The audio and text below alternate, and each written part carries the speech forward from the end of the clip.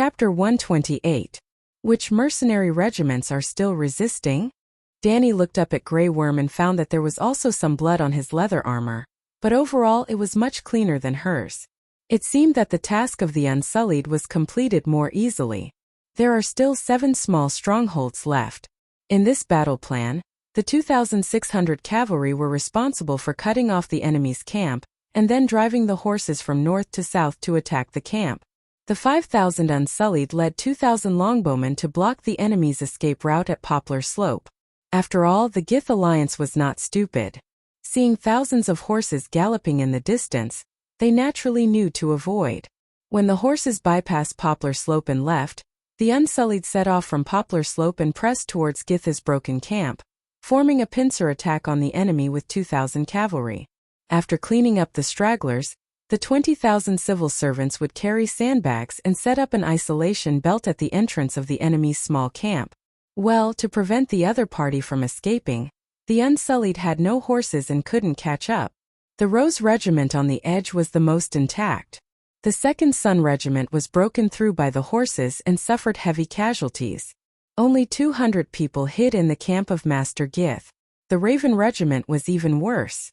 They were powerful and had 500 armored cavalry. But because their whole regiment was cavalry, the camp was connected to the stable. Nearly 2,000 horses rioted with the horses and the camp was trampled to pieces. Almost no one survived. At this point, the eunuch warrior, who had always been reserved, could not help but sigh. The strongest mercenary regiment was destroyed in the most cowardly way. They should have surrendered to His Majesty earlier. Well, Danny's old lover inexplicably received a box lunch. How miserable. This is their own choice. She said lightly, pulled down her helmet, stood up, and shouted to the Centaur cavalry who surrounded her in a circle to protect her. Adger, let Sir Barristan follow the plan and cooperate with the Unsullied to clean up 10 kilometers to the north. Yes, Calixi. Let's go. After finishing the work, we can rest for a while. Danny said to Grey Worm. Seeing her come over, a centaur immediately led a tall horse with yellow fur. Well, her little silver horse stumbled and hurt itself. Less than 500 steel cavalry guards once again surrounded Danny. Little White also spat out the bone in its mouth. It flapped its wings and flew to Danny's head. It circled around the group and slowly moved forward. How many of our brothers did we lose, Chui Luo? Danny asked the armored guard beside her. Unlike Ago and the other 2 Blood Brotherhood guards, Chui Luo began to get used to the armor after joining the Queen's heavy cavalry. 20 dead, 40 injured. Calixi, how are your injuries? The centaur youth asked with concern. He had witnessed the entire process of Danny falling off the horse with his own eyes. It's fine. The inner armor cushioned most of the impact. The process of putting on a full-body armor was very complicated. It wasn't as simple as just putting on a layer of iron. Starting from close-fitting cotton-padded clothes, light and soft leather armor, flexible and elastic inner padding, silk or linen outerwear, and finally iron armor. If one wanted to look better, one could put on an overcoat over the iron armor. Of course, normal warriors didn't have the financial resources to put together a full set of armor. To them, a poor quality inner armor would affect their martial arts. In most cases, they would only put on a layer of leather armor over the iron armor. The difference between a noble knight and a normal cavalry was that if they fell off the horse at the same time on the battlefield, the noble knight would be fine after recovering and would continue to swing his sword. On the other hand, if a normal cavalry didn't fall to pieces, they would bleed internally and would be unable to continue fighting. There was another point. Iron armor with an excellent inner lining could partially resist hammering. On the other hand, if a normal iron armor met a fierce man wielding a spiked hammer, it would be damaged and would die. In a battle between cavalry, the hammer was the most lethal weapon, followed by the fine steel spear, then the 2-handed heavy sword, and finally the scimitar. How are the casualties of the Unsullied and the longbowmen? Danny asked Grey Worm, who was walking beside her. None of the Unsullied and the longbowmen died. Only a dozen warriors were grazed by the arrows. In the end, Grey Worm respectfully praised, Your Majesty, you have fought a battle that will be praised for thousands of years. This was not a deliberate compliment. Not to mention the Gith slave soldiers, the yellow silk cloaks were also trash. But the 5,000 mercenaries were too terrifying. Mercenaries had a bad reputation, but their combat strength was really strong. Whether it was the strength of a single warrior or the collective combat of a small legion, in this different world, they almost surpassed the regular armies of all countries and city-states. Let's put it this way, 5,000 mercenaries against 5,000 unsullied, and the unsullied had a 50% chance of losing. Unlike the Dothraki roaring warriors, mercenaries' combat skills were too high and they were very versatile. Many mercenaries could be both cavalry and archers. If they were equipped with armor, they could even become heavy armored knights. For example, Jorah Mormont, who had once been a mercenary, signed labor contracts with several small mercenary groups that were not famous. With Jorah's level, he could only be a small captain of a 50-man team. He had the highest position in the mercenary world, and in most cases he was just an ordinary member of the mercenary group. More importantly, the mercenary group was richer and better equipped than the unsullied. For example, the Raven regiment that had been wiped out in the gallop of 10,000 horses only had 500 cavalry on the surface, but they were equipped with 1,500 warhorses and 500 workhorses, and the rest of the materials were innumerable. Khaleesi, you can add another bell. I dare say that there is no call on the steppe who has a better battle record than you. Choi Luo was also very excited, deeply proud that he could be loyal to such a great Khaleesi. Khal Drogo will also cheer for you in the Night Kingdom. If you didn't say that last sentence, this flattery would have been full marks. Now I'll deduct 40 points and let you pass. Keep up the good work. Dany complained in her heart, but said with compassion, it's all thanks to the lives of the soldiers. For the great cause of freeing the slaves, we have sacrificed many brothers today, and we will lose even more tomorrow. It is my honor to die for Khaleesi. Choi Luo immediately said, we are willing to die for Her Majesty the Queen. More than 400 knights shouted in unison. Very good, the morale of the army is high. Perhaps she could change her strategy. Previously, she had only wanted to repel this wave of attack, then wait for the dragons to grow for another year.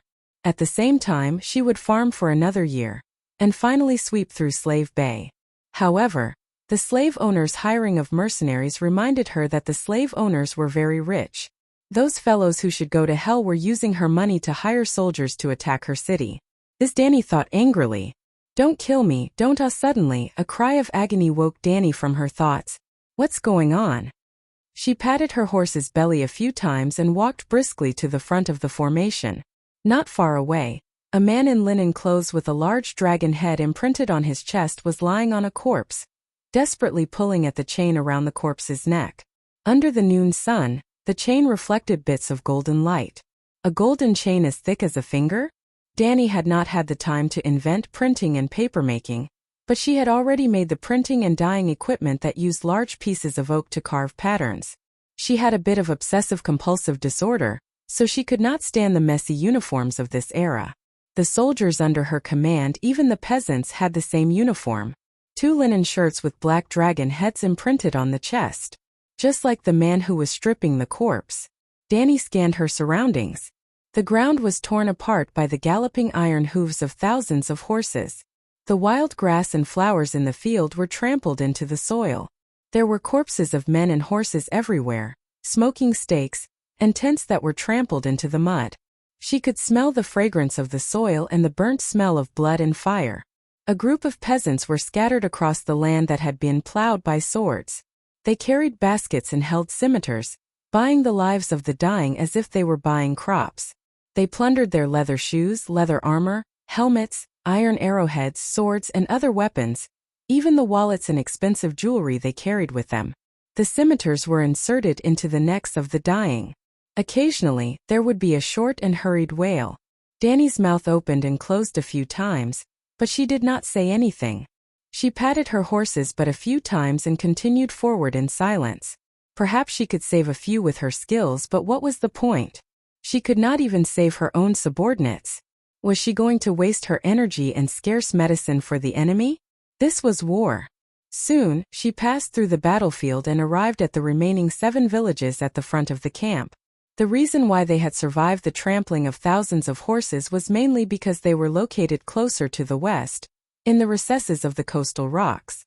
At this moment, There was a low wall made of gunny sack piled up around the outer perimeter of every small stronghold. It was only about 1-2 meters tall. If the light cavalry charged at high speed, they might be able to leap over it, if they ignored the unsullied spear formation behind the sandbags. Which village is the 2nd Sun Regiment hiding in? Danny asked. Before Grey Worm could reply, a familiar loud voice came from the top of a wooden tower 40 meters away. Your Majesty, I surrender. I am willing to lead the regiment to rely on you. The back of the camp was against a continuous stretch of gray rocks. The tallest rock was 4 to 5 meters tall, and the shortest one was a meter square. The other 3 sides were surrounded by a fence, formed by a mixture of carriages and wooden stakes. It looked like it had just been built, but the carriages were connected by iron chains as thick as a person's wrist. It seemed to be quite sturdy. Behind the wall formed by the carriages, there were 2 rows of warriors with shields in their left hands and short swords in their right. Behind the shield warriors were more than 100 archers. Each archer had 3 or 4 loaded crossbows by their hands and feet. Behind the warriors, near the rocks, there was a wooden tent with the top of the tent removed. It was similar to Danny's wooden palace. The walls were made of wood, and the roof was made of canvas. At this time, in the tent where the roof was removed, there was a small 4-meter-high sentry tower built by wooden tables and wooden stakes. 2 people were standing on top of it. The one who waved and shouted to Danny was the bearded Titan's illegitimate son, Marrow. The slave owner next to him also met with Danny last night. He was a great master of Murine, and seemed to be called Grazdan, but Danny did not remember his surname. Put down your weapons and come out to surrender, Danny shouted from behind the wall of sacks. We, the 2nd Sun Regiment, are willing to serve your Majesty, Marrow said. Put down your weapons first. We are warriors. We can serve your Majesty. Danny was annoyed. She pointed to the big Bravosi man and said to the mercenaries and soldiers of guys inside, cut off the head of this disrespectful man, put down your weapons, kneel down and surrender. Otherwise you will be killed without mercy. You, the Titan's illegitimate son, was shocked and angry. The long golden beard that dragged to his waist could not help but tremble.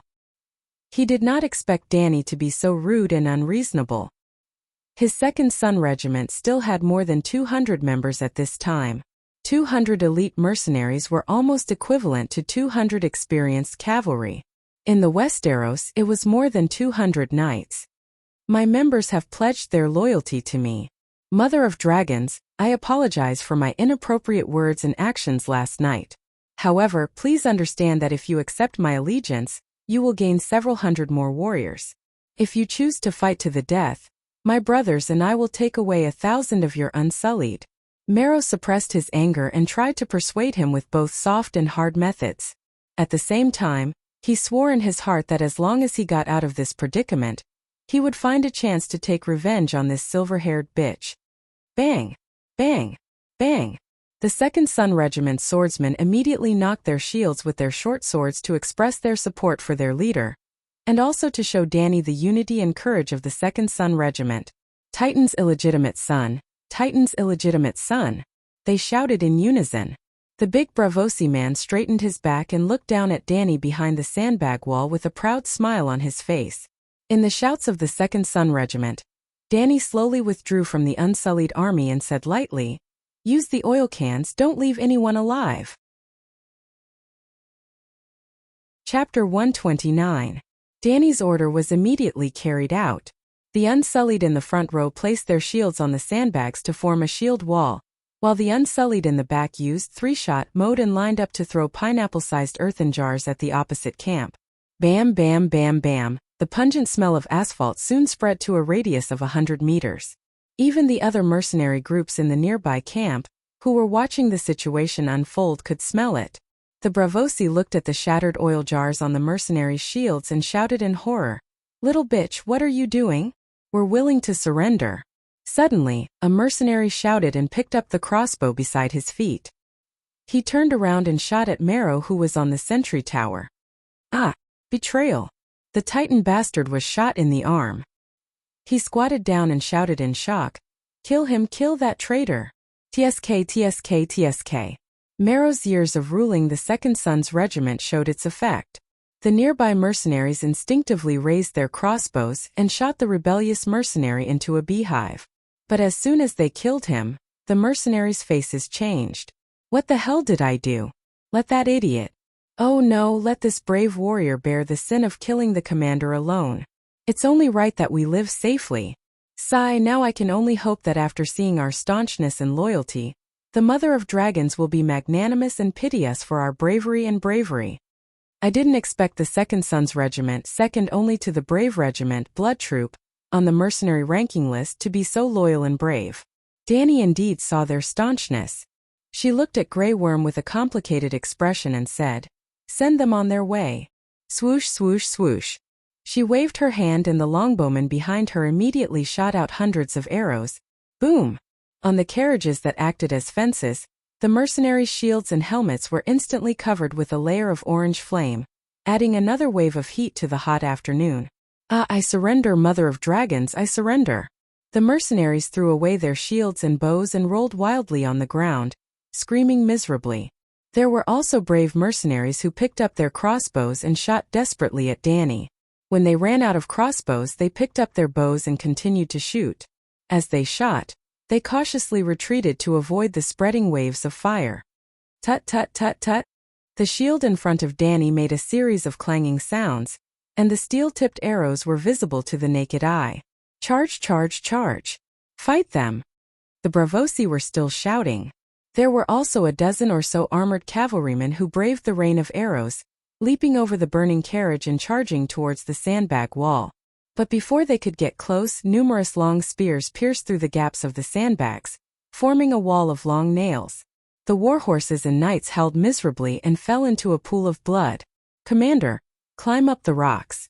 Mercenaries scrambled up a 2-meter-high rock and staggered through the uneven stone forest toward the western coast. The others followed suit. Soon the remaining 100 or so people, including Merlot and the Great Lord of Meereen, left the camp and entered the rugged mountain narrow path. Hiss, ah, dragons! A desperate scream came from the mouth of the first mercenary who climbed up the rocks. Then there was a boom. Bright red tongues of fire with black smoke licked the bodies of the mercenaries in front. They struggled desperately. Their bodies melted under the high temperature, and their bones were twisted in the dragon's flames. They were like candles thrown into a furnace. Hiss, hiss, 2 more dragons flew from the direction of the sea and quickly passed over the mercenaries' heads, leaving long waves of fire. Merlot hid behind a piece of granite and felt the hot breath sliding past him. He shouted in horror, "Use your bows and arrows to kill the dragon." "If your bows and arrows could kill the dragon, I wouldn't have let them out," Dany sneered in her heart. Without strong crossbows, powerful longbows, and special steel-forged arrows, unless they could hit the dragon's eyes, it was almost impossible to cause fatal damage to the dragon. In fact, the mercenaries who were scared out of their wits did not dare to attack the 3 roaring dragons. They had already lost their bows and arrows. Were they going to use their swords to cut the dragons in the sky? Kill the Bravosi who insulted the Mother of Dragons? The Great Lord howled in fear. Kill Merlot. Merlot insulted the Mother of Dragons. He is no longer the commander of the 2nd Sons. Kill him. Kill him and we can leave the fiery hell. The warriors in yellow silk capes of guise and the mercenaries of the 2nd Sons all had red eyes. They avoided the rolling heat waves while looking for the big Bravosi.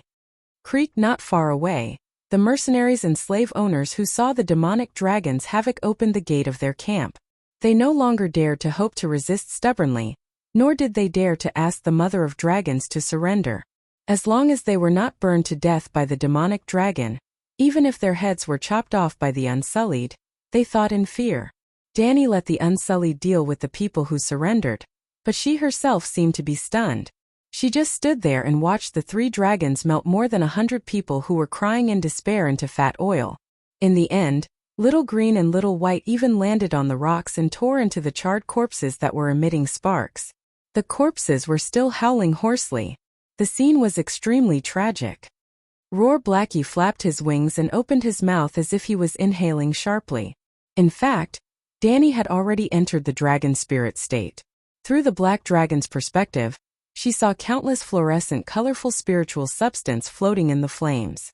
She immediately merged with Blackie's soul, and used the Mother of Dragons' spiritual bestowment, skill to integrate the spiritual substance from the burned mercenaries into Blackie's spiritual sea. This was not the first time that spiritual substance was found in human corpses. The last time they attacked Astapor, more than 10,000 people died. When Danny separated the bodies of the slaves and the slave owners who were not owned by anyone and cremated them, she found that human corpses would overflow with a higher density of spiritual substance when burned in the fire. The fresher the corpse, the higher the density of spiritual substance. The corpses of the Gith people had been left for 2 more days and had rotted into a puddle of rotten corpse water, but there was still a batch of spiritual substance overflowing. At that time Danny was surprised. A person's life was constantly nourished by nature. After death, the elements that formed the body returned to the earth, and the characteristics that formed the soul dissipated into the sky. Although this phenomenon was strange, she could understand it and thought it was very reasonable. But if spiritual substance came from the soul, then why was there still spiritual substance in the corpses after several days of death? After that, she quietly burned a batch of mummies. Well, the specially treated dried corpses at the bottom of the Great Pyramid. It was popular among the Gith nobles to store the bodies of their ancestors at the bottom of their pyramids. Danny also followed the tradition and reserved a small pyramid for the surviving descendants of the nobles. After burning, Danny was even more shocked. Even the dried corpses still had spiritual substance overflowing, but the density of the spiritual substance had decreased by a lot. Could it be that the body and the soul were not independent existences, but that every cell of the human body contained a part of the soul, and the soul and the body were completely integrated? Since the remnant of the soul could be resurrected, could the corpses in this world be resurrected? Well, it seemed to be possible. For example, the deviant ghosts could resurrect human corpses into ghouls. Danny almost changed from a queen to a scientist. Well, she was actually verifying it at this time. The density of spiritual substance overflowing in the process of burning a living person was really high. Bastards, who told you to eat people? When she came back to her senses, she saw the 2 dragons biting the white human spine in their mouths and sucking the bone marrow. Danny was furious. Didn't they see that the captives around were almost scared to death by this horrifying scene? Not to mention the captured mercenaries. Even Danny's subordinates were pale and wanted to vomit. Danny climbed up the rock with great difficulty in her armor, raised her whip and lashed out at the 2 dragons. Pitter-patter-wooga, the 2 dragons were whipped until they covered their heads and fled, but they no longer spat fire at Danny like before. They didn't even roar at her. Last time when Yu Luan seized the dragon, she didn't use the dragon's horn to control the white dragon and the green dragon. Instead, she combined the power of the black dragon, and led the white dragon and the green dragon to forcibly break through the restraint of the dragon's horn. The power of the dragon binder of the horn was destroyed, and it became a magic instrument that couldn't control dragons. Well, she could still use the dragon soul in the dragon's horn to deter inferior creatures. Since then, she had a much closer relationship with the white dragon and the green dragon. It wasn't just emotional intimacy, but a strange connection that originated from the depths of their souls. Let's put it this way, if Dahe died one day, Danny could immediately establish a stable dragon spirit relationship with the white dragon or the green dragon. If she had 3 skill slots, she could even pull the souls of the white dragon, the green dragon, and the black dragon together in different areas to play mahjong. Your Majesty, Captain John of the Rose Group wants to see you. Grey Worm looked at Danny, who was chasing after the dragons, cursing and whipping them, and his expression was a little timid.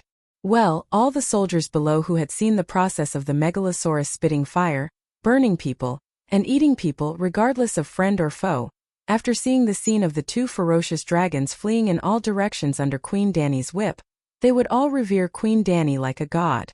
This was the true dragon, the female dragon king who could subdue the Megalosaurus.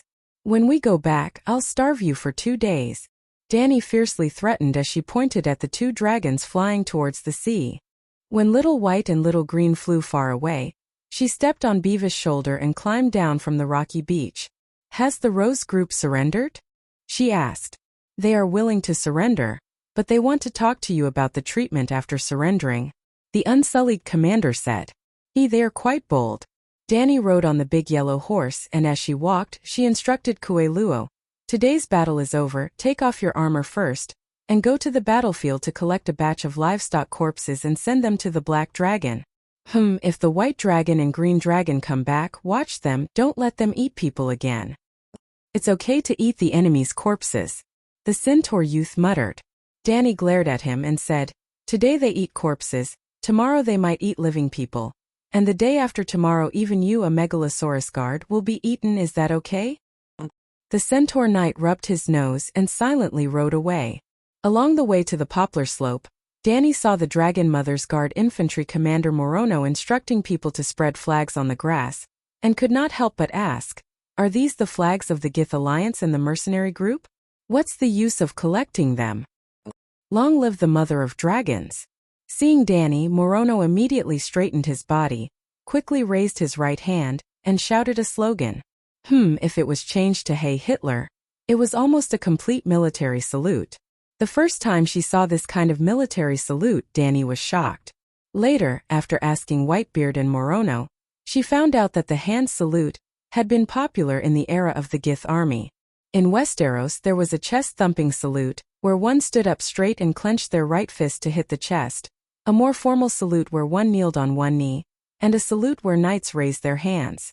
Among the mercenaries on the continent of Ursos, there was also the salute of fist-bumping that was passed down from the Summer Islands. Later, Morono suggested that Danny raise the hand salute for the entire army, because in Slaver's Bay, the Gith army's salute was more solemn, just like the Valeglia language of the language. Your Majesty, these are not collected for me. They symbolize your glorious achievements, and should be hung in the hall of the Great Pyramid for your guests to appreciate. Morono pointed at the damaged or dirty flags. Chapter 130. Jon wanted to negotiate with Danny, but unlike the second sons, he did not lock up his camp and wait for her to strike. On the contrary, the gate of the Rose Group was wide open, and the mercenaries inside were also most of them were still lying in their tents and sleeping soundly. Your Majesty, your Great Wall Dry Red is really strong. I'm still a little dizzy, and most of my members are still hungover. Jon said to Danny on the warhorse with a wry smile. How can it be called Great Wall if it's not strong enough? Danny said matter-of-factly. Of course it's strong enough. My white wine is not for drinking at all.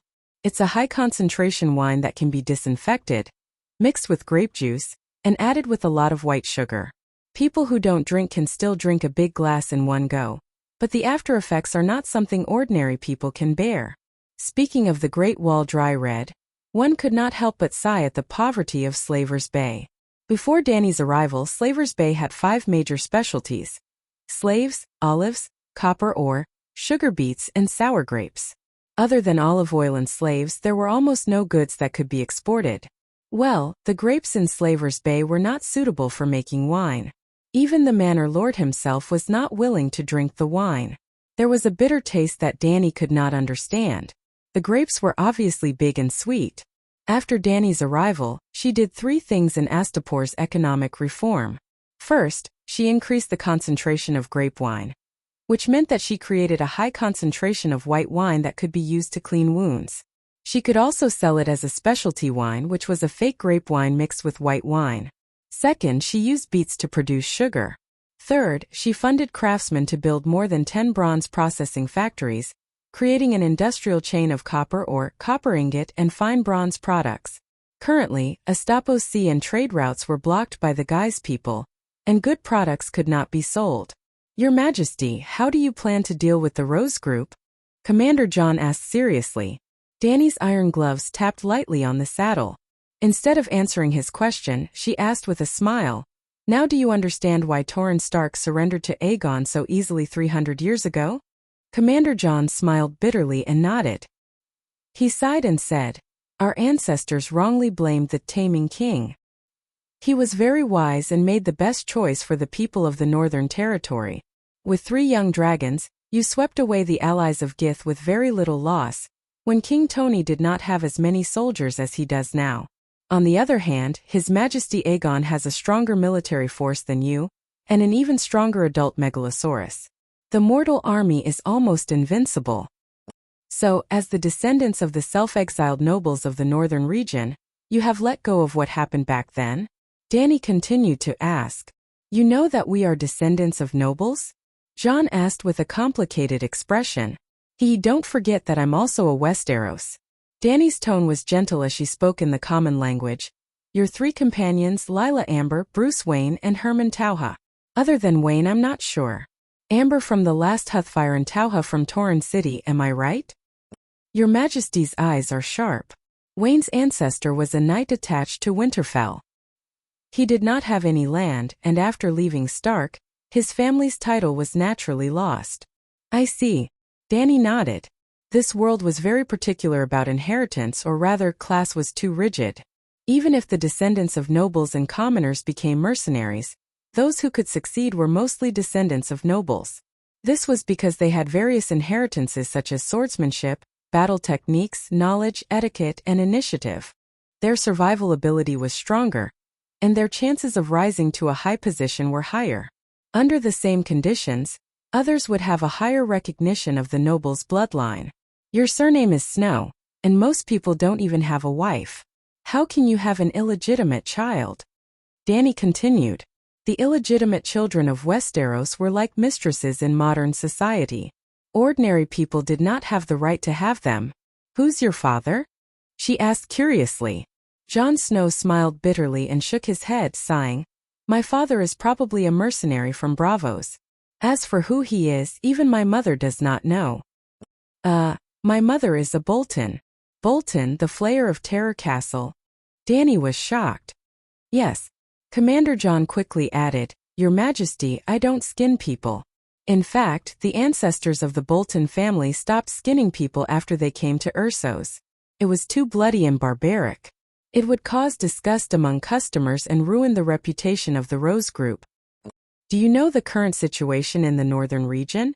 Dany asked. I've been paying attention. I heard that Robb Stark led the nobles of the northern region south to Hudgian to fight for the Iron Throne, John said. He's not interested in the Iron Throne. His main goal is to avenge his father. How can you be sure that he's not interested in the Iron Throne? Your Majesty, please forgive me.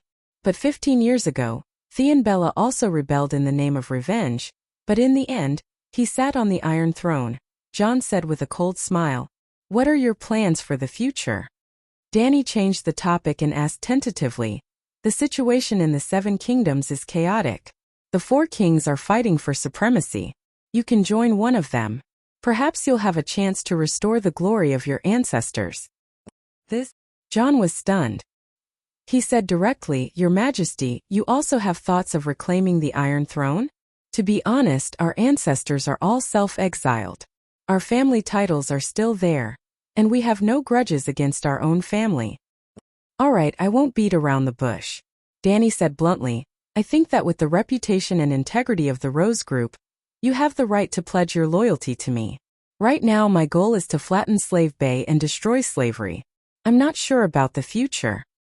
Thank you for your praise, Your Majesty. We're just holding on to our bottom line. Then are you and your Rose Group willing to pledge your loyalty to me? Continue to be mercenaries and work for money. Work for me and your strength will be used in the meaningful and just cause of freeing the slaves. What's your choice? Dany asked. Your Majesty, you're making an enemy of the world. John's eyes flashed as he replied. The world has been ruled by the Dragon King for 5,000 years. Dany said. You only have 3 young dragons. My enemies are all trash. The young dragons are enough. The bearded Jon Snow was speechless. Me and my Rose Group are trash too? His face flushed red. He wanted to refute, but the reality was that their 5,000 elite mercenaries were really like trash. They were swept away by the queen before him. The slave masters of Cayuan and Meereen have too much wealth, enough to hire mercenaries from the entire world. When that time comes, they will learn the lesson of today's defeat. At the very least, there will be countless dragon-slaying crossbows hidden in their tents. The bearded John said a tactic to deal with dragons. Haha, Captain John, do you think those slave masters will have the chance to form an alliance again? Do you think dragons can only breathe fire? Dany's laughter was as clear as a bell. Let me ask you, Party A is fighting for money, and Party B is fighting for their own lives and the lives of their families.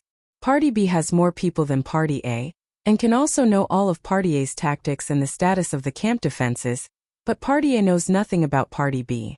Who will win? This? John was stunned. Today's surprise attack is not a special case.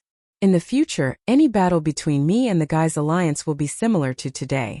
The information on both sides is completely unequal. Go back and discuss it with your companions. I won't force you. If you refuse, you just have to pay the ransom according to tradition and swear not to join my enemy's camp. After that, Danny turned her horse around and prepared to return to Poplar Slope. Wait a minute. John stopped her and asked seriously, Your Majesty, please tell me, how will you use the Rose Group? Danny reined in her horse and turned back. I will expand the Mother of Dragons guards. The cavalry and infantry will be several times larger. The soldiers will be selected from the slave army.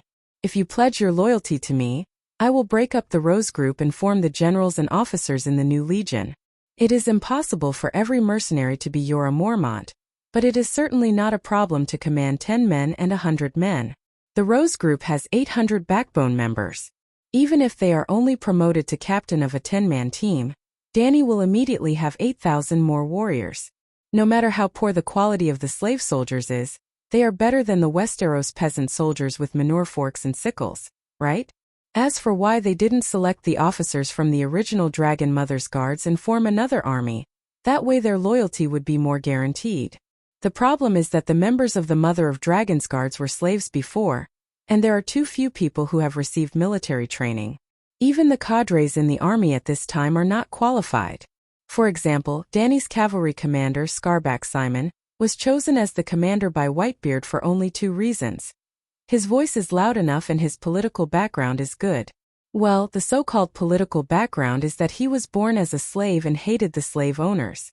He has a high level of personal worship for Danny, who freed the slaves. His real technical and tactical literacy is actually very weak. His equestrian skills are not even as good as Danny's maid Eerie. If the Gith Alliance does not take the initiative to attack, she will let Jorah and Barristan train them for another year and a half. But John is right. The slave owners are rich and can hire mercenaries and assassins from all over the world. She must take advantage of Kaiwan and Meereen's defeat and weakness to lead the troops north, and take down the 2 cities in 3 months. Well, the mercenaries of the trading city-states on the west coast generally take 2 months to half a year to reach Meereen. Your Majesty, Jon Snow is willing to pledge my loyalty to you. The bearded captain walked a few steps and came to Danny's horse, knelt on one knee and said solemnly, Oh, where are your members? Danny understood the meaning of his words and asked with a smile, The Rose Group is disbanded in my hands today. The members are all voluntary. They can stay and pledge their loyalty to you. But they will no longer have a superior and subordinate relationship with me.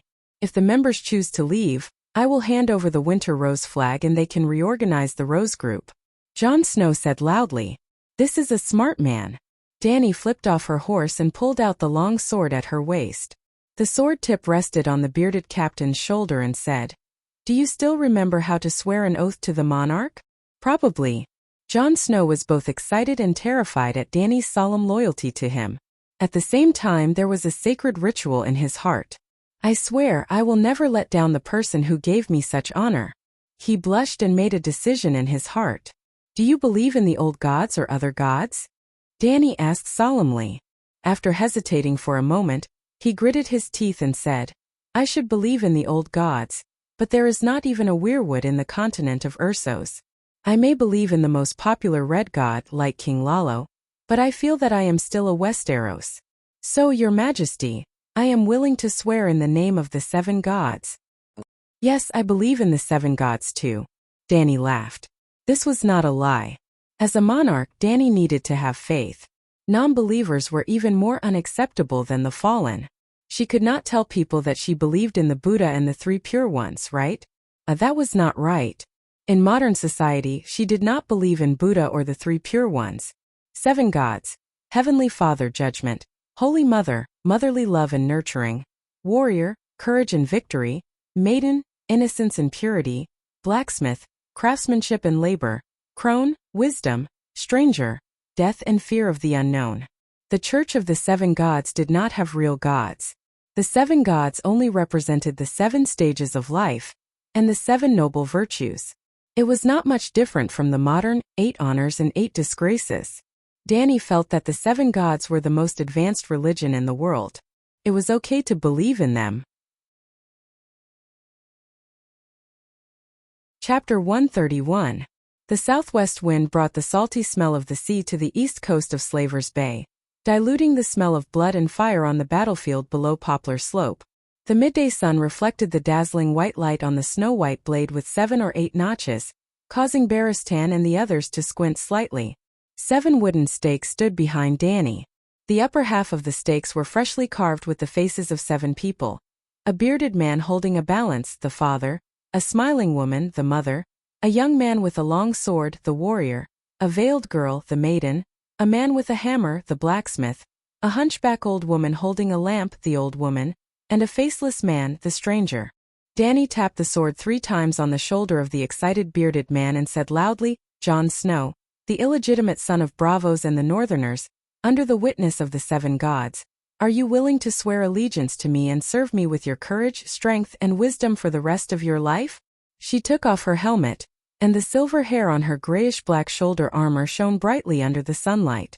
Her palm-sized fair face was filled with a solemn and respectful expression, and her smoky purple eyes only made people feel sincerity and dignity, ignoring her beautiful face. Jon knelt on one knee and shouted excitedly, "I, the illegitimate son of Bravos and the Northerners, Jon Snow, swear allegiance to my lord, Daenys Targaryen. I swear allegiance to you and will never leave your side." "I accept your allegiance." Danny smiled like a blooming flower. "I swear you will always have a place by my fireplace. You will drink wine at my table and eat meat with me. I swear. I will never let your service be tarnished. In the name of the 7 gods, I, Daenys Targaryen, solemnly swear." She then sheathed her sword and looked around. Finally, her eyes fell on Jon's head and said softly, "As the Lord and Queen of Jon Snow, I declare that Jon Snow is the son of Luna Bolton. From today onwards, he will inherit his mother's surname." "Jon Bolton, thank my lord." Big Beardy's voice trembled. The fake main character follower I just accepted is gone." Danny took 2 more steps to the side and came up to another bearded man who was kneeling on one knee. She tapped his shoulder 3 times with the flat of her sword and said, "Bruce Wayne, descendant of the exiles from the northern region, under the witness of the old and new gods, are you willing to swear allegiance to me and be my most loyal knight for the rest of your life, serving me with your courage, strength, and wisdom?" Well, Bruce was like mini Westeros. He believed in the old traditional gods of the Northern Territory, but he was also respectful and pious to the 7 gods. In fact, Jorah Mormont was like this. He was a Northerner, but he was baptized by the ritual of the 7 gods and became a proper knight. For Bruce, Danny's oath was slightly different. After Bruce took the oath, the tall red-haired woman, Lara Amber, and the black-haired middle-aged man, Herman Tauha, were next. This was not the end. When the 4 newly promoted knights stood up excitedly, Scarback Simon, Fatty Morono, Black Mantal, Centaur Chue Lo, and the other 25 warriors lined up in 2 rows and knelt in front of the statue of the 7 gods and Danny. This was a reward based on merit. The 25 people in front of them had made great contributions in today's battle, and would be conferred as knights by Danny together. Well, they could have other beliefs, but they would still be baptized by the 7 gods and become the most orthodox knights, although many of them did not have proper knight skills at all. Looking at Chue Lo's blushing face as he loudly swore to Danny, Aggo said to Rakulu with a bitter taste, "I also want to become a knight." "Me too," Rakulu muttered. Aggo was stunned. He shook his head and said, "No, Calixi said that we, the Bloodguards, are her blood of my blood. Our closeness and loyalty far surpasses that of knights and lords. We can't neglect the essentials." Yes. Calixi's father's kingdom was overthrown by his vassals, and the Sea of Grass has never had a Bloodguard who betrayed Call. Aggo came back to his senses and said excitedly, "Well, we are Calixi's last barrier." In addition to conferring the 25 warriors as knights, Danny then conferred the title of a knight to each of them one by one. A knight was not necessarily a knight, but a knight was only considered to have stepped on the threshold of nobility. A knight was considered a true noble. Although it was the lowest level of nobility, Danny was clear about rewards and punishments. The Rose group had just joined her, so it was impossible for them to have the same rewards as the generals who had won a great battle for her. After conferring the titles of knights, today's ceremony was not over. Dany still had to confer herself as a knight. Well, knights and titles did not coincide. A knight conferred by the king could be respectfully called a knight, but he was not a true knight. And even if Dany had the title of queen, she was still not a knight. She had not undergone the baptism of knights, nor had she applied holy ointment, nor had she served a true knight. How could the king of a group of knights not be a knight? As the commander of the White Knights, if he was willing to use his reputation as a guarantee, he had the right to confer anyone as a knight. Except for the king. If the Mad King Aerys was still alive, or even Dany's cheap second brother was still alive, Barristan could confer her as a knight with the status of a princess. Princesses and crown princes could kneel to the commander of the Kingsguard, but only the queen or the king could not. It was not that the queen could not become a knight. If the Archbishop of the Church of the Seven Gods was here, he could represent the Church of the Seven Gods to confer Dany as a knight. But now there was not even a low-level cultivator. But Dany let all the knights, including Barristan, line up below her and announced loudly, "There is no Church of the Seven Gods in Slave Bay, and there is no Archbishop. So, I have decided to follow the precedent and concurrently hold the position of Archbishop Astapor." She was not exaggerating. The blessed by God Saint Baylor, the one who locked her 3 sisters in the Virgin House and buried the fuse of the Blackfire Rebellion, held both the position of king and archbishop. If Dany could maintain her current persona until the moment of her death, then she would definitely be praised as Saint Dany by future generations. Her historical status in the Church of the Seven Gods was higher than Saint Baylor. It was probably similar to Saint Peter, Saint John, and Saint Paul in Christianity. At this moment, Saint Dany, as the archbishop, conferred Queen Dany, Liz I as a knight. The night Queen Dany unsheathed her sword and inserted it beside her. She knelt on one knee facing the Church of the Seven Gods. Dozens of knights behind her pulled out their swords and scimitars. They followed Dany and knelt behind her with a solemn expression. "I swear to be kind to the weak," Dany said loudly. "I swear to be kind to the weak." The knights behind her shouted in unison. "I swear to fight against violence bravely. I swear to fight against all wrong and injustice. I swear to use the sword in my hand to fight for the people of the world. I swear to not hurt children and babies. I swear to help my brothers as knights. I swear to be honest and trustworthy. I swear to abide by the basic laws and customs. I swear to be ashamed of ignorance, to be ashamed of ease and work, to be ashamed of extravagance and debauchery." Dany recited a sentence, and her knights swore together. The scene was simple but sacred, and the atmosphere was even more solemn. The surrounding soldiers quietly witnessed everything that happened. They were in awe and worship, but they also looked forward to it. However, Dany's new invention of the Knight's Declaration was a bit cough, too much of it. At the end it was almost shouting 8 honors and 8 disgraces. Alright, the 8 honors and 8 disgraces were undoubtedly more advanced than the real Knight's Declaration. Well, the idea was more advanced. The Westeros Knights regarded the law as nothing. They were all ignorant, extravagant and greedy. It was time for them to be baptized by the advanced ideas of the great celestial empire. Dany said the last sentence of the oath loudly to conclude. "In the face of a strong enemy, be fearless. Be courageous, loyal and upright. Rather die than submit. Protect the weak. Do not go against the law." As a feudal night queen, of course, she couldn't let her subordinates forget about loyalty and bravery. If she didn't proclaim loyalty, should she encourage the knights to rebel? Now that they were at war, bravery and fearlessness were even more important. After the coronation ceremony, Dany stood up and looked around. She found that the morale and spirit of the soldiers were much higher than before. Obviously, they saw the glory and also felt the real benefits of military achievements. The morale of the soldiers could be used. Dany sighed and ordered the servants to prepare wine and meat. After winning the battle and conferring so many knights, of course, there would be a celebration. After arranging the celebration for this afternoon, Dany gathered all the newly promoted knights to clean up the aftermath of the battle. The Unsullied were in charge of leading the servants to clean up the battlefield. Grey Worm was the first to stand up and report the results of the battle. Your Majesty, we lost 127 knights and another 206 were injured. We are unable to join the battle immediately. Danny frowned. Even with such an advantageous battle situation, the casualties were still more than 10%.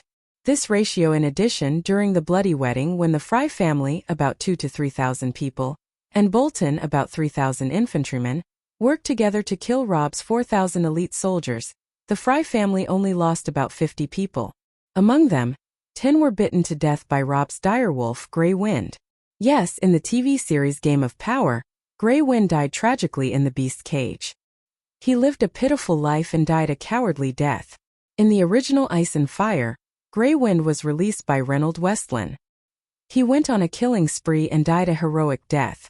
Reynold Westlin was Rob's brother-in-law, Jenny's elder brother in Steep Cliff City, and the eldest son of Lady Sibyl. Sibyl did not tell her children about her collusion with Tywin. She was known as the #1 spy in Ice and Fire. She even made an agreement with Tywin to find a Lannister wife for Reynold. In the end, the traitor's mother and the loyal son, Reynold, committed suicide by jumping into the river during the bloody wedding. Yes, he was outnumbered, but he was unwilling to surrender to the Fry family who violated the rights of the guests. He was extremely loyal and brave. In addition, Rob's direwolf was several times more sensitive to its master's danger than Dany's dragon. It bit and growled at Sibyl and her brother many times in front of Rob to remind its master. However, it was very close to Sibyl's son, Reynold. Why did so many people die? Dany looked at Barristan and asked. She took Little Green and 500 knights to clean up the stubborn strongholds, but only 20 people died. Whitebeard led a large force to charge in the empty camp. No one should be able to stop him. After all, the camp had been trampled by the horses. We didn't lose many people in the southern camp, but when we changed horses to sweep the northern camp, we encountered a lot of resistance. The old general sighed. Dany nodded and said nothing. The guy's slave owner naturally put the mercenary group at the front of the camp. After seeing the situation of the enemy camp through the Black Dragon, Dany accurately cut the guy's alliance's camp in half. There were mostly traders and slave soldiers in the north. The threat was small and could be put aside first. The mercenary group was at the south end, but they were all wiped out by her. After Whitebeard's 2,000 cavalrymen swept through the mercenary camp several times, they changed to energetic mounts and swept to the north. It was completely worth it to capture tens of thousands of slaves and traders at the cost of hundreds of casualties. Chapter 132. How many people escaped? Dany looked at Barristan and asked. 6 great lords and virtuous lords have all escaped, including Grand Commander Graz Dan. 90% of the Gith soldiers in yellow silk cloaks have also escaped. The peddlers and prostitutes were also crying and running away. I told them that you won't hurt the innocent, so they stayed.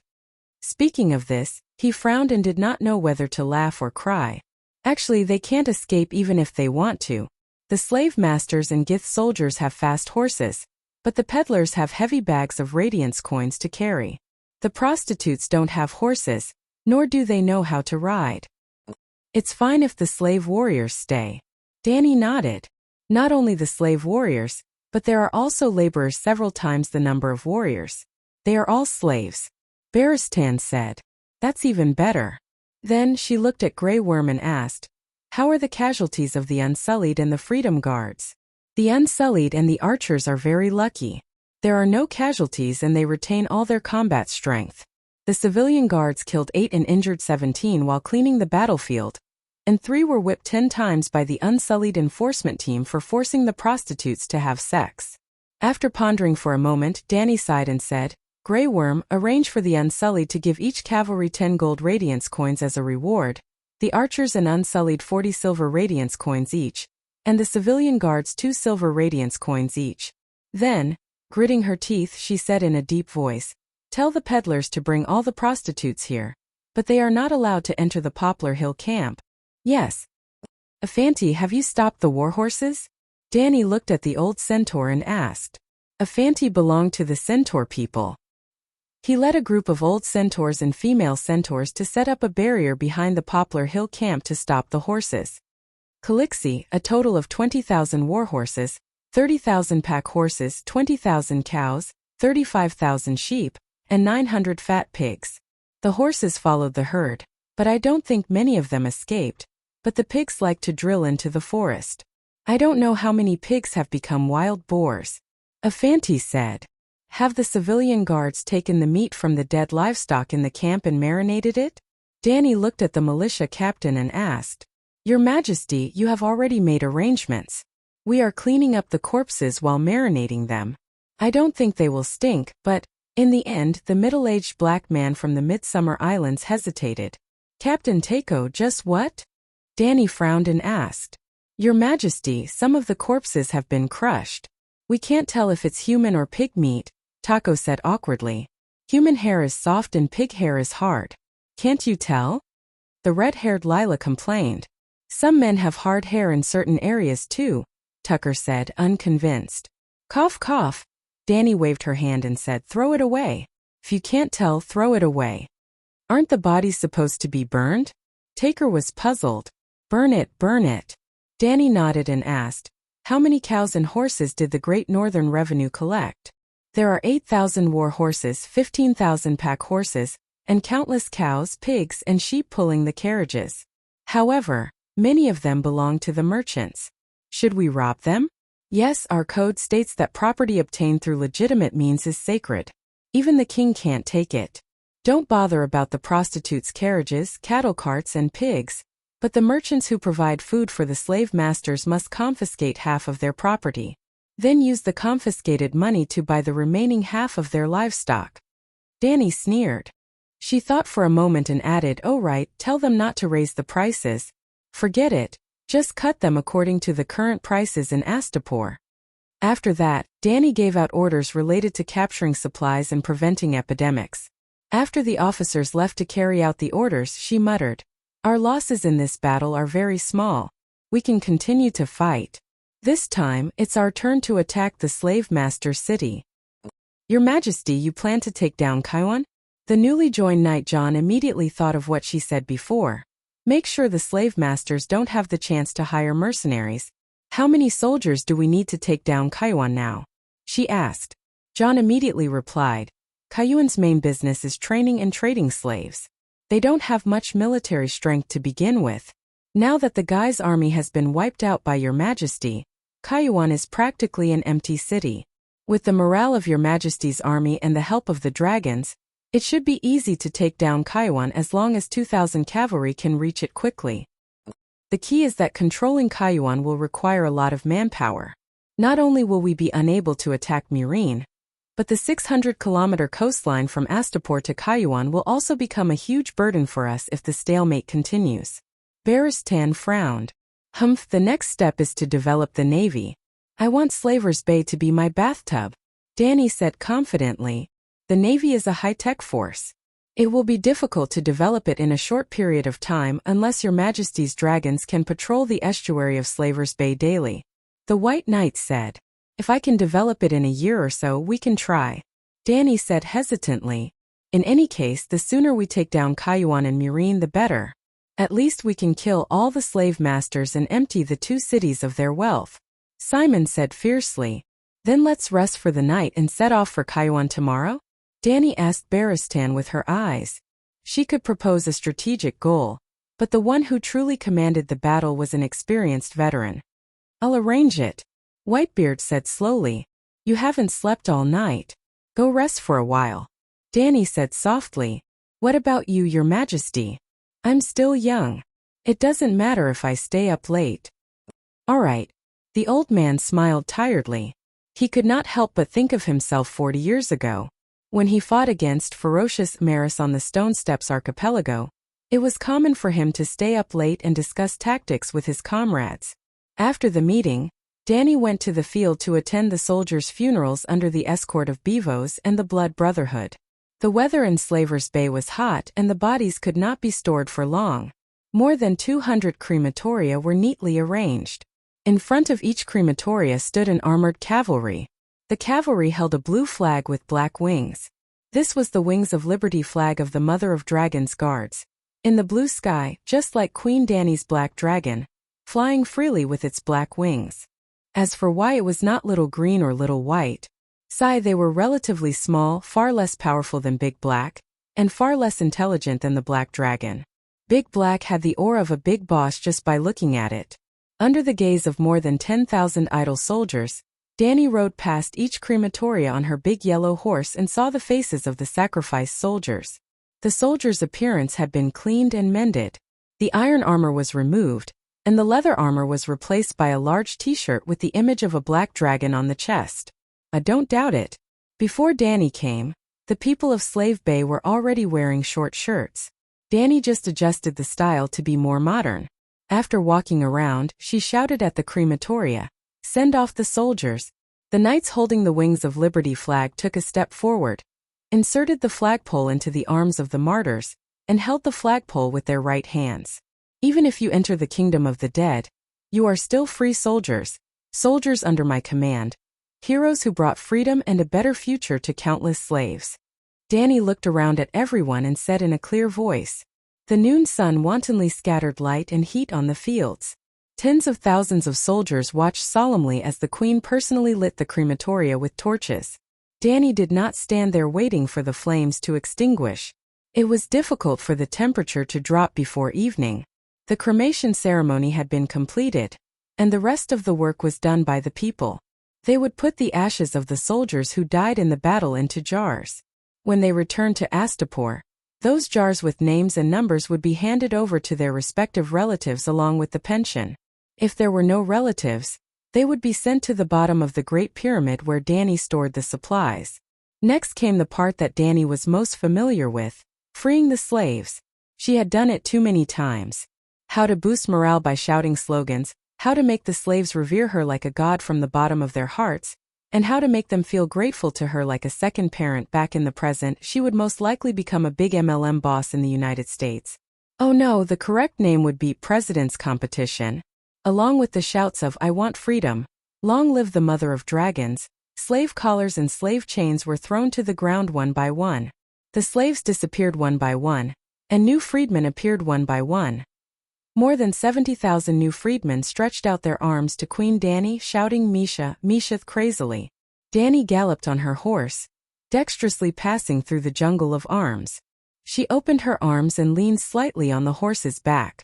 Her hands swept across the sea made up of countless white, brown, black, and amber-colored arms, bringing up stormy waves. Under the blue sky and white clouds, 3 brightly colored megalosaurus hovered above her head, and the dragon's roar echoed with the tsunami-like "Misha." Well, in fact, Danny had been in the dragon spirit state. The black dragon stared closely at the 10-meter radius around her, and everyone's movements were clearly seen. If there was an assassin, to be honest, if there was an assassin disguised as a slave to assassinate her, Danny was not afraid. Her thick armor was almost flawless. If something unpredictable happened, Dahe would also descend from the sky in a second or two, pick her up with its claws and take her away. Danny stimulated the passion of the new freedmen at the scene to the peak. When she shouted, "I need warriors, fight for me, fight to defend freedom, and fight to defeat the slave owners," countless people raised their arms and shouted, "Die for the mother of dragons." Danny told John Bolton proudly, "Now you know where my men are, don't you?" Danny said as she watched the countless battle-hardened warriors lining up to register. As long as there are slave owners, there must be slaves. No slave does not desire freedom, and I am the symbol of freedom. Your Majesty, you are the goddess of freedom of Slave Bay. The knight exclaimed. Well, that's possible. Danny tilted her head and thought for a while. As the Archbishop of Slave Bay, I have to make slight adjustments to the teachings of the 7 gods of Slave Bay. The innocence and purity of the young girl. The meaning is good, but it seems a little narrow. I have decided that the young girl of the 7 gods of Slave Bay represents purity and freedom. The blacksmith has a hammer in his hand, the warrior has a sword in his hand, and the Heavenly Father has a balance in his hand.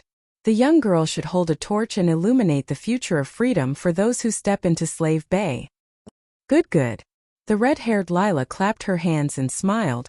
The meaning of the young girl was indeed a little weak before, but now that Your Majesty has changed it, it has become more noble and sacred.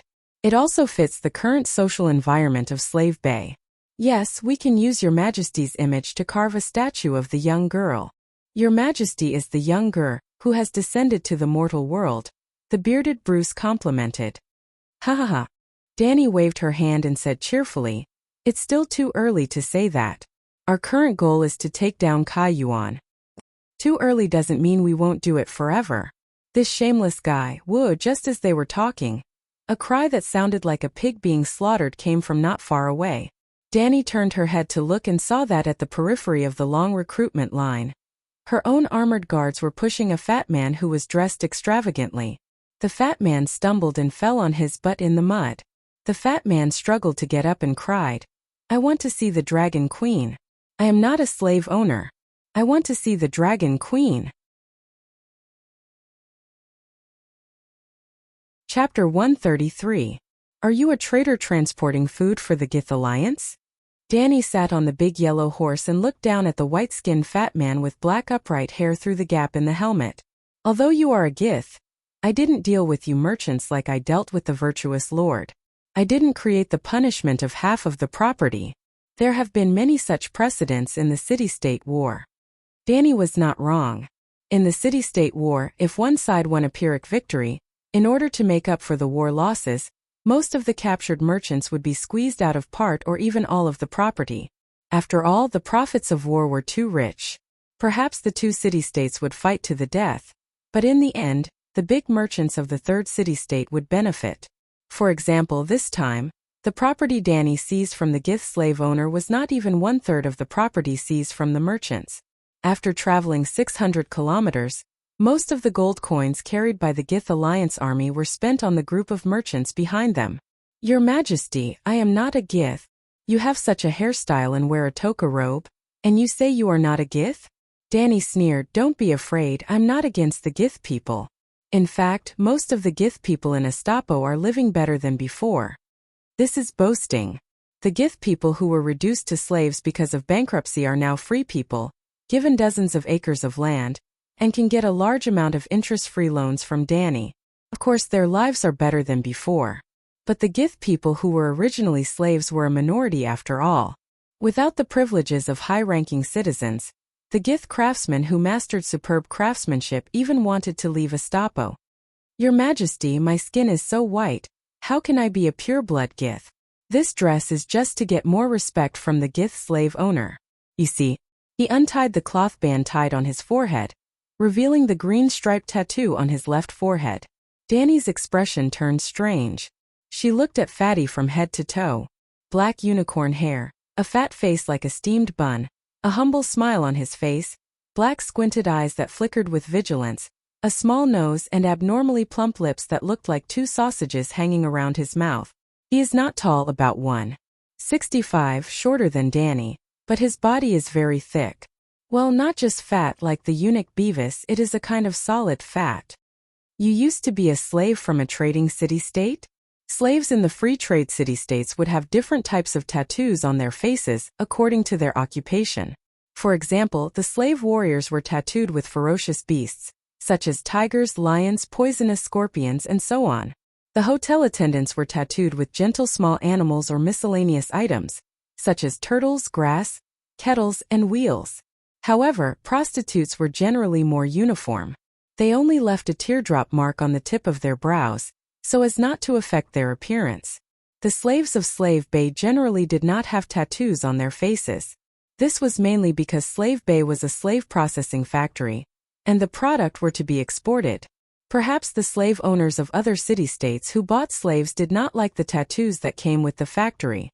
Your Majesty Dragon Queen, I'm from Volantis. My name is Faust Doxim. I used to be a Tiger Head Army sergeant. Because of my many contributions in battle, I've gradually gained some reputation in Volantis. My luck was good. A grain merchant's daughter was too fat and ugly to be married off, so he bought the handsome and brave me to be his son-in-law. After my father-in-law died, I inherited his business. The news of you freeing the slaves had spread like wildfire in Slave Bay. The big slave owners of Murine and Kayuan spent money like crazy and hired mercenaries all over the world. As for me, I also wanted to take the opportunity to make a fortune. I brought 400 carts of sesame oil with me, and followed the second sons across the Dothraki Sea to Murine City in Slave Bay. After I sold the sesame oil to the slave owners, I bought a lot of food and livestock. After that, I came all the way here. Don't tell me you secretly impregnated their daughter. What's done can't be undone. Your father-in-law had no choice but to buy you as his son-in-law? Danny asked suspiciously. Your Majesty, why do you think so? Faust was stunned. Haven't you looked in the mirror? Or are the Volantis people used to hang sausages around their lips as decorations? Danny laughed. Your Majesty, you don't understand. After the white fatty came to his senses, he touched his thick lips and said proudly, a man with thick lips looks honest. My father-in-law was worried sick about his daughter's future, and I didn't let him down. Although I had 7 or 8 mistresses and had 15 illegitimate children, Dai Lin has always been my wife, and her children will steadily inherit my family's assets. Danny's face turned cold and said, maybe I should kill you and let your wife and children inherit your business immediately. Your dead father-in-law would be more relieved. Your Majesty, you're being unreasonable. The scumbag fatty was not afraid of her at all. When he heard Danny's threatening words, not only did he not beg for mercy, he even said shamelessly, you don't know how ugly my wife is. I don't need to look in the mirror every day when I wake up. Looking at her is like looking at myself in the mirror. Ha! Danny couldn't help but laugh. Seeing that Danny was laughing, the fatty showed a pitiful expression and said, being with such an ugly person, there are only 2 kinds of people who won't find a mistress. Poor people and people who can't do that. And I'm just, enough, I don't have time to listen to your nonsense. Danny waved her hand and interrupted the fatty's dirty jokes, and asked directly, why are you looking for me? Your Majesty, you took half of my horses and forcefully bought the other half, but you're not interested in the carriage and the food on the carriage. The fatty's fat face wrinkled like a bun and complained, even the slave workers were taken away by you. There's so much food piled up in the wilderness, how am I going to transport it? Oh, sorry, I didn't think it through. Danny said awkwardly. Fatty Faust was dumbfounded. The mother of dragons said sorry to me? Apologizing to a small merchant like me? Inexplicably, he had an urge to shout, long live the queen, please go and liberate Volantis. How about this, I'll use the market price of Astapor to buy all your food. She said.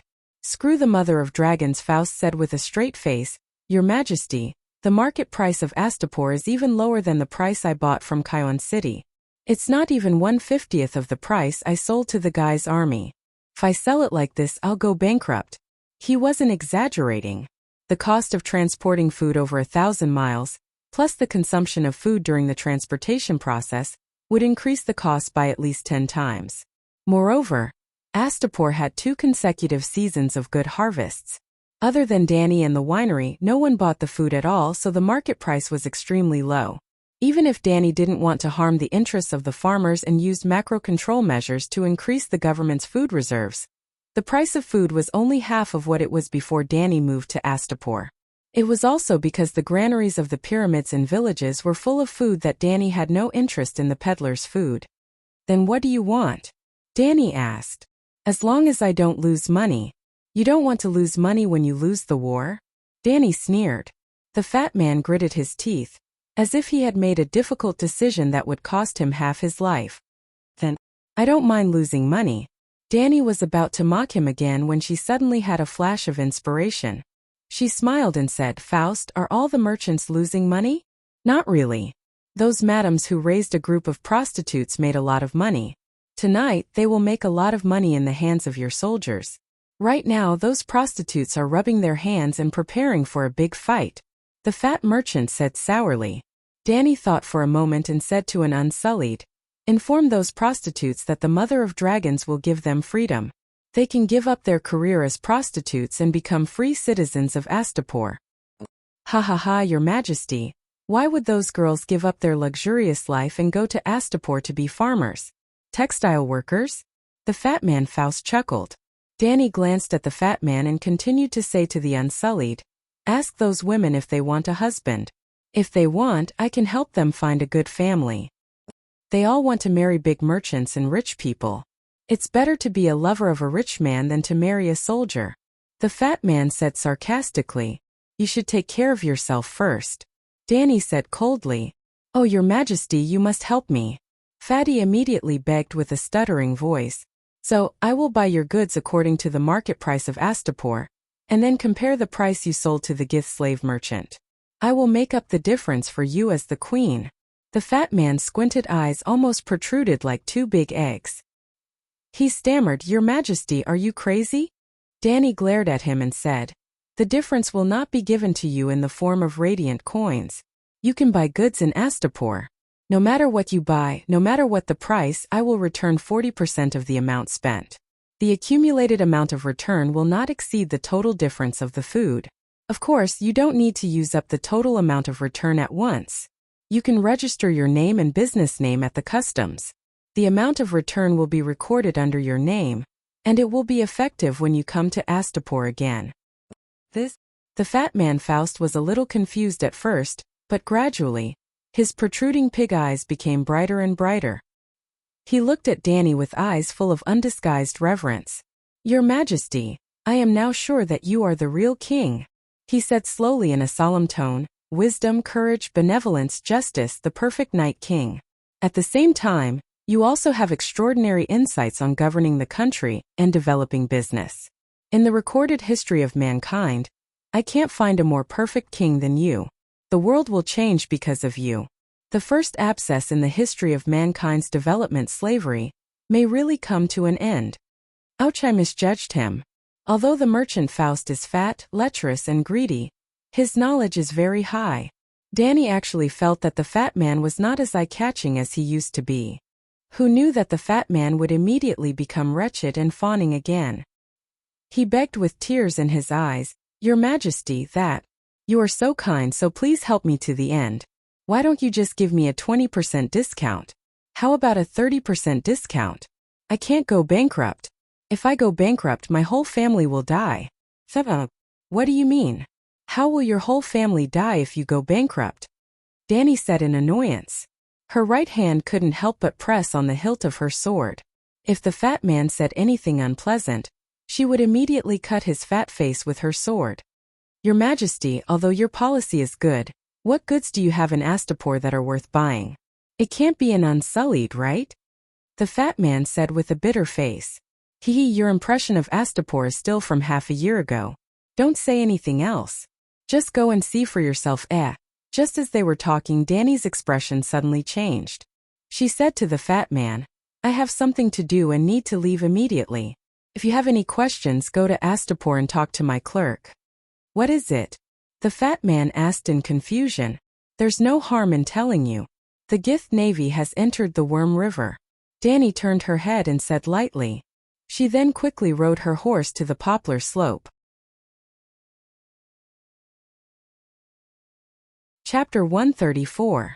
When Big Black flew back to Poplar Slope from Astapor, Yora Mormont's messenger crow arrived almost at the same time.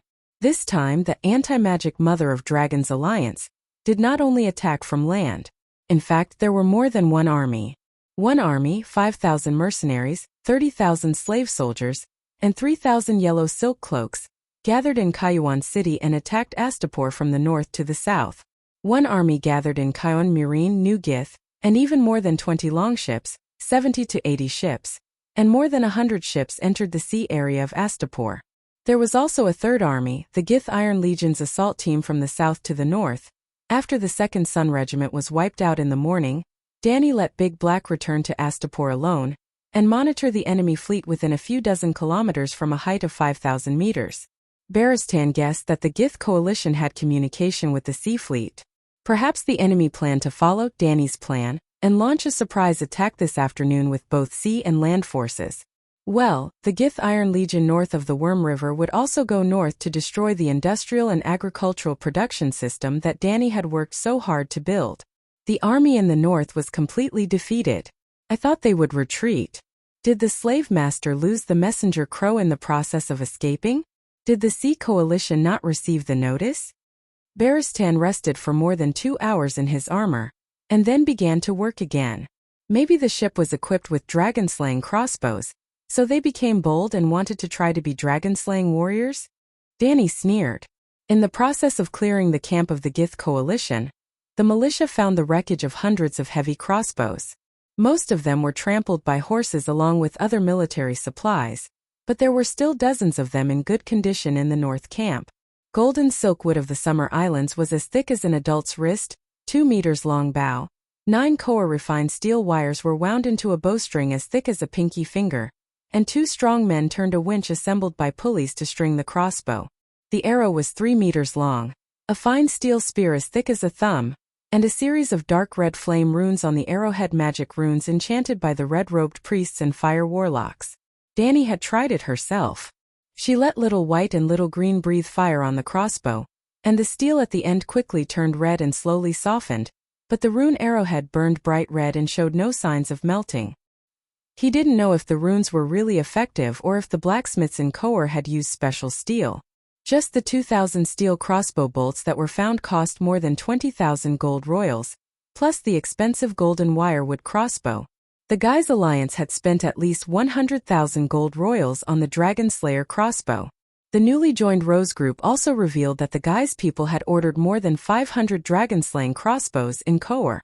One could imagine that the enemy's warships were also equipped with similar crossbows. However, Baristan said that Koor did not know how to make real dragon-slaying crossbows.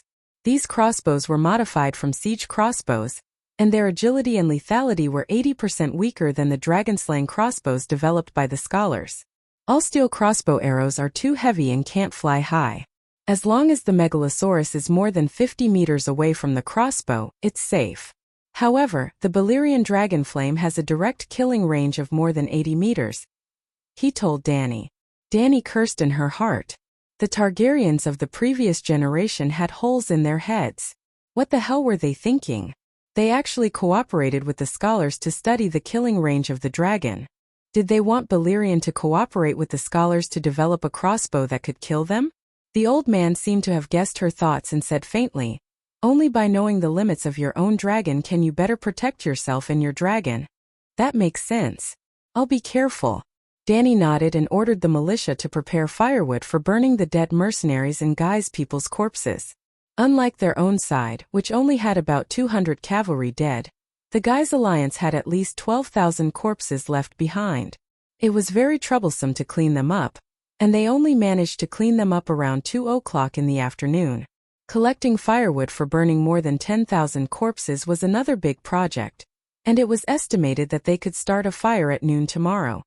I'll go first. Remember to ask the militia to dig latrines for the new slaves, and sprinkle a layer of lime powder on the Guy's Alliance's camp. Dani climbed onto Blackie's body while instructing Baristan.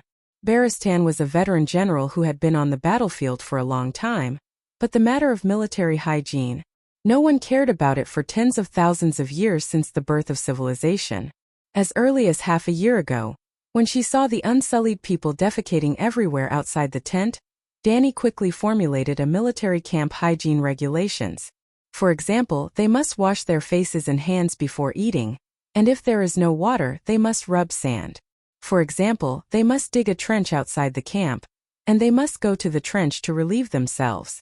Even if it was inconvenient for the general to pee with the soldiers, they had to be pulled into a wooden bucket and carried by the attendants into the trench. For example, after the war, the corpses were immediately cleaned and burned, and a thin layer of lime powder was sprinkled on the battlefield and camp. The soldiers' tents were also steamed with vinegar to disinfect every now and then. "Let's go!" Dani yelled at Little White and Little Green. The 3 dragons flapped their wings and leaped into the sky with great force. The wide fleshy wings flapped vigorously, stirring up bits of grass and dust. John Bolton could not help but cover his forehead with his hand. Under the sunlight, the black dragon's dark back and dark red wing bones reflected a metallic luster. Seeing him fly higher and higher with Dani on his back, the knight asked worriedly, "Is it okay for His Majesty to go back alone?" Baristan said faintly, "Don't worry, Astapor still has a Kingsguard. More than 3,000 unsullied people, 5,000 Mother of Dragons guards, and 10,000 militia. Let's go and choose new free guards from the registered slave warriors." The 3 dragons only took a quarter of an hour to cover the distance of 20 kilometers. From afar, Dani saw the Gith fleet that stretched for 4 or 5 nautical miles through the Megalosaurus's perspective in the dragon spirit state. The brown and white sails were like roses blooming on the blue sea. They seemed to form a flower garden that half surrounded the city of Astapor. She came back just in time and the battle had just begun. Boom boom boom. The ballistas and catapults on the city walls of Astapor roared. The position of the guards of Astapor was higher, and the catapults defending the city were bigger than the catapults on the ships. They were more powerful and had a longer range, so they first launched an attack on the ships that were trying to form an attack formation. Thick, long crossbow bolts that glinted with cold light and oil cans that were emitting black smoke streaked across the sky. Most of them only caused splashes on the surface of the sea, but a few hit their targets and left a hole on the enemy's deck or ignited a string of flames on the enormous sails. Danny even saw Cora in a white robe shouting loudly. The Wings of Liberty flag on the walkway of the city walls danced in the sea breeze. The strong, shirtless soldiers turned the capstan hard, rewinding it for the catapult. She also saw the Gith sailors nimbly climbing the ropes like monkeys, coming to the top of the burning sails, and pouring sand from their bags onto the fire. Then 4 to 5 2-meter-long crossbow bolts flew over. Unfortunately, one of them pierced right through the skinny sailor's abdomen. Like a piece of mutton on a skewer, the thick wooden bolt carried the sailor, who was howling and flailing his limbs wildly, for another 7 to 8 meters before finally nailing to the bottom of the bridge railing.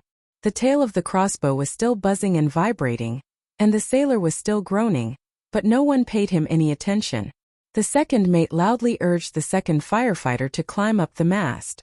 The captain on the bridge only bent down to look at the hanging body below, and then cursed and shouted for the throwers on the bow and stern deck to fight back. As the warships adjusted their direction, the dock area of Astapor had entered their attack range. The dragons are back. The Mother of Dragons guards on the city walls cheered loudly. The two sides of the battle looked up. The 3 dragons hovering in the sky were only the size of a falcon, and with the strong sunlight, ordinary people would not even notice them, but the people of Astapor were too familiar with the 3 dragons, and they had seen similar scenes many times in the past 6 months.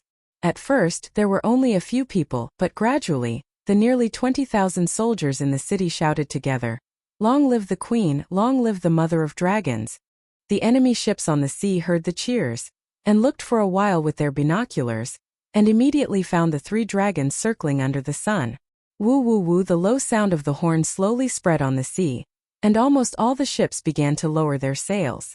The warships that had not yet set up their positions stretched out long oars from both sides of the ship. With the sound of drums, hundreds of naked sailors shouted, "Yo yo yo yo yo yo," and used their strength to move the long oars.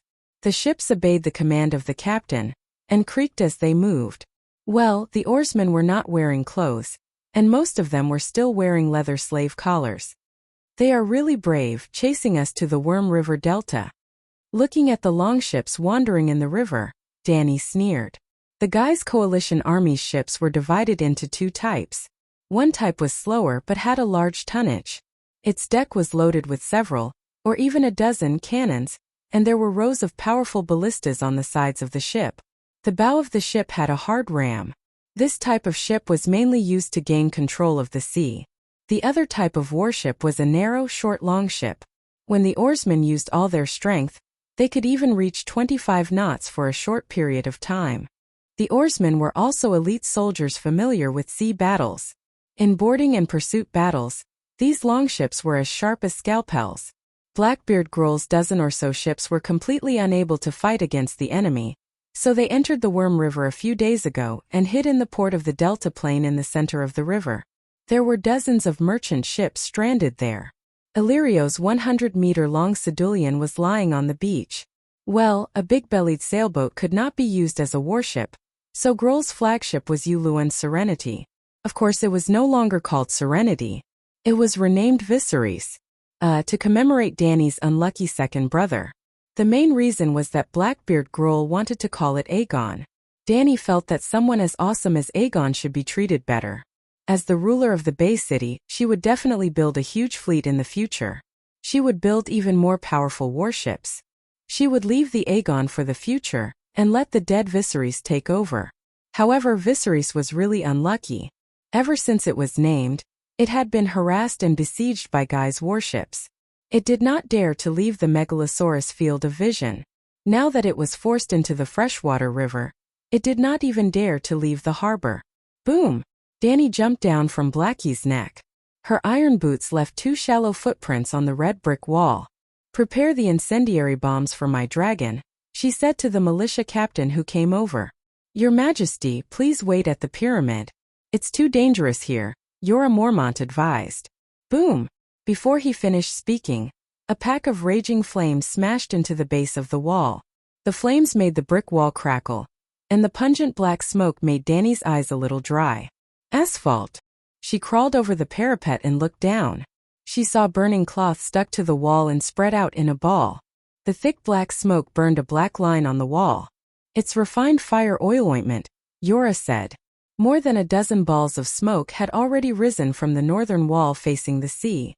An Unsullied shouted loudly for the militia to extinguish the flames. There were also sergeants waving their shining swords and shouting at their subordinates, "Quickly load the bowstrings and kill those sons of bitches of slave traders." The battle gradually became white-hot, even more tragic than the sneak attack in the early morning. "I'll stay here and command the dragon," Danny smiled and said. "Arrange for 4 Unsullied to raise shields for me and block the arrows. The flames can't hurt me."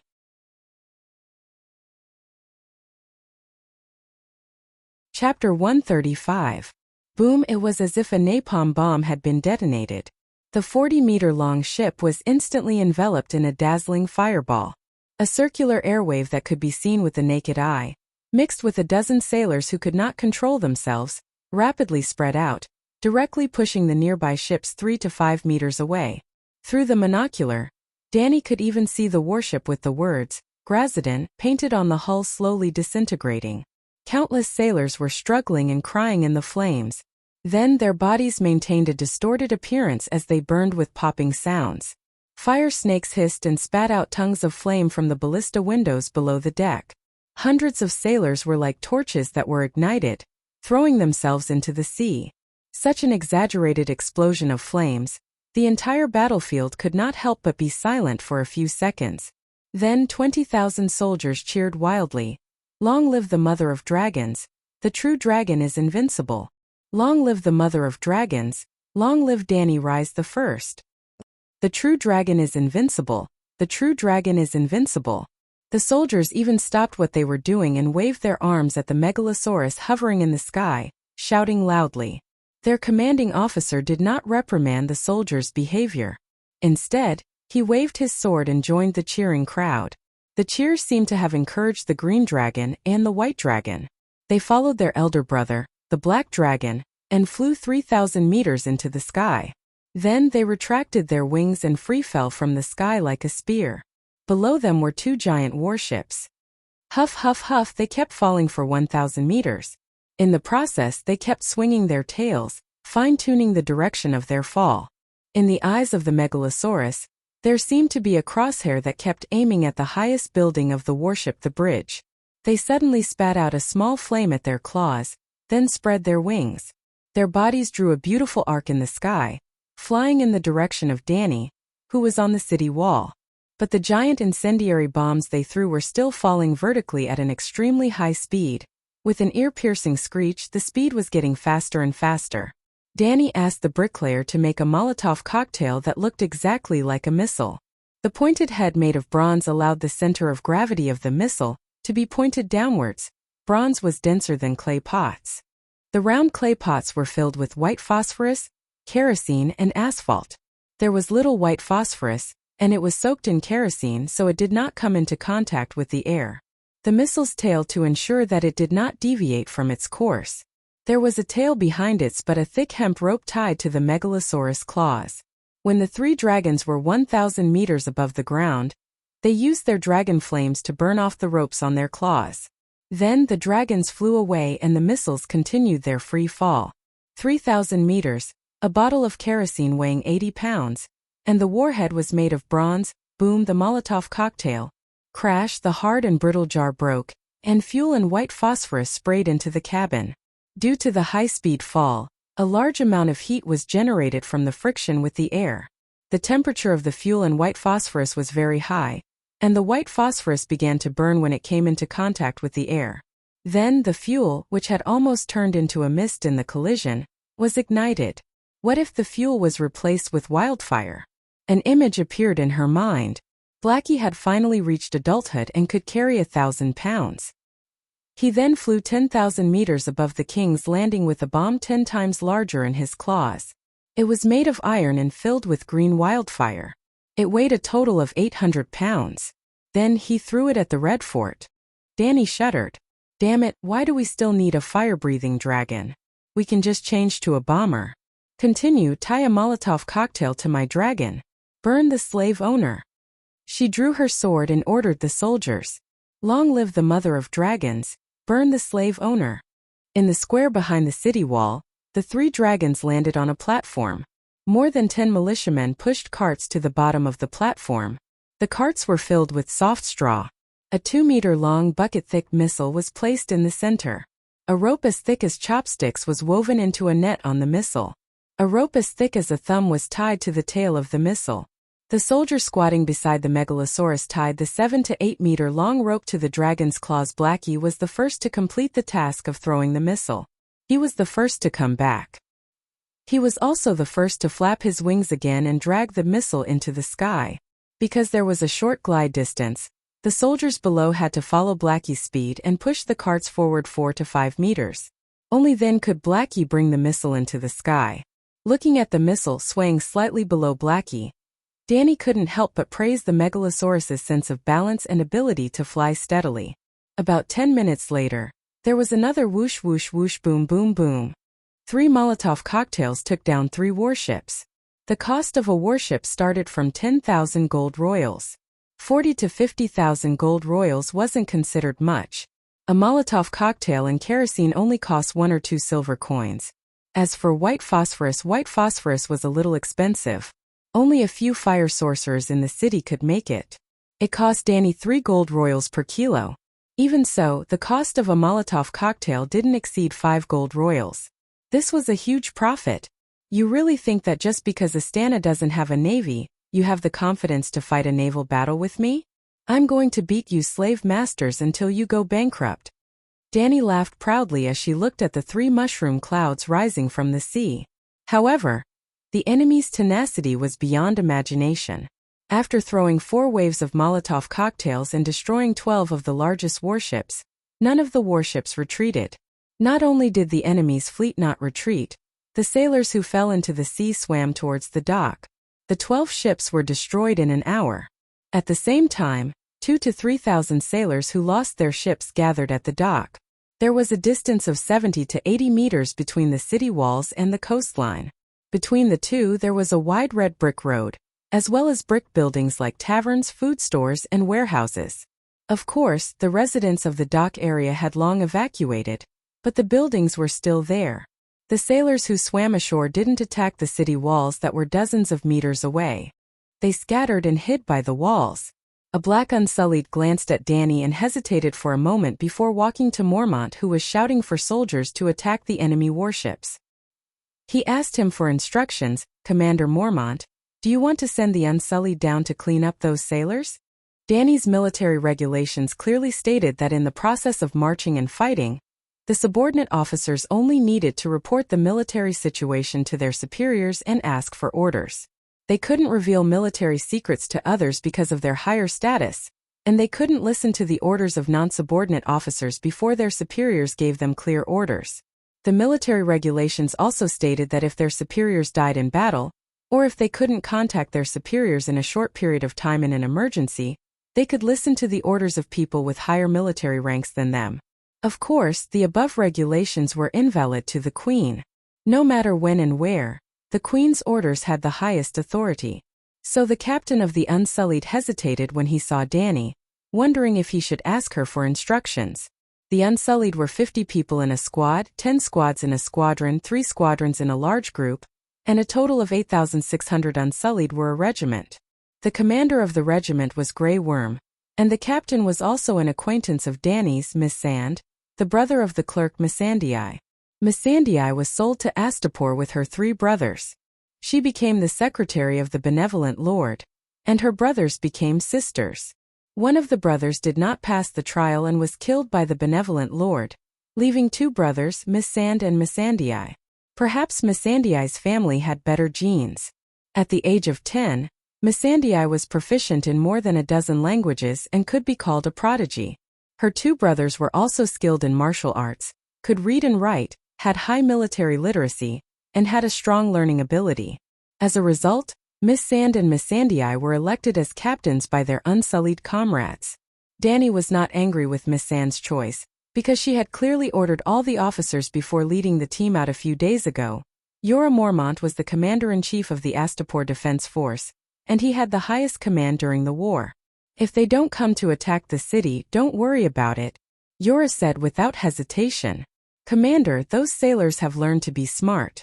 When they saw the Megalosaurus flying over their warships, they immediately jumped into the sea. After that, almost no one on the 9 ships died.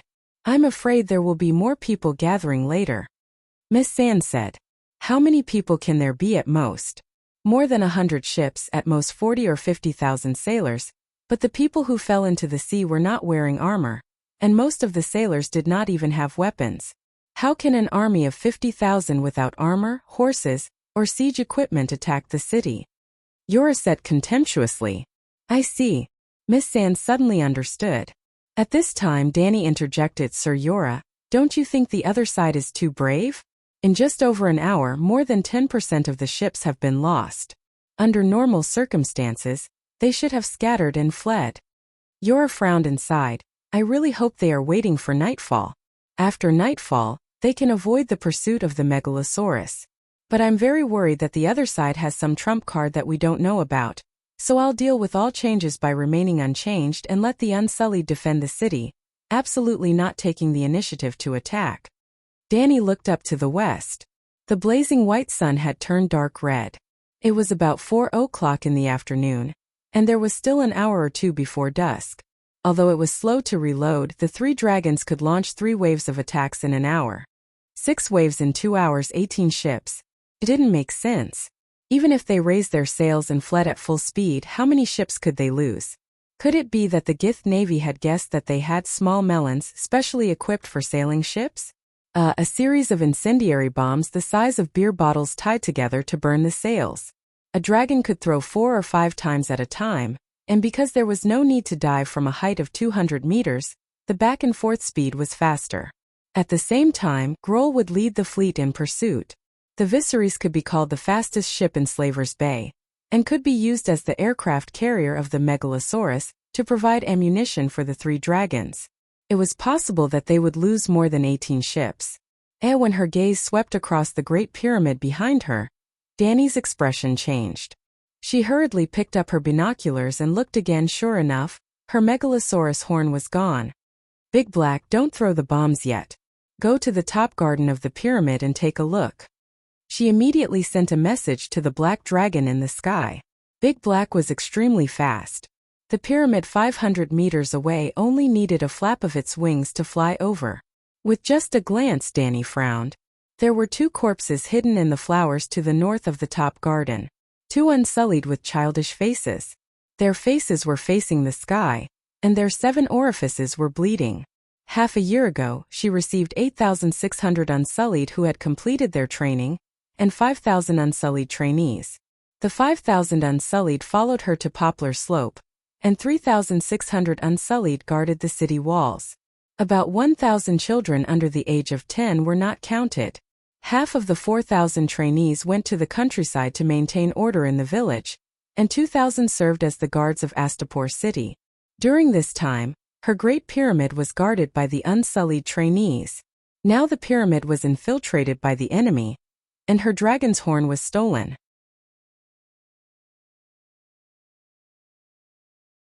Chapter 136. Damn it, my dragon's horn has been stolen, Danny said with an unpleasant expression. What? The topic changed so quickly that Jorah Mormont couldn't react in time. The dragon's horn that I hung at the top of the pyramid as a signal to gather is gone, she said again. A dragon soul was sealed in the dragon's horn. It was the soul of the Dragon King. The person who blew the horn could merge their will with the dragon soul, and enter the soul realm of the Megalosaurus, along with the dragon soul. They could then use the pressure of the Dragon King's soul to leave their will in the Megalosaurus soul realm. That was the magic principle of the dragon binder controlling the Megalosaurus. Last time, Yulun left her will in Little Green and Little White Sea of Consciousness. According to the normal method, Danny only needed to blow the horn and attach her will to the Dragon King's soul. Then she could break through the soul defense of the green and white dragons again, and leave an enslavement mark deep in their souls. However, Danny believed that breaking the soul defense of the young dragons twice in a short period of time had already caused great damage to their souls.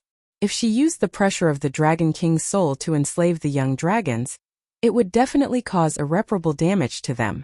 More importantly, as a dragon spirit, she was used to merging with Blackie's soul. Enslaving the green and white dragons made Danny feel guilty, as if she was betraying her own children. Although she hoped that Little White and Little Green would listen to their mother, she didn't want two obedient slaves who hated her. Deep in her heart, she also believed that dragons should be free and shouldn't be bound by anyone except her. She was a dragon spirit and could merge with the souls of dragons. Previously, she couldn't merge with them because the skill slot was occupied by Blackie. Little Green and Little White Sea of Consciousness couldn't accept her. However, with the help of the dragon's horn, Danny broke through the restriction and entered Little White and Little Green Sea of Consciousness again. Then Danny did something crazy. She pulled Blackie into Little Green and Little White Sea of Consciousness. Just like that night when they were hatching the dragons in the Red Wasteland, the three dragons merged with her soul. After the fusion, they worked together and overturned the soul of the Dragon King, who was also in the soul realms of the two dragons. The reason why the Dragon King's horn could bind a dragon was because the level of the Dragon King's soul was higher than that of a normal megalosaurus. Indeed, Dahe, Little Green, and Little White were no match for Dragon King alone. However, when the three of them combined with Danny's mother, the Dragon King's soul was almost shattered. Well, it was indeed broken. The magic runes inside the dragon's horn fell off and landed in the soul realms of the two dragons. Danny picked them up. After Danny recovered, she tried to use the Dragon King's horn a few more times. The Dragon King's soul still existed, but it could no longer break through the dragon's soul space. Although he could still use the majesty of the Dragon King's soul to intimidate tens of thousands of creatures, he could no longer control the dragons. The dragon's horn had become a simple horn. However, Danny did not put it on the shelf. When the Unsullied attacked Astapor, she used it as a military horn. After taking down Astapor, she used the horn as the villagers assemble. Alas, Danny was a village girl in her previous life. When the village chief gathered the villagers for a meeting when she was a child, he would hold a gong and hit it a few times at the entrance of the village. The villagers who heard the gong would come out of their houses one by one and slowly gather at the place where the village chief hit the gong. Even if the people at the end of the village could not hear it, there would be neighbors nearby to remind them. The dragon's horn could almost cover the entire city of Astapor. It was much more awesome than the village chief's gong. The little girl who used to have a runny nose inherited the village chief's mantle and became a village chief. The village chief of Astapor village. She also hung a gong in front of her house. Danny was not worried that someone would steal her gong at all. How many civil servants and guards were there in the 100-meter pyramid? There were also two Unsullied who stood guard in 3 shifts in the garden on the top floor, and the Chaoyang Palace at the bottom floor was bustling with people. Every day, it acted as a government office and court, and there were countless bored citizens who came to watch the melon. When Danny led the army to war, her little secretary Missandei sat in the hand of the queen, positioned at the bottom left of the queen's wooden chair, and handled the daily affairs for the queen. Well, Missandei was equivalent to the hand of the king, who only had the right to judge. But someone broke into the pyramid and stole her horn. Suddenly, Danny thought of a person and her face changed. She gritted her teeth and said, "Damn it, it must be Yulun, that bastard. It's been half a year, and you still haven't returned to the Westeros." "It's probably him." Cora nodded in agreement. At that time, Danny seemed to be besieging Astapo, but in fact K.S. Gate also quietly ambushed hundreds of horse cavalry, and Astapo did not escape. But Yulun did not intend to escape at all. After he came out of the Great Pyramid of Grazdan, he stayed in the hotel, and Danny did not embarrass him when she entered the city. Half a month after Danny took over Astapo, the trapped merchants in the dock area began to leave one after another. Because the slave sailors were liberated and became members of the Gloria fleet, many merchant ships lacked sailors. Yu Luan and his 200 mute sailors were still very popular. Yu Luan concealed his identity as the pirate king of the summer seas, Red Devil, and acted as a lord in distress of Westeros. At most, Danny thought that Crow's Eye would rob his employer halfway and then return to the Westeros, or become a pirate again. She never thought that guy would dare to touch the whiskers of Queen Dany. Or did he sell the secret of the dragon's horn to the Gith people? So the Gith warship has been unwilling to retreat to create opportunities for the thief? Ordering Blackie to continue to be a bomber, Danny turned back and called 2 teams of 100 Unsullied. I'll go to the pyramid. Sir Cora, you continue to command the battle as planned. I'm not sure who the intruder is. Let me go with you, Cora said with some worry. Don't worry, there are still 500 little Unsullied in the pyramid. Danny found a horse, and 100 Unsullied trotted behind her. It took only 10 minutes to reach the bottom of the pyramid. Outside, there were hundreds of people leisurely watching Missandei's trial. What was even more ridiculous was the case Missandei was judging. 2 farmers were fighting over a piglet half a year ago. A 40-year-old Leza farmer got an interest-free loan from Queen Dany and sold a strong boar. As a breeding boar, the farmers within a radius of 10 miles would often bring their sows that were in heat to his house to breed. A few months ago, his breeding pig broke through the fence of the pigsty and sneaked out. When the Leza people found it, the boar was lying on the back of a sow. It was a sow raised by a young white man in the manor next door. There was no big conflict at that time. When the 2 pigs stopped, the Leza people whipped their own pig a few times and led it home cursing. Even if the sow in the manor next door gave birth to a litter of piglets 3 days ago, the Leza farmers didn't care. Until yesterday morning, when the Leza's wife buried herself in the rice field weeding, 2 people walked over from the ridge not far away. The chest-high rice seedlings blocked the woman's figure, and the young couple walked on the ridge and talked without restraint.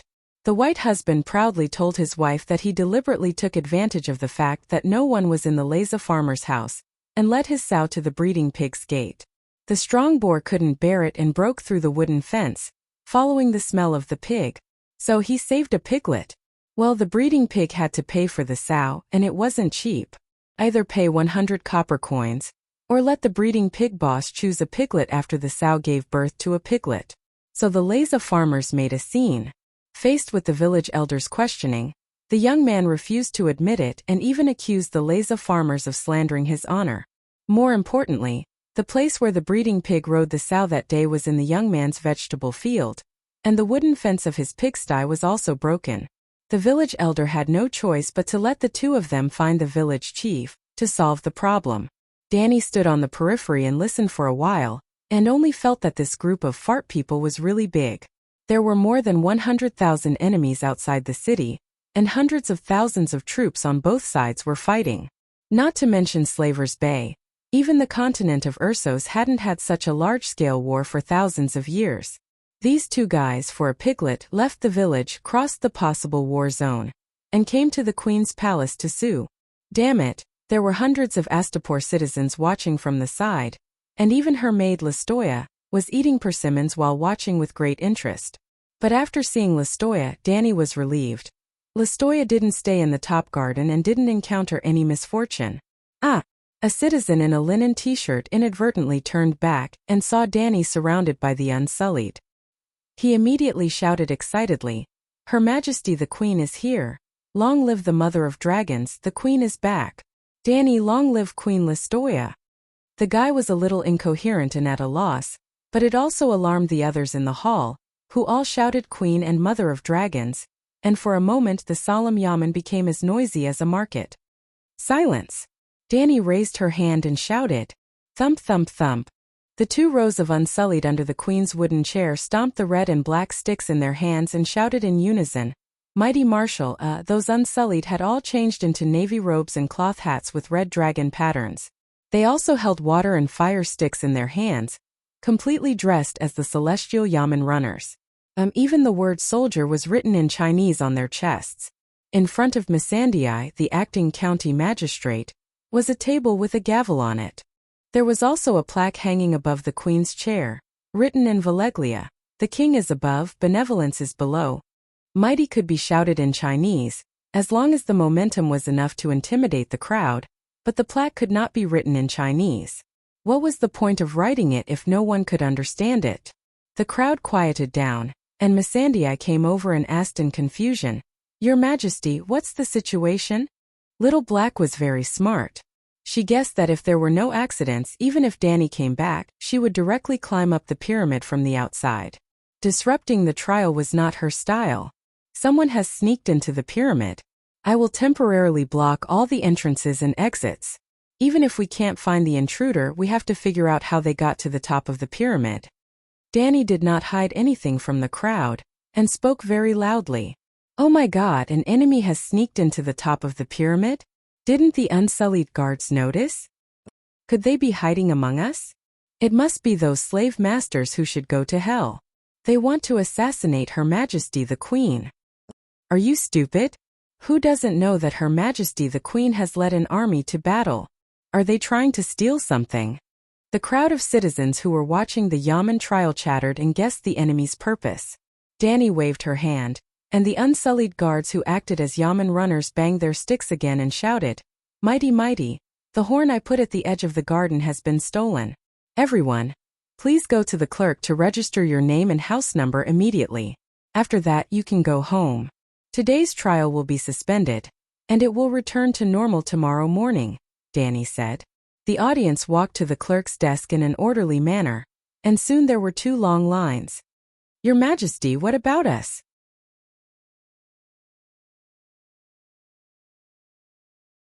Chapter 137.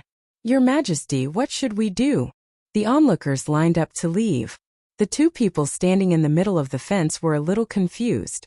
Danny wanted to say, "You can continue tomorrow," but on second thought, although the case seemed simple, it was hard to find any substantial evidence. Missandei would probably leave the case to her. So with a shing sound, she pulled out the long sword at her waist and stabbed it into the ground. The blade pierced half an inch into the mahogany floor. "You two be honest. Who's lying?" Plop! The 2 people on the other side fell to their knees. "Your Majesty, I didn't lie." The middle-aged farmer cried. "Your Majesty, I didn't." The young man's eyes flickered. He stammered and denied, "I'll not lie." "Huh." Danny lowered her voice and looked at the young man. Her iron gloves holding the hilt of the sword creaked. "Your Majesty, I'm guilty. I lied." Through the gap of the mask, the young man seemed to see the Queen's cold purple eyes glowing. He felt a pressing king's aura coming at him. He was so scared that he cried. Not to mention the young man. The people who were still lining up nearby also felt the Queen's intimidating king's aura. Their necks shrank and their hearts trembled. They thought excitedly, "It's here, it's here. I've seen Her Majesty solve a case with an iron face again." The young man cried and confessed, "Half a year ago, I met my current wife, Elena, at the national blind date arranged by Your Majesty. I love her very much. She loves jewelry very much. When we got married, I bought her a silver hairpin inlaid with pearls. The interest-free loan has been used up. I wanted to save the money for breeding sows. Your Majesty, I was wrong." Danny deactivated her dragon spirit state, and Dahei's soul also left her spirit ocean. Its shining eyes dimmed, and the king's aura seemed to have disappeared. According to the code, what is the sentence for this person? She tilted her head and looked at the chief judge Missandei. In the form of a dragon spirit, Danny could enter Dahei's spirit realm and obtain its 5 senses, 6 senses, 7 or 8 senses. Similarly, because the souls of humans and dragons could perfectly merge, Dahei could also enter Danny's spirit realm and obtain her 5 senses. Previously, Danny could only enter Big Black's soul realm. After the Immortal Palace devoured the Immortal's faith spirit, Big Black seemed to have undergone some kind of indiscernible evolution. When Yu Luan created the Dragon King's Horn incident, Danny first pulled Big Black into her soul realm to help him get rid of the suppression from the Dragon King's soul. After that, when he freed Little White and Little Green from their control, he used his soul realm as a transfer point to pull Big Black into the spiritual space of the 2 dragons. When Blackie's soul entered Danny's soul realm, it was equivalent to her receiving the Dragon Soul's blessing. When others saw her, it was as if they were facing a megalosaurus, especially her eyes. Her centaur maid once said with lingering fear, "I thought I saw the horse god." That was why Danny was always able to solve cases like a god, better than Mr. Justice Bao. Your Majesty, Dick has committed 2 crimes: theft and breaking his promise. According to the code, Dick stole Murata's breeding pig's seed. His crime is very light. He will be punished with 1 whipping and return the seed to the owner, Little Black said with difficulty. Her big round face was a bit twisted. A little pig? Yes. Danny nodded. Missandei heaved a sigh of relief and continued. There is no physical punishment for breaking his promise. He will only have to compensate the other party 5 to 10 times the loss. Dick will also have to compensate Murata with 5 piglets, for a total of 6. Are you satisfied with the verdict? Danny sheathed her sword and asked the 2 parties. Your Majesty is fair and impartial. I am willing to accept the verdict. Razumurata said loudly. Your Majesty is fair and impartial. I accept the verdict. The young Dick said in a daze. Yes, justice above, benevolence below. Dick, your family is facing financial difficulties that are not personal reasons. I have decided to provide you with an interest-free loan. The term is 10 years, and the amount is equivalent to 20 little pigs, Danny said. Thank you, Your Majesty, for your kindness. The young man's face was red as he shouted excitedly. Justice is above, benevolence is below. Long live Your Majesty. The citizens who were satisfied with their meal also shouted. Wow, Your Majesty, you are so powerful. You can make a criminal admit his guilt with just 1 sentence. Doria's cheeks were flushed with excitement as she clapped and shouted. Danny was proud of herself, but she asked seriously, when did you leave the garden on the top floor? Doria stopped smiling and said with a puzzled face, I came down after lunch. Was the dragon's horn really stolen? But there are more than a dozen checkpoints along the way. How did they get up? Let's go and see. They didn't take the stairs inside the pyramid. Although they were at the same height, the stairs inside the pyramid were not connected, so the journey was longer. Doria followed behind Danny and climbed the stone stairs while inquiring about the situation on the front line. She heard that Danny had defeated the 50,000 allied troops with the loss of 200 cavalrymen this morning. Reese's maid exclaimed. Not only her, but even the Unsullied around Danny were all red with excitement. They were excited about their queen's amazing achievements. As they chatted, Danny stepped onto the last floor. It was a spacious platform of 30 square meters.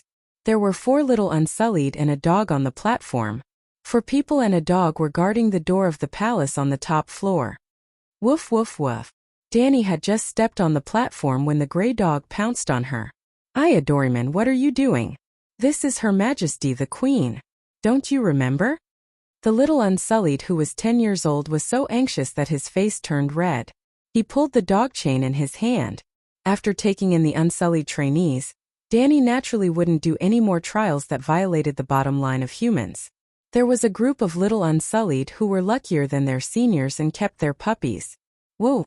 4 to 5 meters away, the half-grown dog's neck was taut. It ignored its owner's shouts and continued to bark at Danny. The little Unsullied said anxiously, Your Majesty, I'm sorry. Doryman was very obedient before. I don't know why it's so. Seeing that the little Unsullied was so anxious that tears were flowing out of her eyes and the spear in her other hand fell to the stone floor with a clang, Danny waved her hand and comforted her with a smile. Maybe I just came back from the battlefield and was covered in the smell of blood. Doryman was startled. At this moment, 2 Unsullied ran out of the door of the palace on the top floor. As they ran, they reported to Danny loudly, Your Majesty, you guessed right. The enemy really infiltrated the pyramid through the outer wall. We found fresh steel claw scratches at the southwest corner of the grand staircase. I'll go take a look. Danny's expression changed. She quickly walked past the dog that was still baring its teeth and hurriedly walked towards the palace stairs. The Great Pyramid had 4 stone stairs in the east, west, north, and south. The 4 stone stairs were like 4 lines, dividing the 33 square steps into 4 parts. The stairs facing the north were the main entrance. The east and west sides were the side doors for servants and soldiers, and the back door faced the Colosseum. After Danny moved into Astapor City, all the Colosseum was closed. The Colosseum behind the Chaoyang Palace became a sheep pen. If the 3 dragons couldn't find enough food in the wild, they could go down and pick up 2 sheep to eat. The pyramid's cross-section was square, And the four corners were indeed blind spots, especially the southwest and southeast corners. Danny's face was gloomy as she walked to the edge of the flower bed. Two 13 or 14 years old Unsullied climbed on a stretcher, revealing a purple-black round spot on the back of their neck. It was slightly swollen and was the size of 50 cents. Looking carefully, one could see a thin silver needle in the center of the round spot, glowing with the lavender cold light under the setting sun. The climate was hot, and the two corpses already had a faint stench. The hidden weapon was poisoned. Maybe it was a blow needle, the Unsullied said. Danny didn't say a word. She stepped over the low brick flower bed and entered the flower bed. The branches of the big rose cracked under the gray steel boots, and the butterflies that fell on the pink flowers to suck the nectar were startled and flew away from the knights. The flower bed was built against a half-meter-high wall. In the southwest direction, Danny found two groups of 6 claw marks on the red brick wall. One could imagine that the flourishing flowers and branches in the flower bed were between the guards and the wall. If the infiltrators' movements were gentle enough, even if the flying claws hooked the wall, the Unsullied wouldn't notice. Then it was simple. The two poison blow needles killed the guards, stole the horn, threw the bodies of the Unsullied in the flowers, and climbed down the way they came. Yuluin, that bastard must have joined forces with the Gith people. Danny cursed in her heart. Thump, thump, thump. After a while, two more Unsullied ran in with a dirty cloak and reported, "Your Majesty, we found traces of the enemy in the sewer west of the pyramid. There should be 4 of them." The cloak was originally red, almost the same color as the red bricks of Estapo. At this time it had been stained with grayish-black sewage, emitting a rotten smell unique to the sewer. There were a total of 4 large hooded cloaks. In broad daylight, for agile assassins wearing camouflage red cloaks climbed the Great Pyramid. Yuluin refreshed Danny's understanding of the wisdom of the ancients of the other world. The ancients were not stupid at all. "Is there a bronze fence in the sewer?" she asked. The fence was filed out of a door, the Unsullied said. Danny frowned. "But at the outlet near the coast, I used a multi-pipe design. Each pipe is only as thick as a soup bowl." In the past 6 months, Danny had not only created a perfect administrative system for Estapo, but also launched a series of industrial and agricultural plans. The city reconstruction was also an important political achievement of hers. In the city reconstruction, the sewer drainage system and the city's healthcare were the 2 most important projects. Because she had seen too many movies about sneaking in from the sewer in modern society, Danny personally designed the city's sewage system without any blind spots. In addition to the bronze fence, many sensitive areas were replaced with multiple pipes to replace a single passage. It was about 15 centimeters in diameter and 7 or 8 meters long. How could a normal person pass through? "Your Majesty, the enemy has cut through the stone wall between the 2 adjacent pipes." Danny was stupefied. How long have they been plotting for such a large project? "Your Majesty, we should patrol the sewer regularly in the future," the Unsullied suggested. "It makes sense, and the giant stone steps of the pyramid." Doria interjected. "It's too hot to stand guard on the steps of the pyramid. It's better to choose a few steps to build a flower bed and plant a dense growth of flowers. If someone climbs, they will definitely leave obvious traces. The soldiers patrolling below only need to look up from time to time." "Yes, Doria, you're enlightened today," Danny joked. Reese's maid giggled with a red face.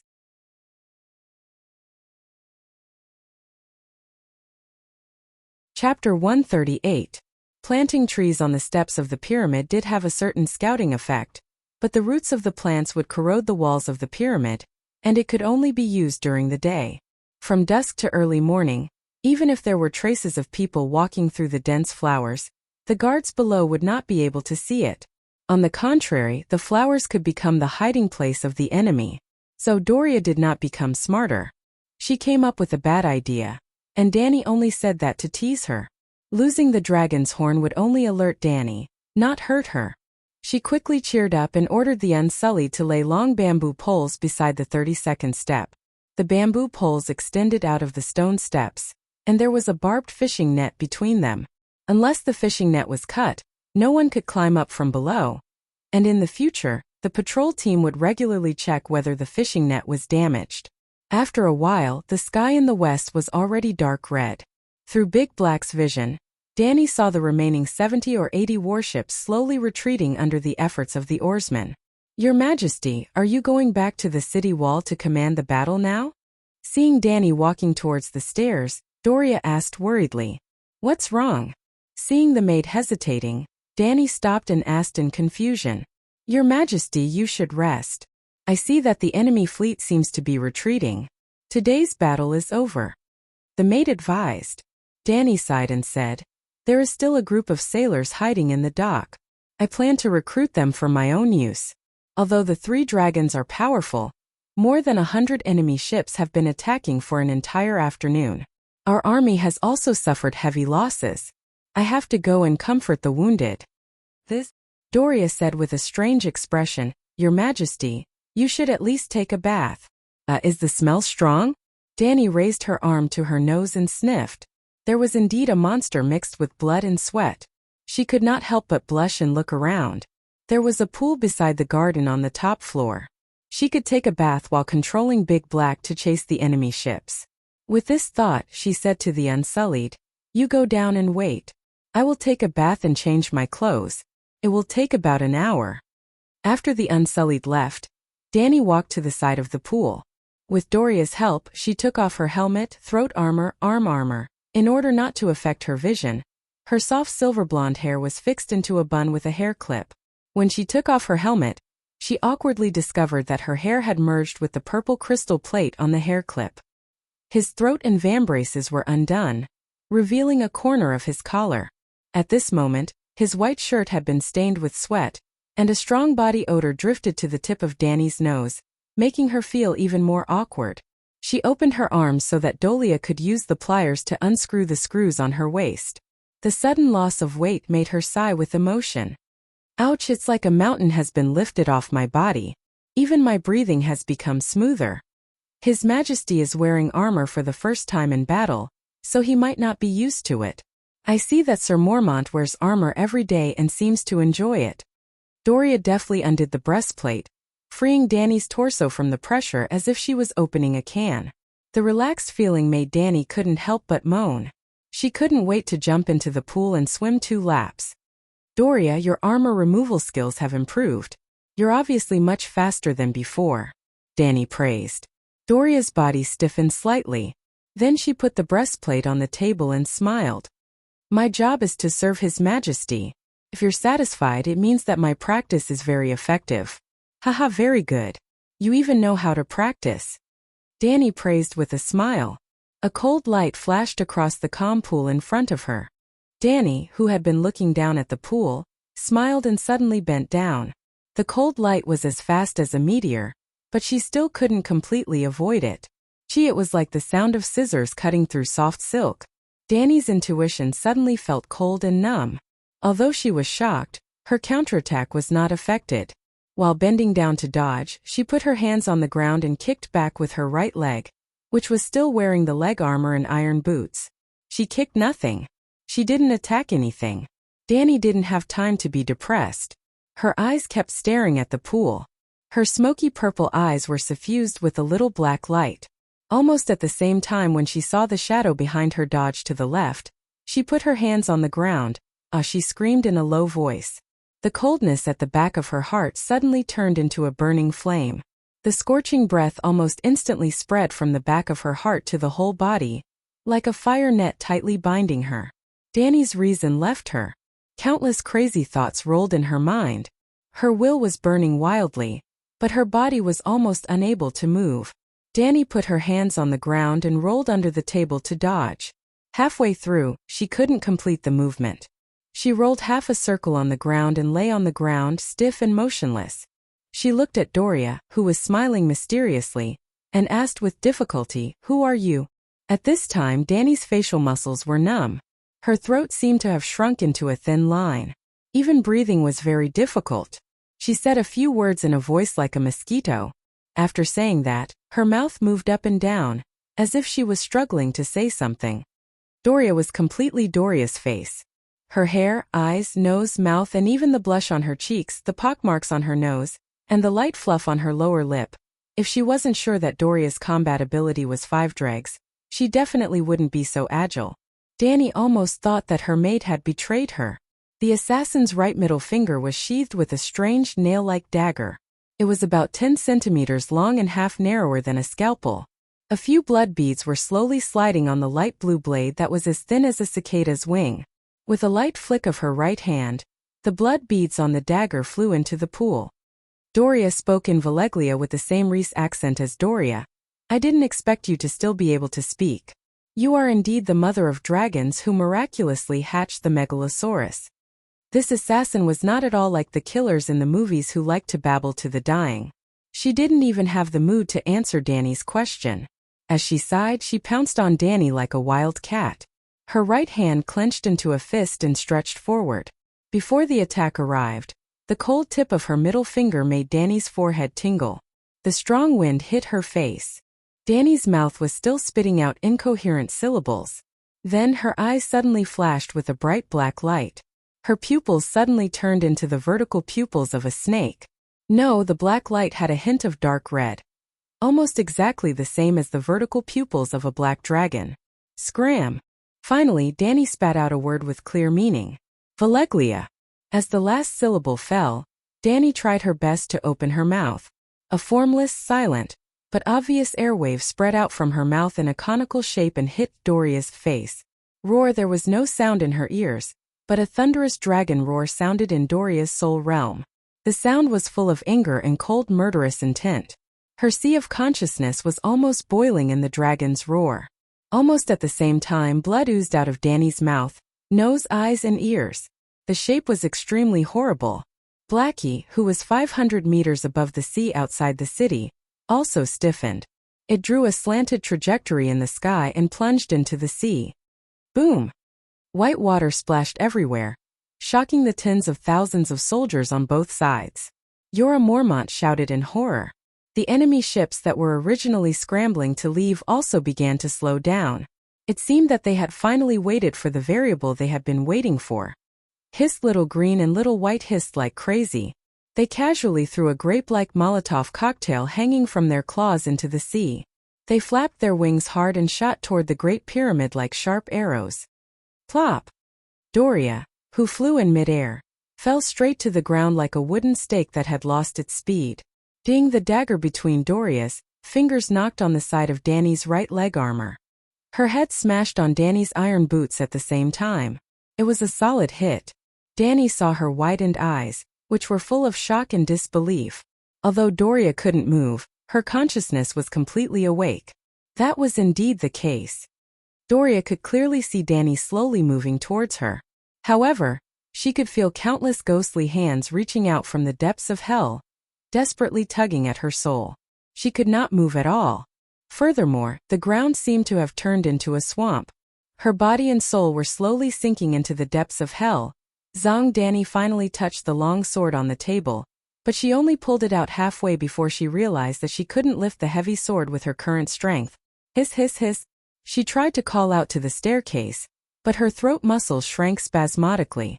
She almost lost control of her vocal cords, and even breathing became more and more difficult. Sensing that the assassin was slowly struggling, just like Barristan and Mormont who had been hit by the dragon's horn, and wasn't completely in a stunned state, Dani stopped her useless calls and raised her right foot with difficulty. The heel of her iron boot was aimed at Doria's slightly shaking head. She slammed it down. Bam! Doria's nose was bleeding. Dani raised her iron right foot again. Bam! Pop! Doria's eyeballs were like popped pig bubbles. Red and blue juice splashed on Dani's right leg. But she was unmoved. She raised her right foot for the third time and the fourth time. She only smashed it 7 times before Dani fell to the ground. Doria's face was like a layer of dark red birthday cake. Her flesh was a mess of flesh and blood, but she was still struggling. She struggled to get up and raised the dagger on her right middle finger while trembling. Hissed! The white dragon and the green dragon finally crossed the distance of more than 2,000 meters and entered the sky above the People's Square. Thump! Thump! Thump! A group of Unsullied rushed into the high platform of the garden before the 2 dragons. It turned out that the strange phenomenon of the black dragon falling into the sea and the white and green dragons flying madly towards the pyramid was also seen by the unsullied guards at the north gate of the palace at the top of the pyramid. They shouted "Her Majesty the Queen" a few times but didn't get a response, so they began to run towards the top garden. Just as they climbed up the last step, the Unsullied saw their queen's head leaning against the leg of the table. One of her feet was bloody. Dark red blood flowed on the stone floor, and the servant girl who was beyond recognition struggled to prop herself up. She held a small dagger in her right hand and seemed to be about to pounce on the queen.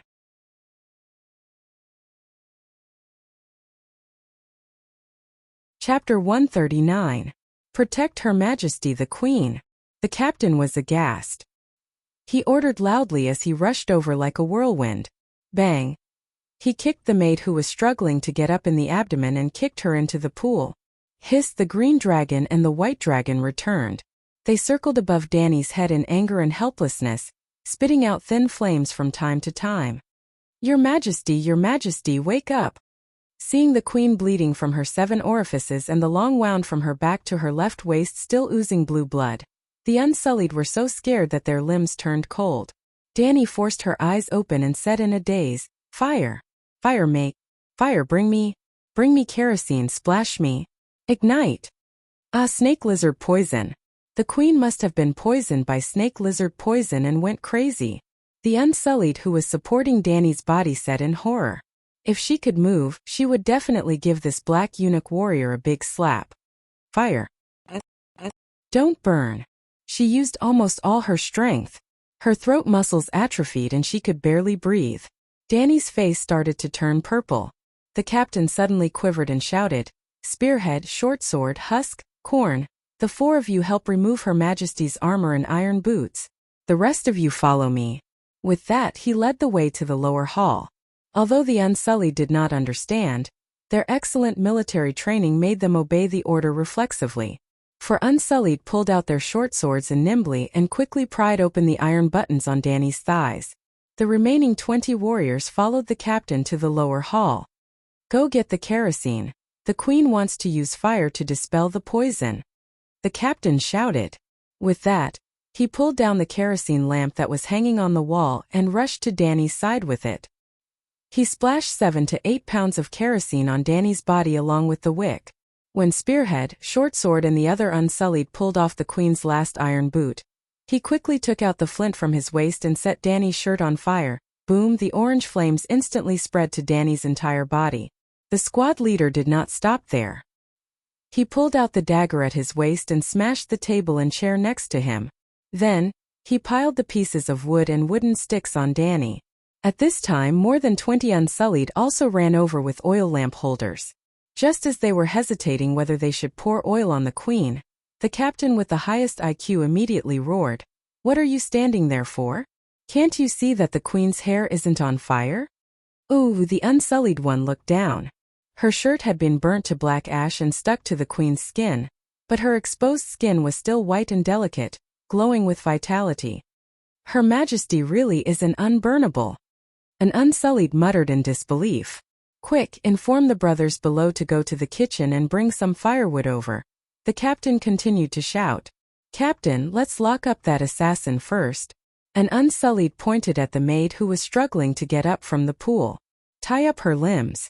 By the way, take off her clothes. Check her teeth carefully, and then put a mouth on her, the captain said hatefully. An hour later, the indigo sky began to be dotted with shining eyes of the night. Jorah Mormont, dressed in iron armor, panted as he climbed up the 100-meter-high Great Pyramid. Seeing a pile of firewood burning fiercely, he felt cold all over. He was so panicked that he could barely breathe. Her Majesty! Where's Her Majesty? Under the charcoal, I don't know. Bang bang bang boom. Before the captain could finish his words, the neatly stacked crematorium shook violently. Like a flaming demon struggling to climb out of the fire. Boom! A white fist reached out from the burning coals, and after a series of rustling noises, Danny sat up, her silver hair hanging loosely behind her.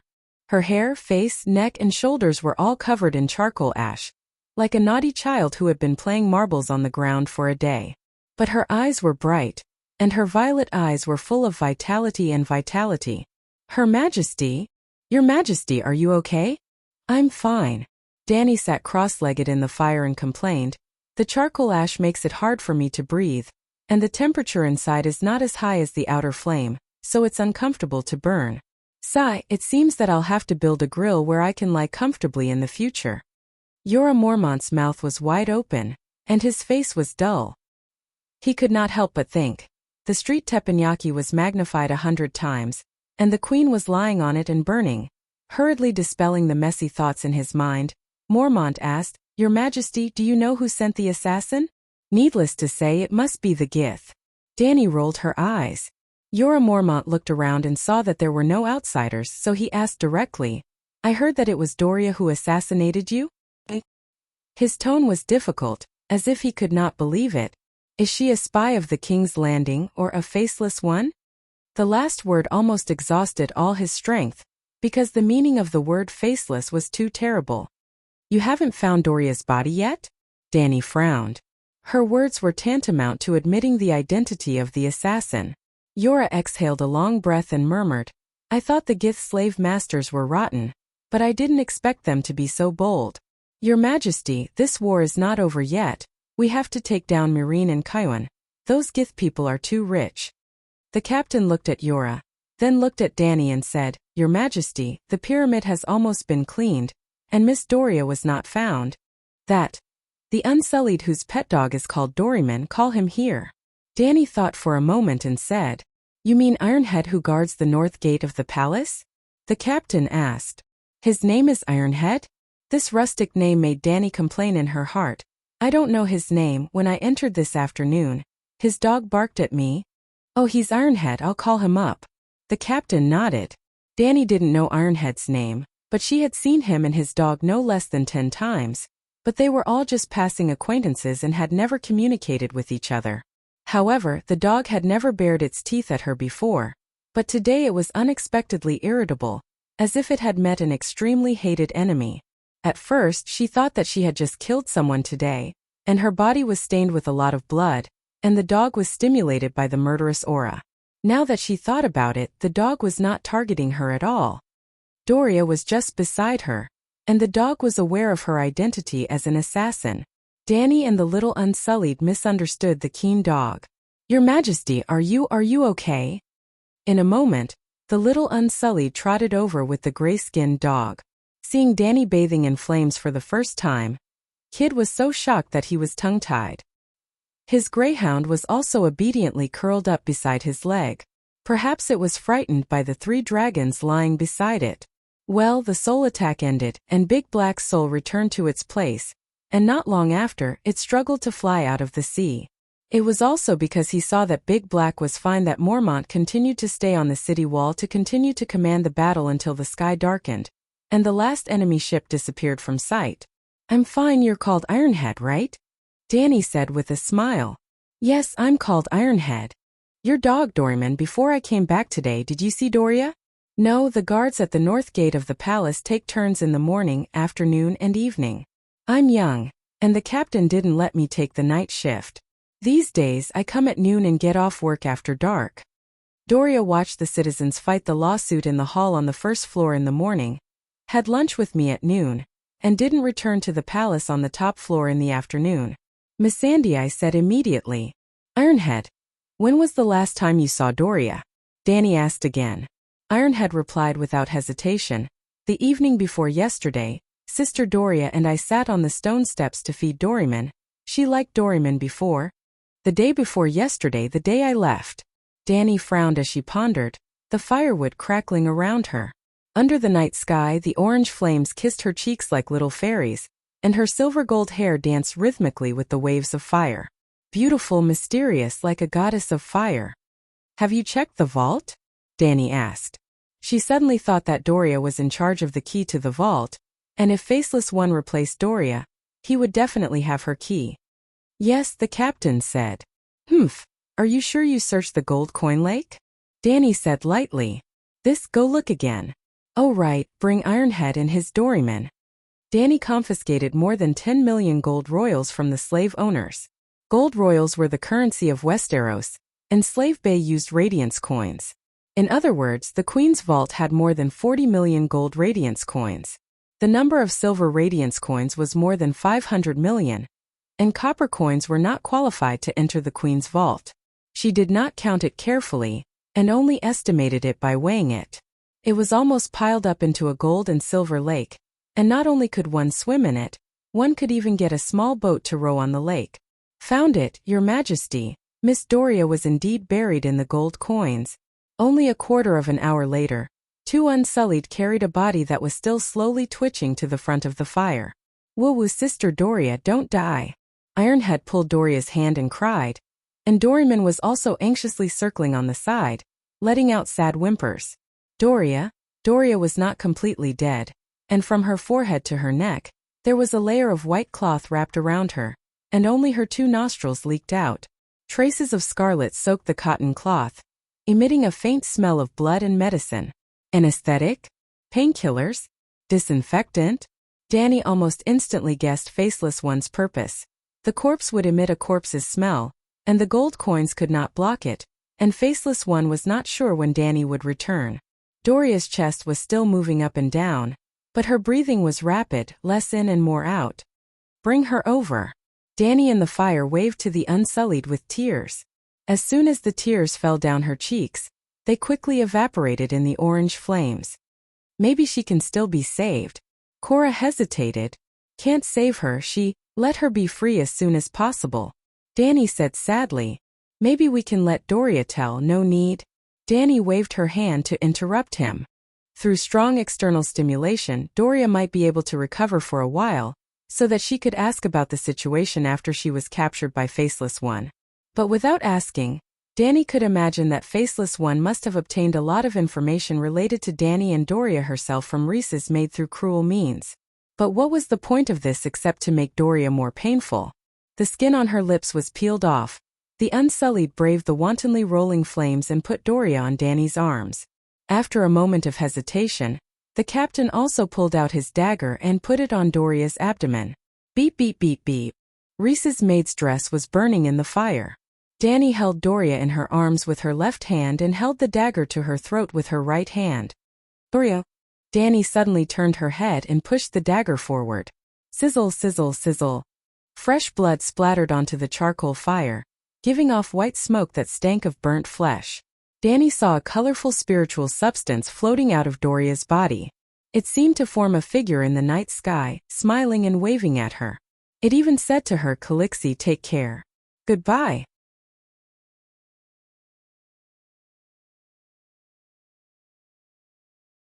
Chapter 140. You're not dead. In the dark stone room filled with the smell of decay, the Faceless One who had lost her face said in disbelief. A young woman in her early 20s, bald, with a purplish-blue left eye that was swollen like a small steamed bun. Inside the eye socket was a tattered eyeball dripping with black blood.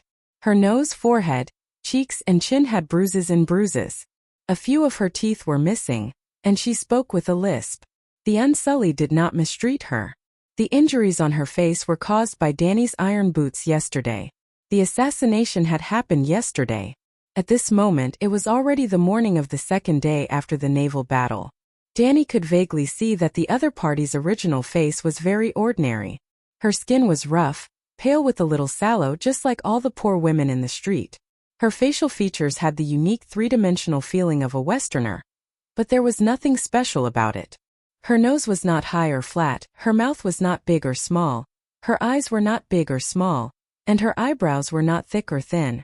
Her cheeks were square, and her intact right eye was light blue. It was different from Doria's beautiful ocean-like deep blue. You were stabbed in the back by someone. Even if the stab was not deep, the poison must have entered your heart. The mixed poison of snake, lizard and scorpion tail beast, and with the help of blood witchcraft, even the most robust gladiator would die within the time it takes to drink a cup of tea after piercing the skin. How did you survive? The female assassin opened her single eye and carefully looked at Danny, who had changed into a purple gauze dress. Her hair was braided and tied to the back of her head, revealing a full forehead, a small heart-shaped face, rosy skin and sharp eyes. She did not look like a poisoned person at all.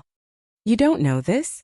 Danny opened her right hand and handed a purple crystal to the other party. What is it? The assassin asked. It seems that the faceless one is only so. You didn't even collect the most basic information. Danny sneered again and again. The assassin was furious at first, but she immediately recovered her calm. Like a monk chanting Umitba, she lowered her eyes and whispered, Valor Morgulis, all mortals have to die. Danny's eyes flashed. She is really a faceless one, she admitted it. After a while, the female faceless one raised her head again and slowly asked, What did someone neglect? Before I left Queers, one of the 13 Titans, Lord Zero, gave me a magical amethyst necklace that can protect me from poison. Later on, I pried the magic crystal from the necklace and made it into a hairpin. I wore it on my head all the time. I was indeed poisoned in the beginning, but although the magical amethyst crystal isn't as miraculous as Sir Zero said, it still forced the poison out of my body bit by bit, Danny said calmly. Impossible. The female assassin became excited again. Only the powerful red god priests can create the poison avoidance crystal, and they have to predict the toxins they will encounter in the future, and prepare the corresponding antidote or magic in advance. The story of the magic crystal's poison resistance was misunderstood and exaggerated countless times. It was impossible for it to defend against all poisons. I already knew about the magic amethyst given to you by the people of Queers, but even if it's really a magic amethyst, you're not a red deity priest. Otherwise, you would have predicted today's assassination, and I wouldn't have been able to hurt you at all. So it was like this, no wonder this broken crystal had no effect at all. Danny cursed Zero 10,000 times in her heart. To think that she had been wearing it on her head these past few days. No matter how terrifying the snake lizard poison and the scorpion tail poison were, they were still biological poisons. To put it bluntly, it was a kind of protein. Any protein would lose its activity when it encountered a high temperature of 8 to 900 degrees. Danny's cells, neurons, spinal cord, teeth, red blood cells, white blood cells, and even the amino acids and glucose in her blood could resist high temperatures. However, the things that were harmful to the human body would remain as they were. Therefore, she often used fire to disinfect and kill mites, get rid of dead skin and calluses. Other than its beauty effects, it could also aid digestion, increase cell activity, and absorb nutrients. The higher the temperature, the more active the molecules. It was very scientific.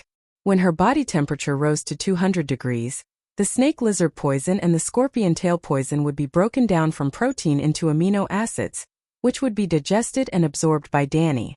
However, she wouldn't say this to the female assassin. The Unsullied who were present at the time were also ordered to keep quiet. It was better to let the enemy poison her than to cut off her head or dig out her heart. Whether you believe it or not, my magic crystal really has the effect of avoiding poison. Zero himself also relied on it to avoid many assassination attempts by the royal family of Kars, Danny said indifferently. Without waiting for the other party to say anything, she put away the purple crystal and asked, Who hired you? You think someone would know?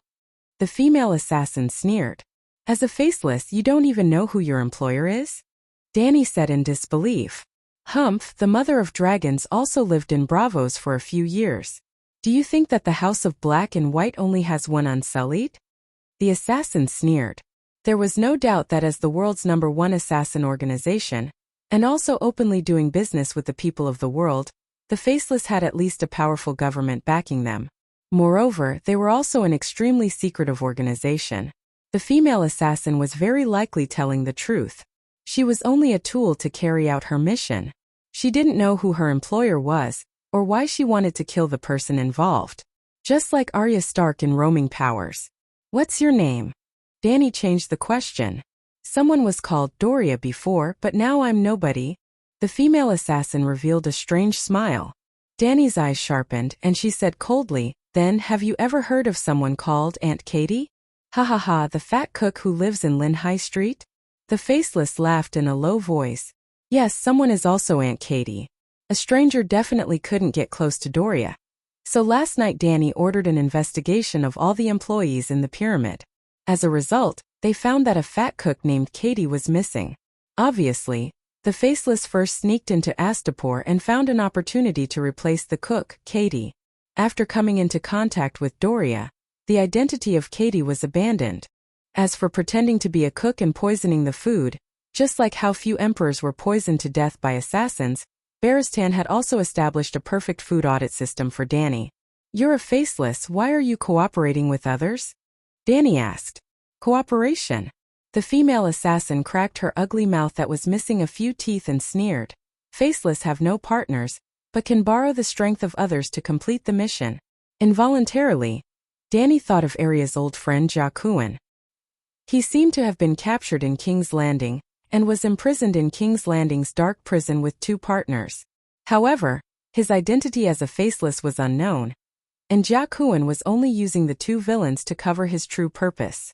"Do you know who you're cooperating with?" The female assassin smiled proudly. "You should ask that person, ask him if he knows who he's cooperating with, ha ha ha. Then of the 3 dragon eggs in my treasury, Yuluen only knows about 1, what about the other 2? Danny said lightly. At first, the Unsullied didn't notice that the dragon eggs were stolen at all. Later, under Danny's reminder, they returned to the treasury and seriously looked for Doria buried under the gold coins. But to their horror, they found that the queen's dragon eggs were also missing. The assassin looked at Danny's face seriously and said strangely, "You're so calm after losing 3 dragon eggs?" Because all 3 eggs were fake. She hadn't thrown away the fragments left behind by the dragon hatching. When she was in Kors, she met an Asian peddler who sold fake dragon eggs. So she learned his method and glued 3 broken stone eggs together into a complete dragon egg. Even the color of the egg changed. The brass dragon egg used to exchange for the Unsullied was fake, and even Yuluen didn't recognize it. At first, the 3 unsophisticated maids didn't know about this matter, because Danny wasn't sure who she would use it to deceive next time, or when she would sell it for money. The maidservant's impromptu reaction might give her away her great scheme of fraud. But after defeating Astapor, well, benevolent Lord fell and Danny was full. She didn't need to use the fake eggs to cheat money anymore. The 3 missing stone eggs were casually thrown into the treasury by the maids, together with the dozens of boxes of gems. As for the brass dragon egg seized from Yuluen, it was always in Danny's bedroom. She hugged it to sleep almost every day, waiting for it to hatch slowly.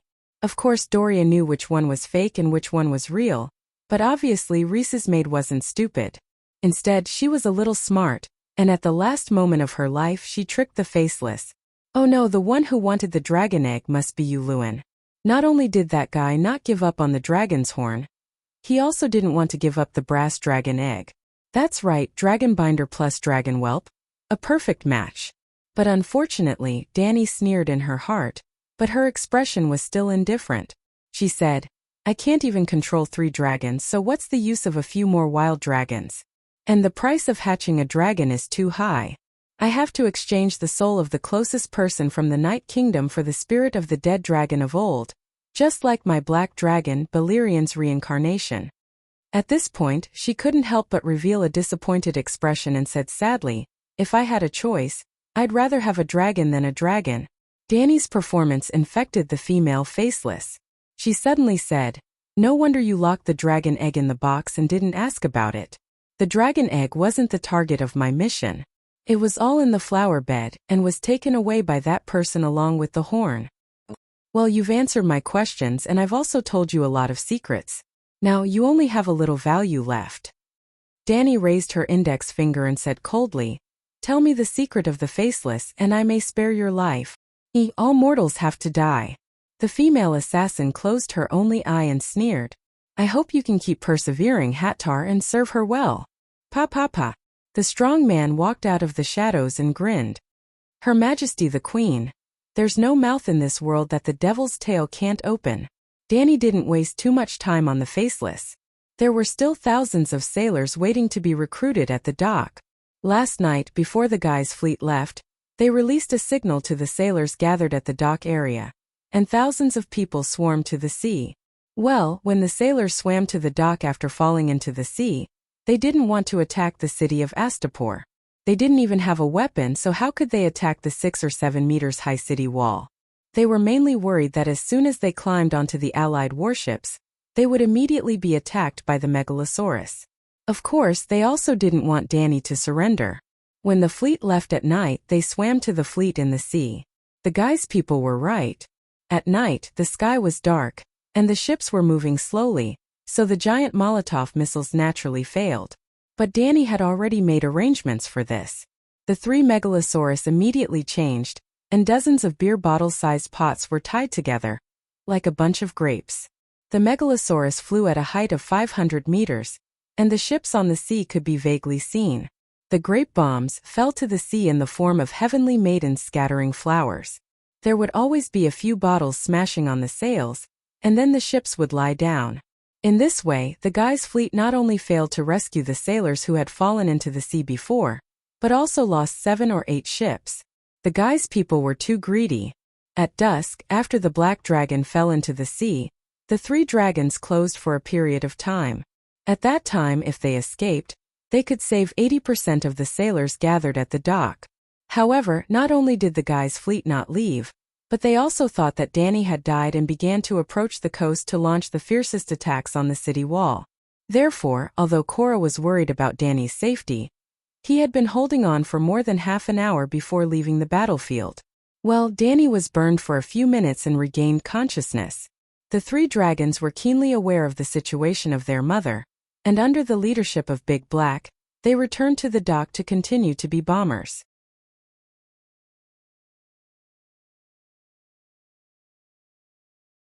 Chapter 141. It was not difficult to incorporate the enemy sailors. Danny was the mother of dragons, the liberator of slaves. As long as the slave sailors had no holes in their brains, they would be willing to surrender. She only rode on Big Black's back and flew over the heads of the sailors at the dock, and the more than 10,000 sailors who had lost their ships all surrendered. Conditional surrender. Slaves were allowed to be liberated, but for non-slave sailors, Danny could not force people to be bandits. Obviously, there were not only the oarsmen and slave warriors on the ship, but also the captain, the first mate, the second mate, and other high-ranking freemen. They were not slaves, and most of them came from well-off families. Naturally, they were not willing to join Danny in the rebellion that would cost them their lives. Well, rich people are qualified to receive education, and educated people at least have a view of the big picture. Like the descendants of the Rose Group, the experienced senior sailors believed that Danny's abolition of slavery was against the whole world. Individuals against the world were destined to have no good end. Therefore, they asked Danny to allow them to redeem themselves with money in accordance with tradition. Although Danny cherished the talents of those elite sailors, she also understood that the melon that was forcibly twisted was not sweet, so she agreed. You can redeem yourself, but you have broken the law after all, and all of you must work for Astapor City for 5 years. Of course, the ransom of nobles and ordinary sailors was different, and the treatment they received was also different. Well, the food and accommodation would be better.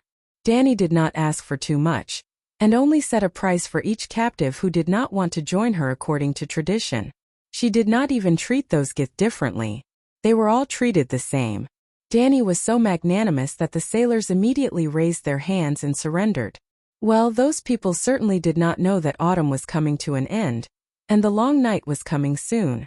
A total of 8,000 strong slave soldiers were incorporated, and the remaining 3,000 real sailors became coolies.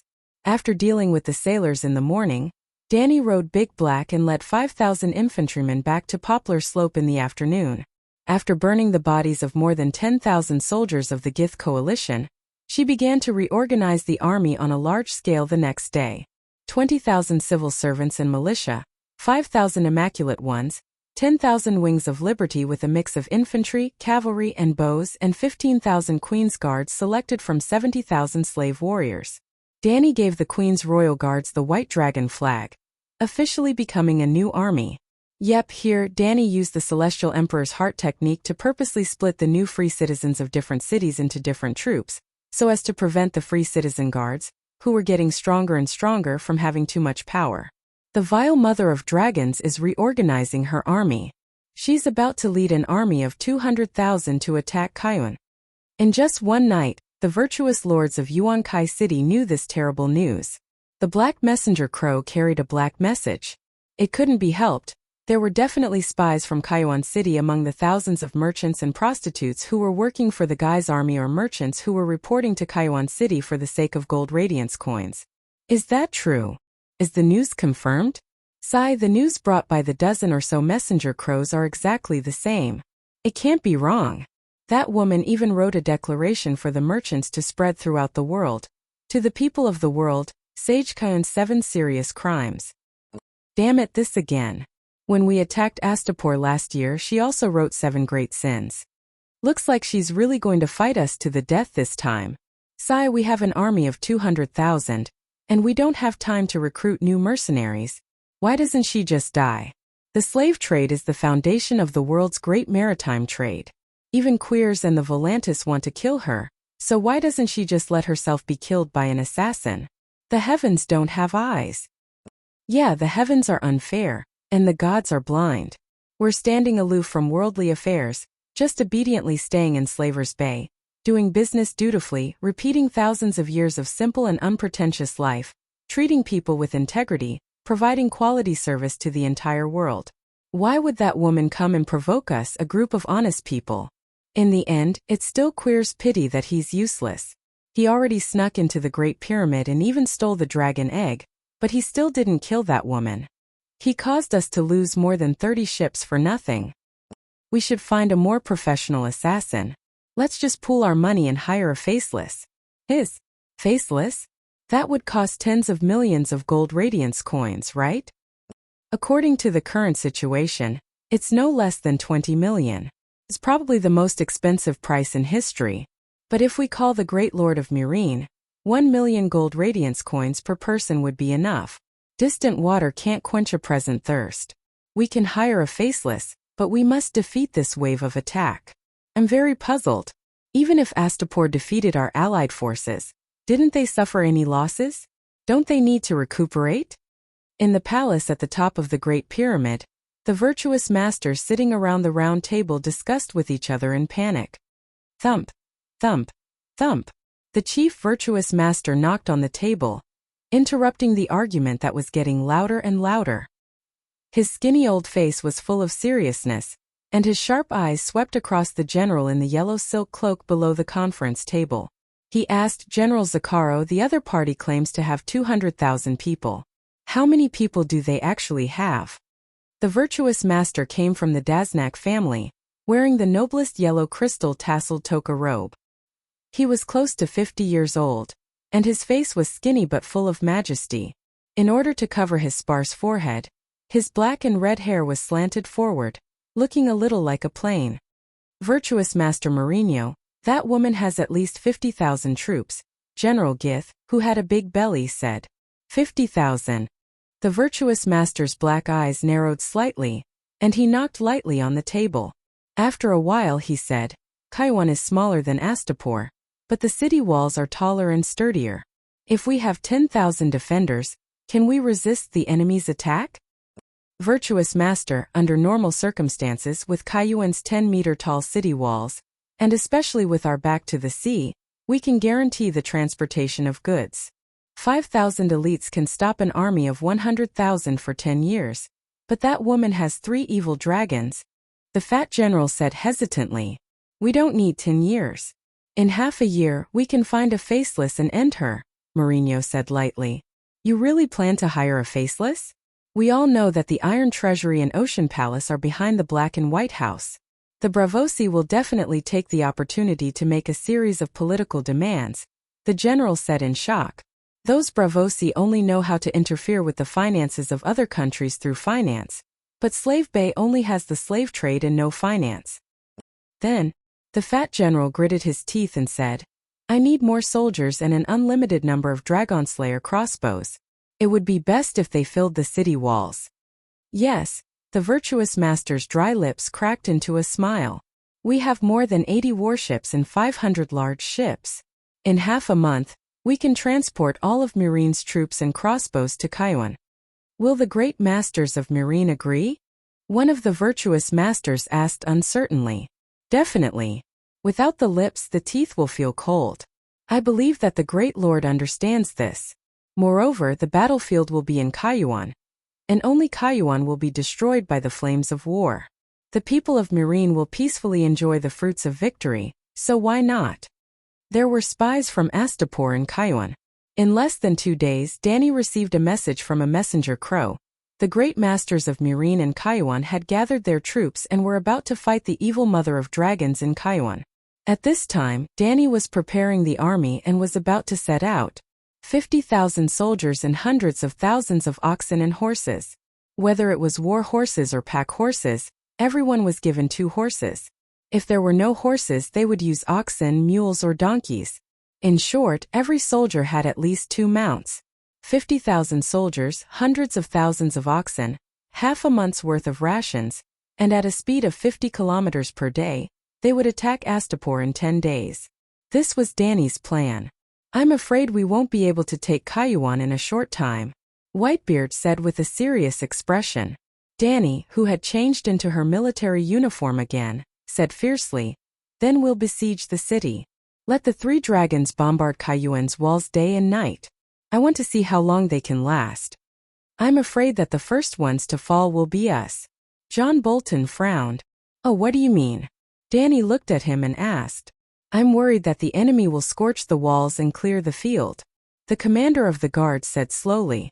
Well, Danny didn't go back on her words. The core of the newly formed guards were all members of the Rose Mercenary Group. The former leader of the Rose Mercenary Group was naturally elected as the commander. The 800 elite mercenaries acted as the skeleton of the 15,000 slave soldiers, forming a force that could fight in just a few days. This wasn't an exaggeration.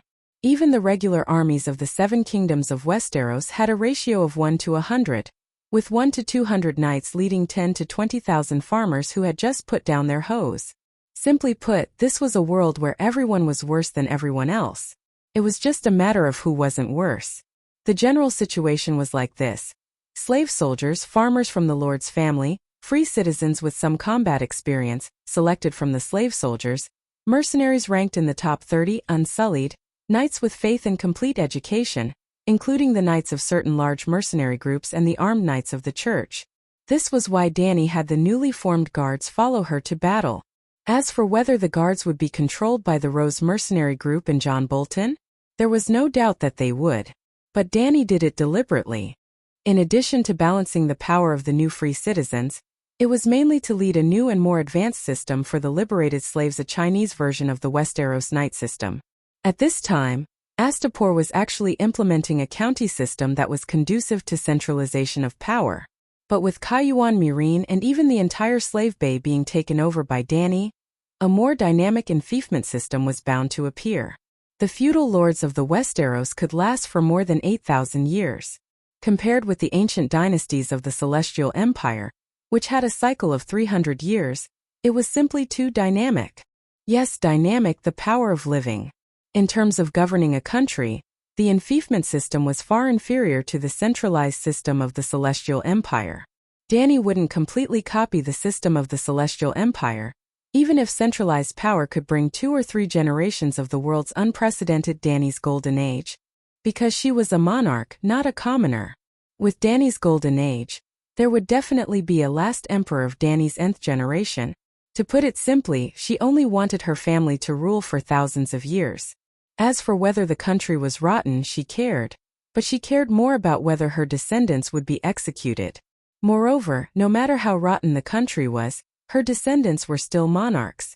There was another advantage of the enfeoffment system. The vassals were often more loyal to the monarch, far more loyal to the emperor than the generals, the commander-in-chief, and the provincial governors. For example, Stark had been the king of the north for 8,000 years. The king of the north only had a small number of direct troops. Most of the troops came from the lords under him, like Danny and John Bolton at this time.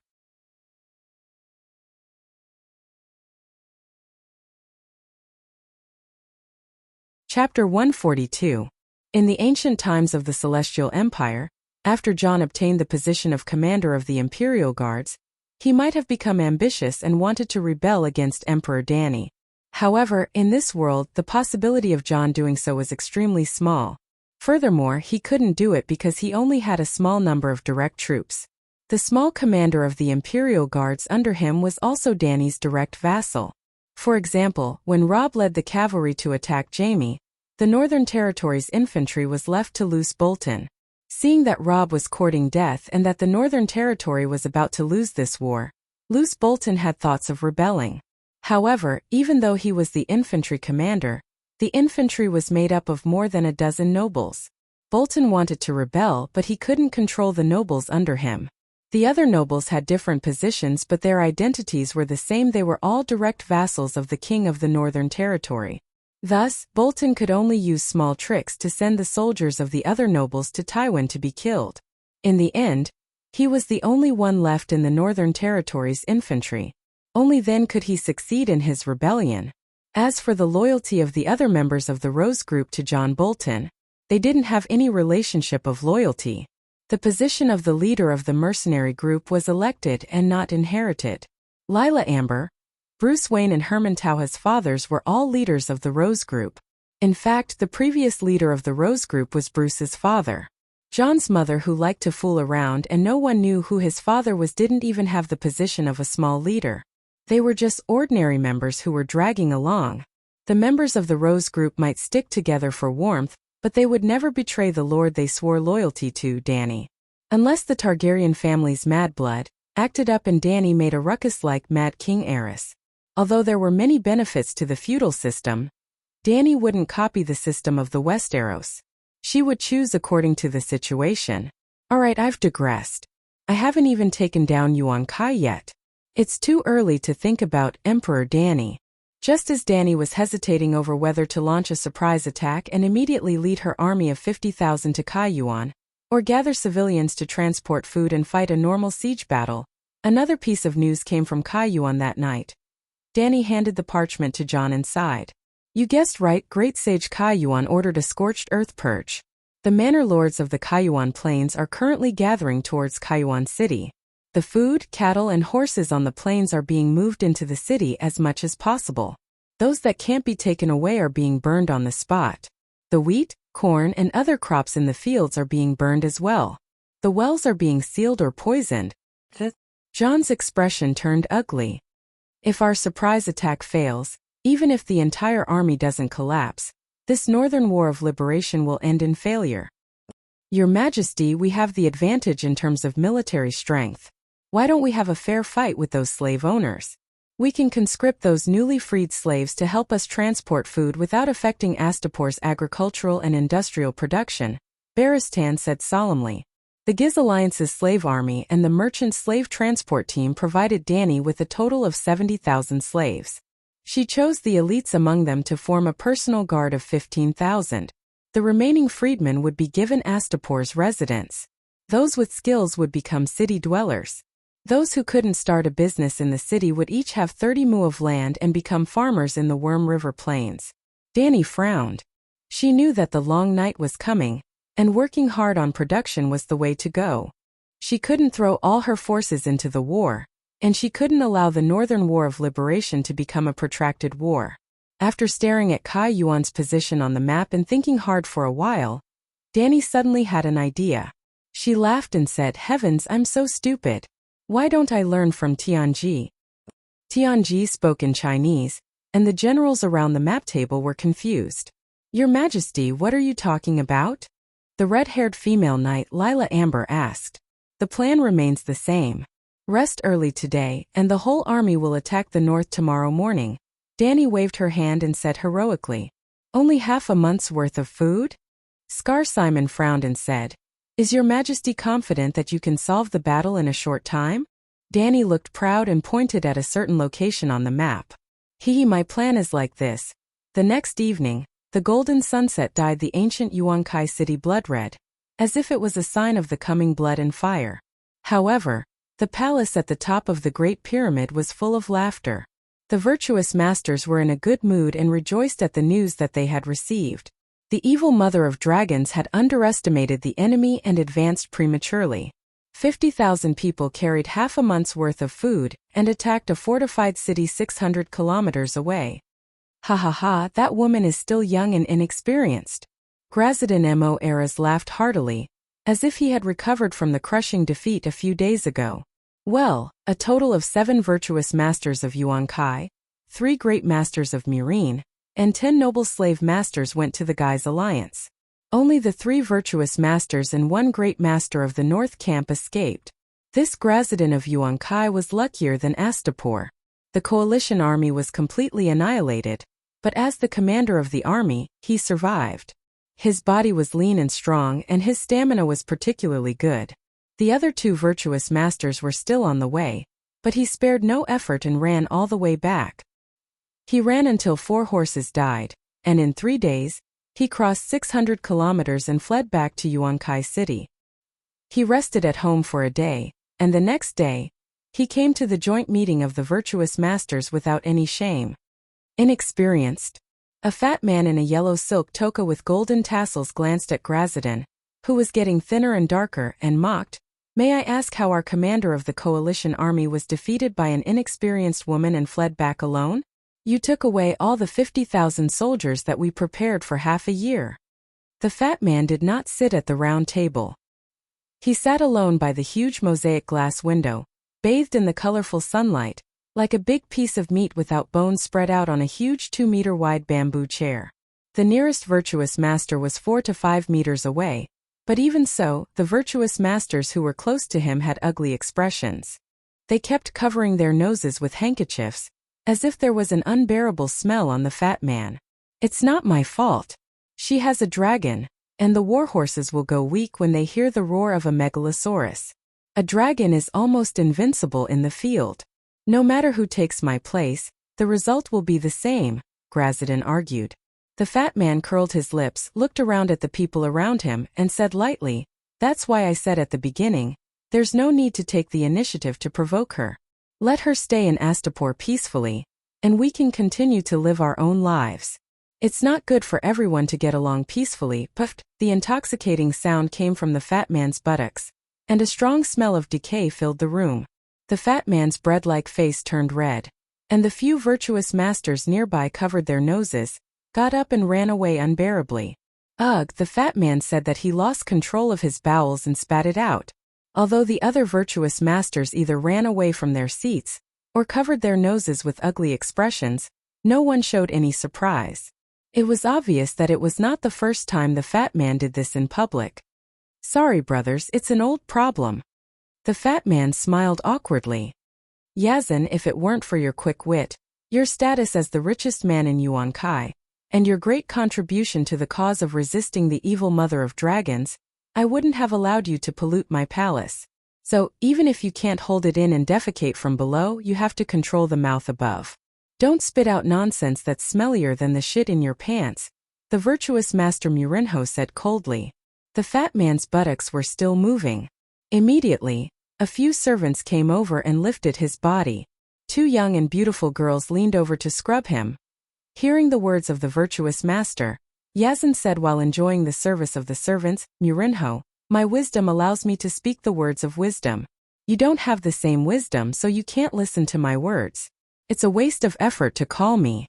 If you need to share the military expenses or the expenses of the faceless people, you can just find my butler. There's no need to waste my time." A cold light flashed in the eyes of the virtuous master, and he said coldly, "Very well, you don't have to come tomorrow. The Alliance will also take over the manor of the Quagger's family in the Yuankai Plains." "What do you want to do with my manor?" Just as he asked in confusion, Yazinzo Quagger's face changed wildly, and he said in disbelief, "Do you really want to do that? The Mother of Dragons only asked to liberate the slaves, not to kill the guy's people. Why? Without the slaves, who will help you lick the shit door clean?" Graz sneered. "You dash." Yazin glared at him hatefully and said to the servant behind him, "Let's go back. This is not a place for the living. The house is full of ghosts." The virtuous master's face immediately darkened. The other virtuous masters also cursed the Quagger's family in a low voice. But there were also fools who asked their companions in confusion, "What does that shit pig mean?" The virtuous master glanced at him coldly and said cruelly, "Today's topic is how to destroy the wilderness to the greatest extent." Half a month after the assassination of Danny, it was almost dusk. The sun was like a beast that had been cut by a knife, shaking and sinking into the horizon, sprinkling bright red blood on the vast wilderness. 200 kilometers outside Kaiyuan City, on the side of the road, the thorns of the red wild roses were trembling gently. The cricket in the center suddenly stopped sucking the sweetness of the nectar. The 2 antennae on its forehead trembled slightly, as if it was listening to something. After a while, as if it had been electrocuted, the cricket suddenly kicked its thighs and drew an arc in the air, falling from the flower to the ground, and then quickly burrowing into the cracks in the rocks. At first, there seemed to be the faint sound of drums coming from afar. Gradually, the earth trembled, and a yellow earth dragon roared from afar. Rumble, a strong silver horse galloped like the wind, running wildly on the road without restraint. The horse's hooves brought up waves of yellow dust. The red cloak of the armored female knight on the horse's back fluttered in the intense air waves, like a flag, encouraging the 50,000 cavalry behind her. 50,000 cavalry, 100,000 cows and horses. It was a powerful army that had never appeared on this land. The ground rumbled, bringing up a stretch of yellow dust that stretched for several kilometers. The flowers and plants in the field were like the hearts of the virtuous masters, trembling in the sound of the horse's hooves. Screech, screech, screech. 3 megalosaurus that had become stronger after the baptism of war hovered in the sky, arrogantly showing their existence.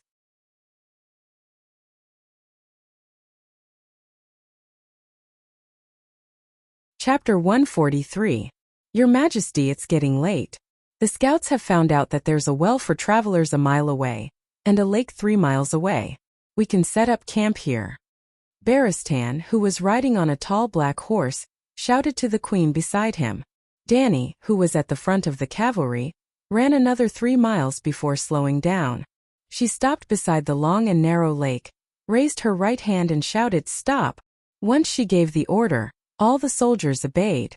In just a few moments, the 50,000 warriors on horseback and 50,000 other warhorses that were tied to the saddles of the cavalry and had withered sacks of wheat on their backs stopped at the same time.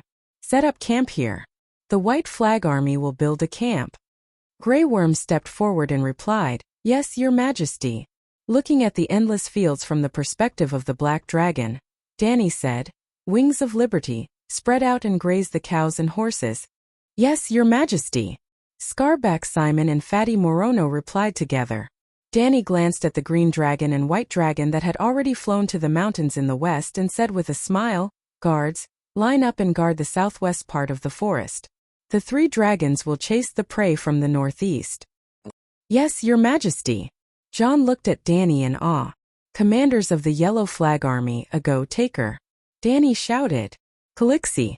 "Your Majesty." Ago and a black man stepped forward together.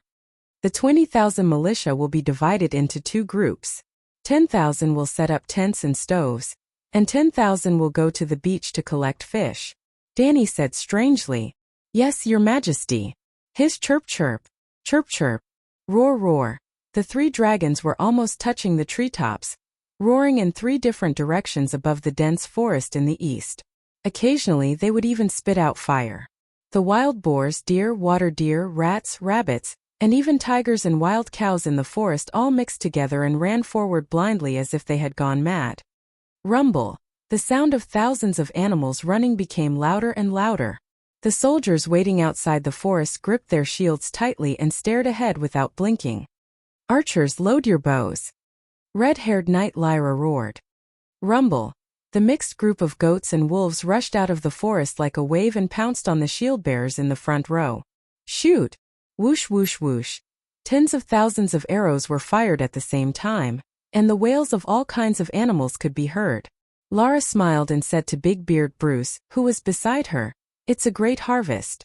After smoking it, we can eat it for a few days. Your Majesty's method of collecting army rations is amazing." The Megalosaurus drove the forest animals away. "How did Your Majesty come up with this idea?" Bruce was filled with emotions as he watched the spearman kill the yellow-skinned tiger that had jumped over the shield. How did he think of that? Danny had seen Dahe and the others hunting too many times. As soon as they entered the forest, they roared twice, and the beasts ran wildly. Then they swooped down and spat dragon flame at the largest bison. "Let's not talk about the prey in the forest. Look." Lara pointed at the 3 dragons flying towards the sea and smiled. "Dragons can even dive into the sea to find and chase away schools of fish. We'll have fresh fish soup tonight." Indeed, before the sky turned dark, amidst the cheers of tens of thousands of civilians, a silver-white wave of fish broke through the sea and jumped onto the wide sand in front of the beach. Then they rushed to the beach with scimitars, short swords, chipped swords, axes and other weapons. They picked up the cod and tuna that were still jumping. They chopped off the heads and tails, washed the innards in the seawater, put the big pieces of the body into bamboo baskets, and then went on to pick up the next one. That's right. The civilians threw away the fish heads and tails directly. It was very extravagant. However, there were also civilians who would collect some fish bubbles, fish roe, and big fish heads. These were prepared for Her Majesty the Queen. There was no doubt that steamed fish heads, stir-fried fish bubbles with fire dragon pepper, or stewed fish roe and beef bone soup were 100 times better than grilled fish. They were also more nutritious. Dany had promoted the delicacies of the Celestial Empire to her subordinates many times. It wasn't that they thought the taste was bad, but that the process was too troublesome. As the queen, Dany had a special chef to process the ingredients for her. However, those people had been busy for the whole day, and were so tired that they could fall asleep as soon as they lay down. How would they have the mood to do the tedious steaming of the fish head or wait for a few hours just to cook the beef bones? If it wasn't for Dany telling them that eating bone marrow could strengthen their bodies and teaching them a way to split the bone with a sword, they would have thrown away the bones that were as thick as their wrists after eating the meat. Night. The bonfire in the middle of the wooden palace reflected Dany's red cheeks. However, her eyes were sharp and filled with killing intent as she looked at the letter in her hand. Yuan Kai has decided to burn the earth and clear the land, she said coldly. Barristan was puzzled. We've already considered that situation. Dany's eyes were cold. The most thorough burn the earth and clear the land.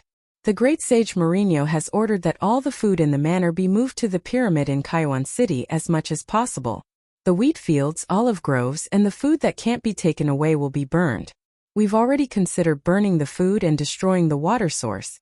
However, the great sage also encouraged the slave owners to eliminate the unstable factors to kill the slaves in the manor to prevent them from joining me. The letter was passed around the map table by the generals. Everyone who saw the contents of the parchment pursed their lips tightly and had a heavy expression. Finally, Jon broke the silence and sighed. There's good news. The Guise Alliance's fleet will be transporting Meereen's 2,000 mercenaries, 10,000 yellow silk cloaks, 10,000 gladiator slaves, hundreds of dragon-slaying crossbows, kerosene, and more to Kaiwan City tomorrow. Why are there so many yellow silk cloaks? I remember that 2 months ago, there were only 2,000 yellow silk cloaks maintaining order in Meereen. The captain of the guards, Knight Herman Tauha, was puzzled. Jon sighed. They must be new recruits. Of the 3 cities in Slaver's Bay, Meereen's location is the best. There's sea transportation, river transportation to the Leza, and the Dothraki Sea behind it. Meereen can be considered the capital of Slaver's Bay. The city area is the largest and has the most Guise nobles. The Guise population is also the largest, about 150,000. 15 to 1. Almost all the young and strong Guises in Meereen have gone to Kaiwan City? Simon laughed foolishly. The fat knight Morono stroked his double chin and was puzzled. Why is there no Iron Army? Even Meereen is fighting with their lives on the line. Why hasn't the Iron Army of New Guise been mobilized? What about the Iron Army of New Guise? It's our trump card. Why isn't it here? The next morning at Kaiwan Harbor, the great sage looked at the fleet that covered the sea with a pale face. The rising sun sprinkled a patch of golden-red ripples on the blue ocean.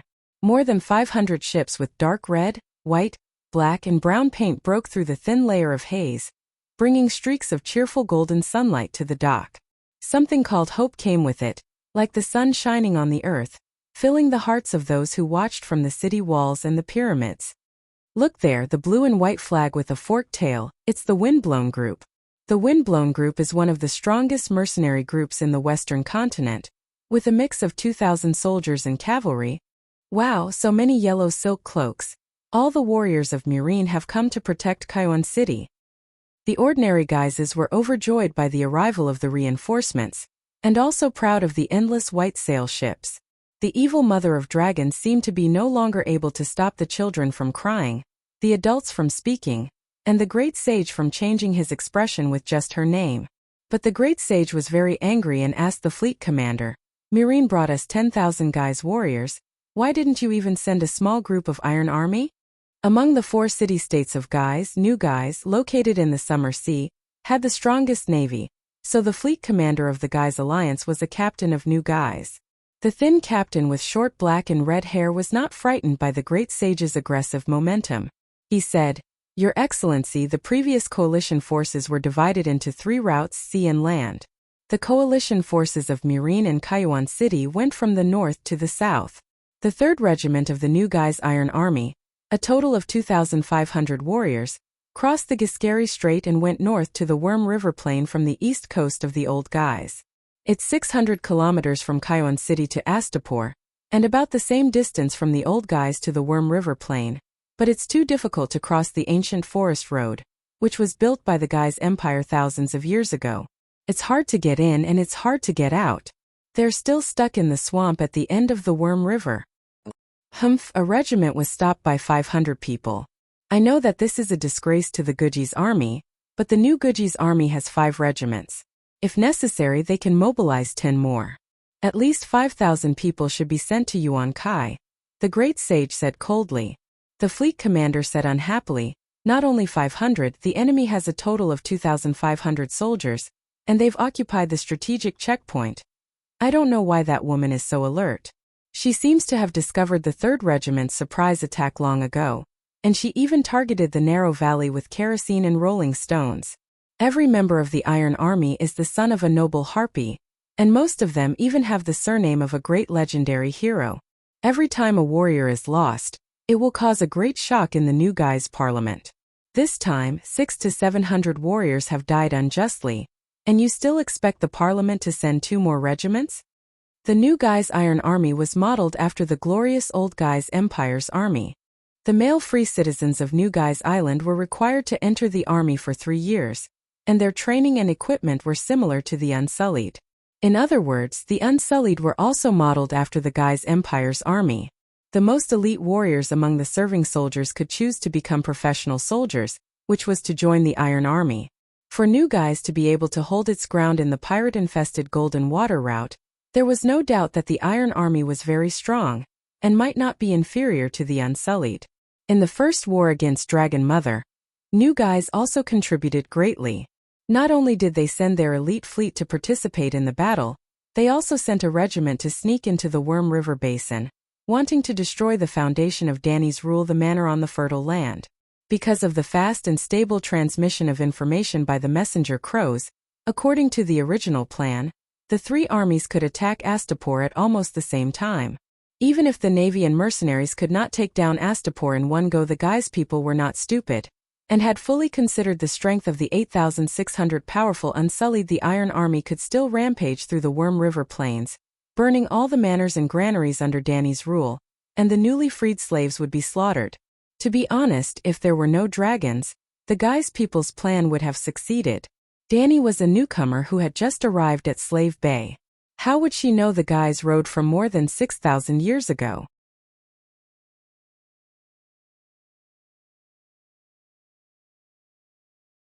Chapter 144. Fortunately, Danny had been encouraging the 3 dragons to go out and hunt by themselves, which not only reduced her burden, but also trained the dragons' mobility. Half a year later, there were fewer and fewer large beasts in the mountains near the city of Astapor. The 3 dragons had to go deep into the mountains in the south, and sometimes even flew to the Red Wilderness in the east. Half a year ago, Blackie's speed reached 150 kilometers per hour, and now the average speed was more than 200 kilometers per hour. Danny also often used Blackie's eyes to observe this fantasy world, and on the eve of the war, she often looked for the fleet of the Gith people on the sea.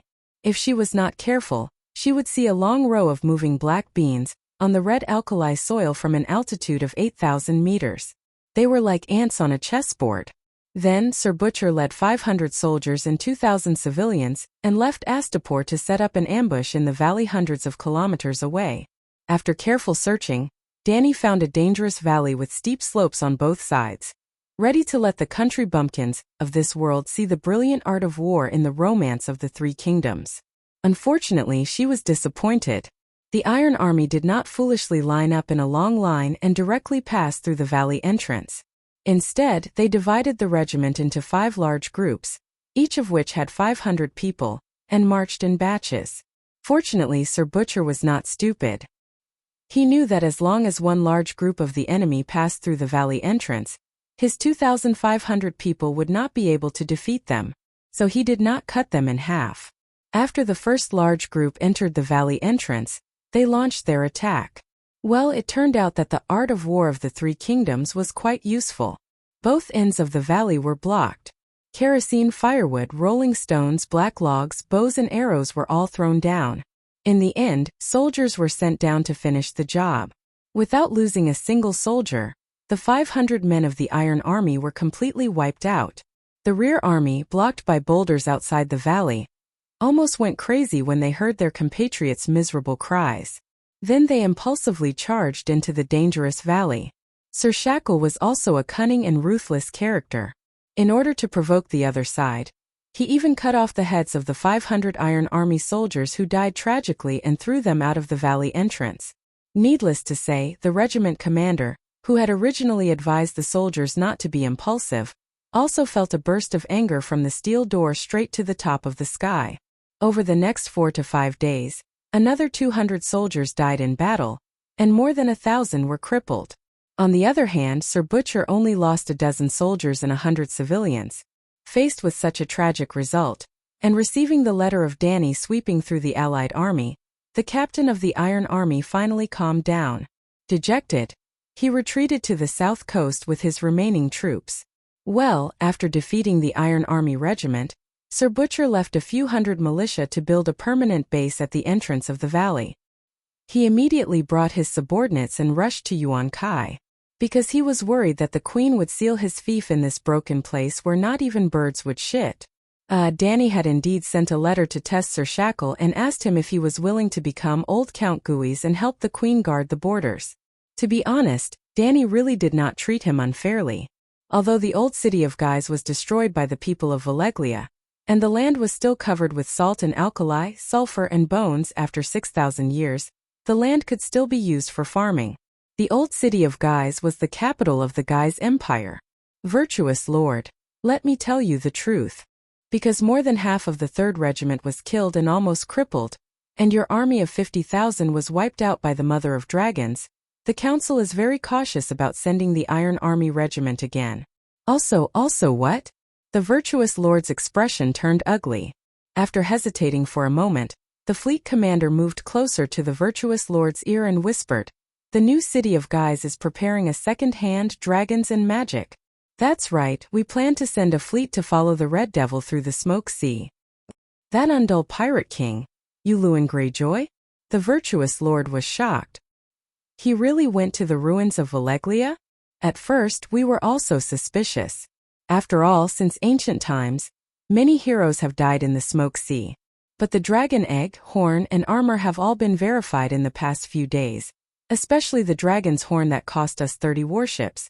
At this point, the fleet commander's face was filled with fear, and his voice became even lower. "We have personally experienced it. It is too scary. It is definitely the real horn of Valeglia's Dragon King. Only the top nobles of Valeglia have a magical weapon, the Dragon Binder." The anger on the virtuous lord's face disappeared, and he asked in surprise, "If the dragon's horn is real, why not use it to control the 3 Megalosaurus? That undull tried it once before.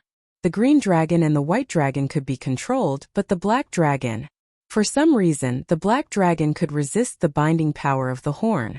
Last time, because of the black dragon's sudden rebellion, his plan to capture the Megalosaurus failed.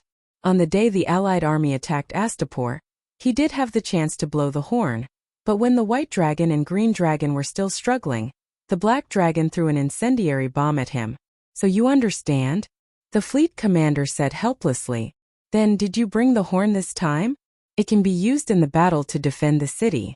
Our Great Pyramid is not afraid of incendiary bombs at all." The virtuous lord was surprised. "No." The fleet commander shook his head regretfully. "Why? The undull pirates will only teach us the horn and the secret method to control it after completing the exploration and obtaining a huge harvest. He still has to lead us to explore, so we can't fall out with him now." The fleet commander gave the virtuous lord a look that said, "You understand?" Of course, the virtuous lord understood. Burning the bridge after crossing the river. Now that the river had not been crossed, of course, the bridge could not be torn down. Sire, without the Iron Army to hold the line, we can only use the ultimate move. This time, Yuan Kai is really going to suffer a great loss. The virtuous lord looked back at Yuan Kai, who was bathed in the golden red morning light, and said with a cold look in his eyes, "Hiss, boom, boom, boom, boom." Suddenly a terrifying shriek came from the sky. Then, a blood-red pillar of fire that was as thick as a washbasin and 20 meters long fell from the sky. It was like a real red razor that crushed the sails, masts, decks, and the sailors on the surface of the sea from 3 kilometers away. Broken pieces of wood and charred corpses splashed in the fire, and the warships in a straight line burned and exploded in the dragon flames. Countless sailors and soldiers cried and shouted as they struggled and ran in the flames, under the clear blue sky. More than a dozen thick black smoke pillars with a burnt smell rose from the sparkling sea surface, like the scorched fingers of the Grim Reaper, stretched out from the sea and straight into the sky. The people of Guise who were cheering for the huge reinforcements on the city walls and pyramids were stunned on the spot, and the words in their memory were spinning in their throats. The people of Guise's throat was dry, and they moaned with difficulty, "Demon dragon, the demon dragon is attacking. Quick, quick, archers, dragon shooting crossbow." The muscles on the general's face twisted, and he roared at his soldiers. His Dahe suddenly pulled up the ark after approaching the dock, and jumped 500 meters into the blue sky, quickly leaving a terrifying black shadow on the faces of the great virtuous master, the soldiers of Guise, the people of Guise on the pyramids, and even the slaves on the street. Then Dahe loosened one of its claws, and untied a corner of the quilt-sized bundle that it was carrying. Walala! Under the warm sun, the pieces of paper reflected the sparkling white light, dazzling the eyes of hundreds of thousands of people in the city, and also confused their hearts. But soon, a person of Guise picked up a piece of snow-white parchment the size of a notebook page, and saw the title, "Mother of Dragons to all the citizens of Yuan Kai. I, Danny Liz I, Mother of Dragons, Liberator of Slaves, inform all the slave owners large and small, that within 7 days, 200,000 troops will come to the city and liberate Yuan Kai. My intention is to remove the inhumane slavery, not to target the people of Guise. If you are willing to open the city and surrender, I will still retain your right to rule Yuan Kai. If you are unwilling to fail and intend to violate the heavenly Tao and resist stubbornly, I am also willing to have a great and legendary battle with the Guise army. However, I have benevolence, the etiquette of a knight, and the wrath of a king. Anyone who dares to burn crops will be killed without mercy. Anyone who dares to harm slaves will be killed without mercy. Anyone who dares to poison wells will be killed without mercy. When the king is angry, blood will flow. When the Dragon King is angry, fire will burn the city. Don't say that I didn't warn you."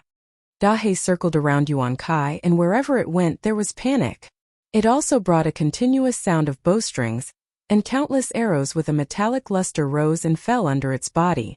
His Dahe said goodbye and flew leisurely to the south, leaving only the screams of fear in the city. Dragon, the muscles in the corner of the virtuous lord's eyes twitched, and his teeth creaked. Watching the black dragon gradually disappear from sight, the virtuous lord turned his head and said word by word in a firm tone, "We got a total of 3 dragon eggs last time, and Yuan Kai wants 1. This?" The fleet captain hesitated and said, "It was an unexpected surprise to get 2 extra eggs, but one of the bronze dragon eggs went to the Undulls, and one of the white dragon eggs was taken by the regretful guest. There is only 1 golden dragon egg left, but we new guys also need dragons." More than half a year ago, the royal family of Kars accidentally got 2 dragon eggs from the Asian merchants, and now they want 1 more. Aren't they afraid of dying? The virtuous lord said unhappily. We also don't know who the regretful guest was hired by. Maybe it was the royal family, maybe it was the 13 giants, maybe it was the Tourmaline Brotherhood, maybe the regretful guest didn't even give the dragon egg to the employer. The ancient assassin organization definitely wants to raise a dragon. Who doesn't want a dragon? It is said that after the news of the woman successfully hatching a dragon from the stone egg spread to Asia, the price of the fossil dragon egg suddenly increased by 100 times, 1,000 times. Actually, some of the nobles in the free cities in Westeros are also secretly collecting dragon eggs. Everyone wants a dragon. And even if the royal family has 2 dragon eggs, 3 dragons isn't a lot. Didn't that woman have 3 dragons? The fleet captain shrugged. Then, did the royal family of Kars hatch a dragon? The virtuous lord asked nervously. They also just learned how to hatch a dragon from us. I heard that they sacrificed 7 or 8 descendants of the nobles, but there was no effect. According to the explanation of the old priest who presided over the ceremony, maybe the blood of the sacrifices wasn't pure enough to please the Light King Lalo, and maybe the results won't come out so quickly.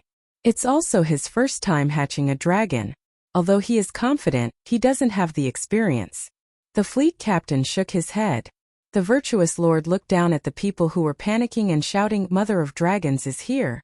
And Mother of Dragons is going to burn down the city." His expression became more and more unpleasant. Finally, he turned around and glared at the fleet captain. Since the new guy's warships have already gone to the ruins of Valleglia, they will definitely be able to bring back a few dragon eggs like the Undulls. Now Yuan Kai needs that golden dragon egg. Virtuous Lord, why don't we wait for the fleet to come back? Anyway, it won't be able to hatch a dragon in a short time? The fleet captain refused. No, you see, the virtuous lord pointed at the boiling city below and said coldly, "A black dragon is enough to throw our army into chaos. If we can't restore the morale of the people and the army, when the evil mother of dragons comes to the city with 3 dragons, Yuan Kai will immediately become the second Astapor. I need the dragon eggs to calm the people. I need to bring hope to the fearful sons of the Harpies. Dragons. We all know that dragons are not invincible. If that woman's dragon dares to breathe fire and burn down the city, I will be very happy. But the people are ignorant. In their minds, only dragons can fight against dragons. So I want the dragon eggs. I want to gather the people and tell them that Yuan Kai is hatching a dragon, and Yuan Kai will soon have his own megalosaurus. But the price of hatching a dragon is a bit high." The fleet captain hesitated. He was very aware of the overall situation and understood how much damage Yuan Kai's fall would cause to the guy's alliance. "Ha ha ha, young man, you are still too young." The virtuous lord patted the shoulder of the middle-aged officer in front of him, winked slyly, and asked with a smile, "What was our previous plan? Stall for time, let the mother of dragons use up the food." Speaking of this, the doubt on the fleet captain's face faded, and he praised, "The virtuous lord is wise. You only need to restore the morale of the army, even if it is only 10 days. No, 5 days is enough. When the people see the mother of dragons outside the city that she can only gnaw on horse bones, everyone in the city will become fearless warriors." Well, on behalf of the new guys, I agree to give the golden dragon eggs to the virtuous lord. Ha ha ha. The virtuous lord raised his head and laughed, but he thought in his heart, "Young man, you are still too young. The meat in your stomach really belongs to you. Who knows what is in the ruins of Valleglia? Maybe there is only 1 dragon egg left? As for the price of hatching a dragon, even that little girl has the courage to sacrifice her only brother, husband and son. Am I not as magnanimous as her? Moreover, I have many wives and many sons. I have much more capital than her."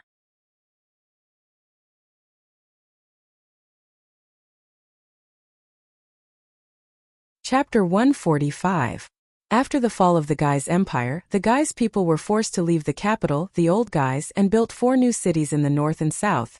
The Summer Sea in the south, the new Gais on the Golden Waterway, which was the core city of the Gais people.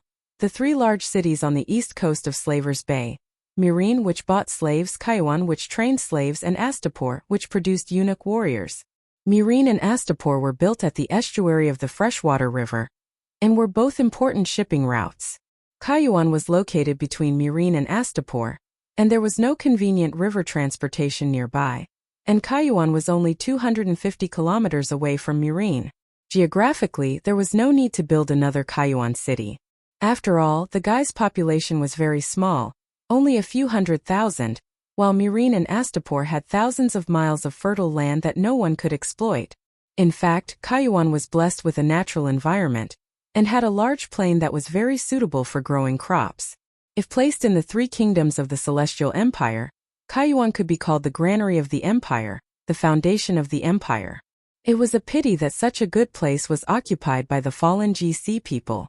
Or was it because the environment of Slavers' Bay was so good that they could eat their fill while lying down, that the guy's people were corrupted by the good life? In any case, Dany valued the granary of Kaiwan Plains very much. She even decided that if the slave masters were obedient and left the entire plains to her, she would treat the masters of Kaiwan City well. After all, Kaiwan had turned into slaves, and there was a lot of women on them, but the smell of blood was far less than the masters of Astapor. Regrettably, my heart was turned to the moon, but the moon did not shine on the ditch. 3 days after Blackie delivered the letter, the mother of dragons, to all the citizens of Yuan Kai, the scorching sun shone quietly on the earth, and Dany came to the Yuan Kai plains. She slowly pulled the little silver horse to a stop. In the endless field of vision, it was all scorched black land with white smoke rising. The black and gray color even covered the bright sunlight, making people think that they had come to a world of only black and white. Nay, the little silver horse stepped on its hooves, moving with small steps uneasily, as if it was avoiding the hot ground under its feet, or as if it was frightened by the forest of corpses that covered the entire dirt road. The wheat fields on both sides of the yellow road were burned, and there were wooden javelins that were 3 to 4 meters long stuck on the road. The long pointed ends of the javelins pierced through the abdomens of the slaves in ragged clothes, through their chests, abdomens, throats, and all the way to the upper jaw. Old people, young people, children, men, women, white people, black people, brown people, amber people. But no matter what skin or age, it was difficult to distinguish at this time. After the slaves were nailed to the road, guys ignited the crops on both sides of the road. Although the corpses could not be directly burned by the flames, it was like smoked meat. The black smoke and the high temperature ignited the tattered linen clothes and hair of the slaves, and then licked their skin. The black skin exuded traces of water and oil. Vaguely, there was a salty smell of smoked meat in the air. Then a gust of wind blew, bringing with it the stench of feces and urine. Some of the corpses near the fields were burned by the flames. Their internal organs swelled, and their bellies exploded like sausages, revealing the large intestines inside charred wheat fields, remnants of tree stumps emitting white smoke, grayish-black dust swept up by the wind, and a black forest of corpses that looked like bacon. Wasn't this the scene of purgatory? 50,000 soldiers clenched their fists. Silence was speechless. Damn it, damn it. Barristan's face was livid. His white beard trembled with the twitching of his facial muscles. They will definitely die. The mask covered the expression on her face, but her voice revealed a cold, murderous intent. The forest of corpses was right in front of her. All the corpses were deliberately placed facing south. Their mouths were wide open, and the hardwood points inside could be seen. The white, lifeless eyeballs protruded out of their sockets, as if they were looking at Dany opposite them. The female corpse at the front had been specially processed. A plaque hung around her neck, and her hands were on both sides of the plaque. Her cheeks, from her lips to her ears, had been cut open by a sharp knife, revealing a hideous smile like a clown. A line of words was written in white paint on the grayish-black wooden plaque. The slaves are all coming out to welcome you, slave queen. 30 kilometers to Yuan Kai. Still early, let's move on. Dany turned the horse's head, leaving the yellow road and entering the warm charred wheat fields. Then these corpses? Red-haired Lila asked carefully. Leave them to the militia at the back. Dany let the Centaur cavalry send a message to the militia 5 kilometers away. As the saying goes, distance tests a horse's strength. As the army got closer and closer to Yuan Kai, the difference between the fine warhorses, workhorses, and mules became more and more obvious. The formation of Dany's army of 50,000 also became longer and longer, stretching for dozens of miles. 100 miles away, there were even a few hundred peasants riding on water buffaloes and leading horses, slowly rushing towards the north. Fortunately, the enemy and them were not evenly matched. Otherwise, with just a few guerrillas behind the enemy, Dany would be in big trouble. The iron hooves trampled on the warm fields, bringing up sparks and dust. The gray powder left behind after the wheatgrass was burned swirling in the air. It almost made people think that they had arrived in a world full of snow. As they rode, everyone's mood became heavier. The dense forest of corpses on the road was not an exception. Intermittently, they would come across manors that were only left in ruins, and then a forest of corpses would appear on the road not far away. The crops were burned, the manor was burned, and half of a tree stump in the olive grove near the sea was still emitting black smoke. It was as if the entire world had been burned, and it made people feel disgusted and depressed. Even the veteran General Baristan was affected. For the past 2 days, his face was gloomy and he spoke less. The next morning, Yuan Kai appeared in the vision of the army. On the scorched land there was an empty city. The 10-meter-high city wall was already filled with armored soldiers. As the dragon flag appeared, people could be seen on the city wall. Danny knew that the Gith people had also discovered her army. I'm in a bad mood. I want to kill a few animals to vent my anger. Danny turned back and said to Baristan, "We have a plan." The old man hesitated. "Don't worry, I haven't lost my mind. Only when they feel pain will they cooperate with us. Later we'll do this." Danny quickly told the dozen generals a plan. 2 hours later, on a brick wall tower to the right of Astapor's city gate, a group of Gith generals were using binoculars to observe the army that was slowly walking past the city. This tower was not tall, and was only one of the many watchtowers on the city wall. It was much shorter than the main tower above the city gate. Such an inconspicuous tower naturally would not be the target of the Megalosaurus. Ha ha ha, the great sage's plan is indeed good. Look, the woman's soldiers are all dejected, and their armor is covered in dust. What a bunch of homeless dogs. Grazadin laughed happily as he looked through the binoculars. In the lens, the soldiers were indeed disheveled, their hair messy, and many of their exposed skin was covered in black dust. Yazan, who was slumped on a wide bamboo chair, looked up with difficulty and asked the enchanting servant by the window, "Sweetheart, have you seen the Dragon Queen?" Yazan was also here today, but the narrow window was too far away from Grazadin, and the others did not want to squeeze with him, so the one who was looking through the binoculars was his servant, Sweetheart. Sweetheart was her name. Sweetheart was slender, with a beautiful face and delicate skin. She had beautiful purple hair and a pair of charming purple eyes. She was wearing a gorgeous dress decorated with moonstones and mill lace. She looked like a noble lady who had walked out of a castle. "Master, the first rider is the Dragon Queen. She and her dragon have already gone south." Sweetheart's voice was sweet, and the other masters who heard it felt their bones go numb. Looking at Sweetheart's beautiful appearance, Grazadin's Adam's apple moved, and he swallowed a mouthful of saliva. He turned around and patted the hilt of the sword at his waist. He asked tentatively, "Yazan, don't you like my Veleglia steel scimitar? How about exchanging it with Sweetheart?" Sweetheart was not angry when she heard that. She even gave Grazadin a shy and flirtatious look. "Grazadin, give up. Sweetheart is mine. Even the gods can't take her away from me," Yazan said angrily. "Veleglia steel weapons are hard to come by in 100 years. Grazadin did not give up. No matter how rare Veleglia steel scimitars are. Can they be more unique than my baby Sweetheart?" Yazan was unmoved. An old general with silver-gray hair and silver-gray armor glanced at Yazan and Grazadin contemptuously and mocked. "The mother of dragons' 50,000 troops are already at our door, and you are still fighting over a monster who is neither male nor female. I have a huge doubt in my heart now. Was the decision to accept Yuan Kai's employment right?" The strange thing was that the old general's cloak was tattered and sewn with different colors of cloth. It was as if he was wearing a tattered shirt. Sweetheart's slender fingers tucked her curly purple hair behind her ear and giggled. "Although I am both male and female, I am not a monster." "Shut up. What right does a slut like you have to speak here?" The virtuous lord turned around and coldly glanced at the bisexual Sweetheart with a sharp gaze. "Bam bam bam."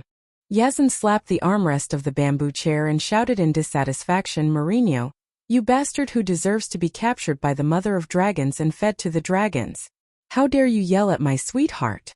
I can make you, the virtuous lord, step down immediately. Do you believe it? Yazan, this is a special time. With your wealth and connections, I am afraid you cannot shake the guy's alliance's trust in the virtuous lord." A great lord from Murine said lightly. "Trust him?" Yazan sneered. "You fools. Wait and see how the mother of dragons avenges the 50,000 slaves. Get this fat man out of here. He is disrupting the morale of the army." The silver-haired old general pointed at Yazan. "You trash king, you want me to get out? Do you know whose family your 2,000 animals are eating? Which whore are you whoring from?" Yazan shouted loudly. Sweetheart leaned on the poop man and giggled. The Ragged Prince hired the wind-blowing group for 300,000 radiance coins, all provided by the great Master Yazan. In other words, Master Yazan is the employer of your wind-blowing group. The leader of the wind-blowing group, the Ragged Prince, stared at the poop man and his servant for a while with indifferent eyes. He then turned to the virtuous lord and said, "The enemy crossed nearly 600 kilometers in 10 days. Their physical strength is almost at its limit, and they were frightened by your forest of corpses tactic. In the face of this group of tired soldiers, you are so timid that you let them line up and walk slowly through the city gate?"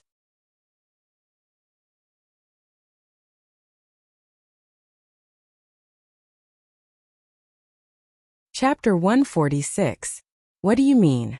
The virtuous lord frowned. The Ragged Prince said coldly, "Send all the cavalry out and cut off the enemy's army from the city gate.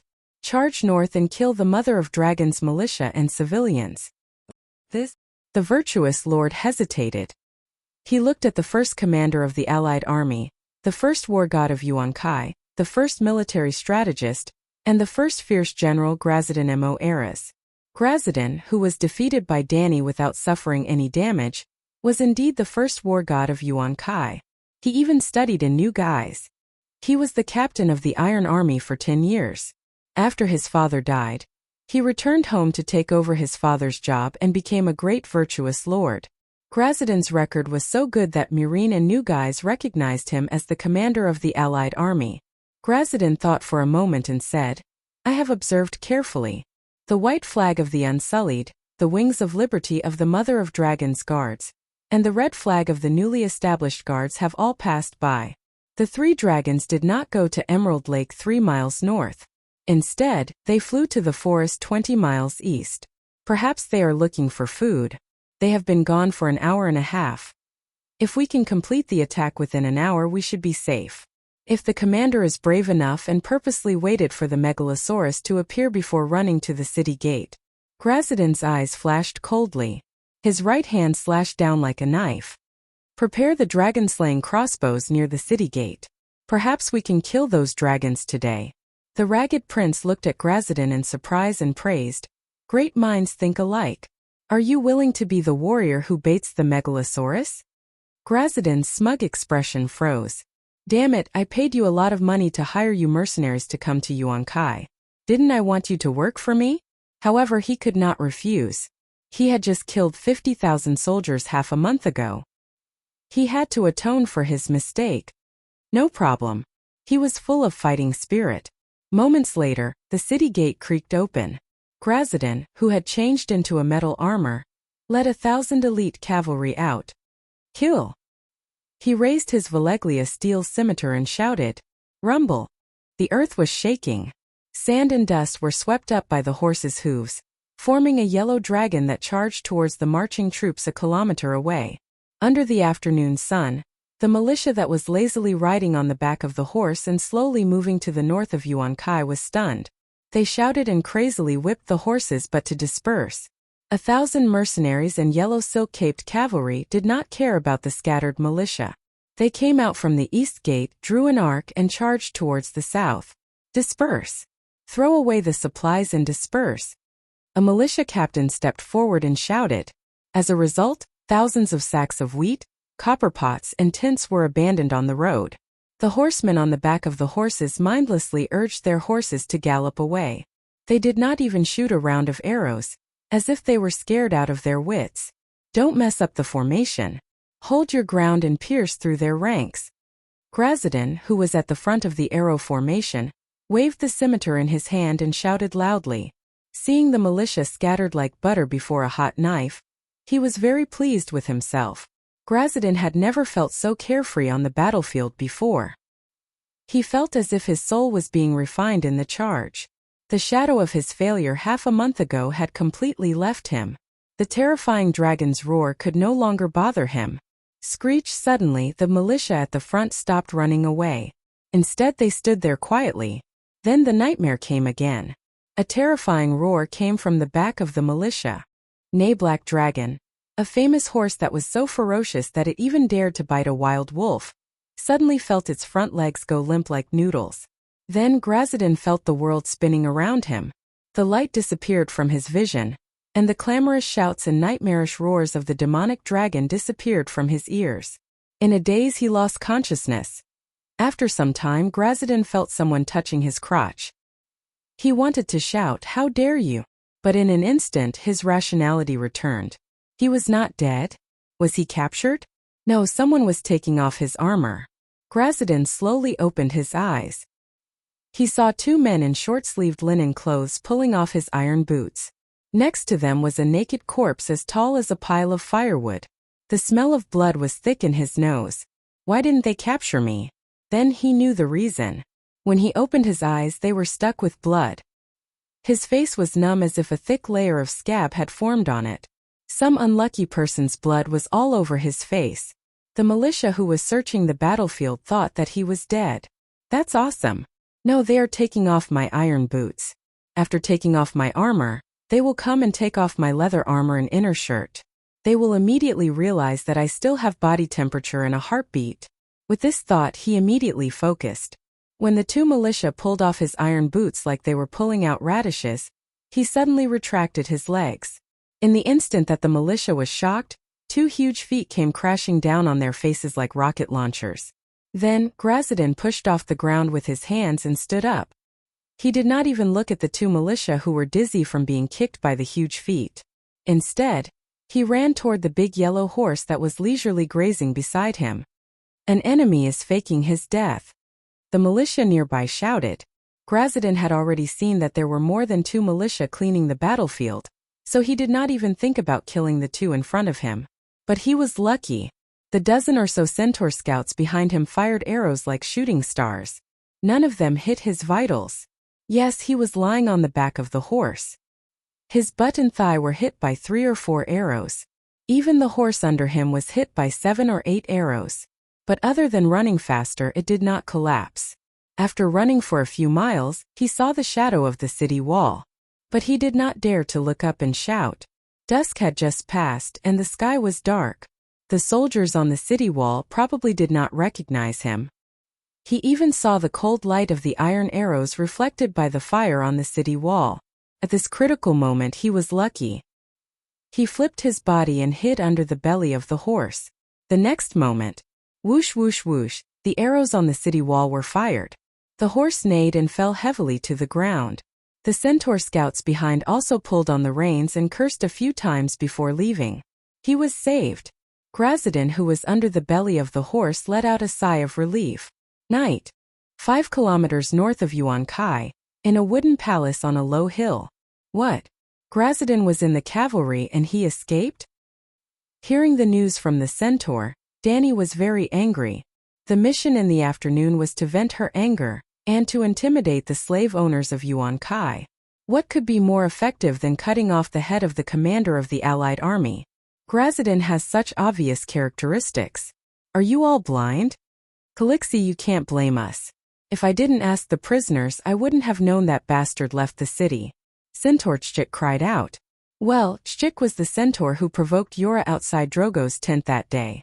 At that time, Dani went against tradition and did not let him lie on the ground waiting for death. Instead, she saved him. As a result, this guy also joined her casa. Chik was originally a subordinate of Pinocchio. In addition to the blood guards, the capable centaurs of casa were also placed in important positions. Chik was one of the leaders of the militia. Virtuous lord, your black hair is so long and your helmet is so high. How conspicuous is it? Dani retorted. No high helmet. Chik shouted. Well, now only the upright centaurs dared to shout at Dani. Dani waved her hand and said, Bring the prisoner with the highest status here. After a while, the two unsullied at the entrance of the tent opened the cowhide curtain. Red-haired Lila personally escorted a blonde prisoner in with a guard. Under the bright light of the torch, Dani saw that the other party was a blonde white man with blue eyes. His armor was removed, and he was wearing a white shirt and black pants. It was hard to tell if he was a man or a woman. He was tall and sturdy, with a height of more than 1.8 meters. The curves of his chest and hips were somewhat feminine, and his shoulder-length blonde hair was messy on his face. However, the other party's face was very large and square, and it was not completely covered by his hair. His nose looked like it had been bitten by a dog. The torn flesh revealed 2 black holes, and there was a deep cross-shaped scar on both cheeks. His blue eyes were like ice that could not be melted. It seemed like he had no ears. This is... Danny recognized Lila, the interrogator of the windblowers, Beauty Maris. The red-haired female knight said with a complicated expression. Danny frowned and could not help but think of Beauty Brittany. It seemed that the beauty that women loved the most had become a sharp sword that pierced ugly women. Your friend? She asked. Not a friend. She's also a Westeros. We've met a few times and nodded at each other. This guy is very difficult to communicate with. Lila complained. Oh, so you're from the same hometown. Danny nodded and smiled. Help Maris remove her shackles. Looking at the queen who only took off her helmet, Lila and the guard released Maris' hands and feet from the chains. What's going on with Grazdin? Maris rubbed her wrists and looked at Danny indifferently. He's the commander of the cavalry division. When he escaped from Astapor, he cut off his long straight hair and took off his toga robe to not attract attention. Because he wore the same armor as us, your people did not recognize him. Although Maris' voice was hoarse, it was not as rough as her face. Perhaps it was because she was an interrogator, but she knew very well what Danny wanted to know, so she simply told her everything. I see. After understanding Grazdin's situation, Danny asked again, is there a possibility that your commander, the Ragged Prince, will side with me? She was also very straightforward. The commander will only side with the winner. He thinks that you have no chance of winning. With that, Maris turned to Lila and asked strangely, what's the Rose Group thinking? There's no Rose Group. John and I have all become knights under the Queen. Regular knights. Lila said proudly. I mean, have you considered the consequences? When the Mother of Dragons is defeated, the Rose Group will be finished. Maris sneered. Defeated? Lila smiled faintly. We've surrounded Yuan Kai, and you don't even dare to leave the city gate. Who will be defeated? The battle is not about Yuan Kai, and it's not even about Slave Bay. The Mother of Dragons is against the entire world. Maris sighed. Let's take it one step at a time. Danny raised her hand to end the topic. The careless Lila might not have noticed, but Danny noticed that the windblown group's interrogator's eyes were cold. It was obvious that she was using this opportunity to test her trump card. Maris, tell me, how should I deal with your group of captives? She turned to Lila and asked, how are the casualties? We lost 30 soldiers, the other side lost 700 captives, about 300 mercenaries, and 400 yellow silk capes. Excluding the dead and disabled, we also got 900 good horses. The red-haired female knight replied. Danny nodded and looked at Beauty Maris. Have you thought about it? I think the commander will pay you a large ransom. Obviously, the ugly Maris did not have the intention to side with her. Danny's heart moved, but her expression was calm. Okay, tomorrow afternoon let the Windblown group send a messenger to negotiate with me. If the price is right, I'll let you go after the battle.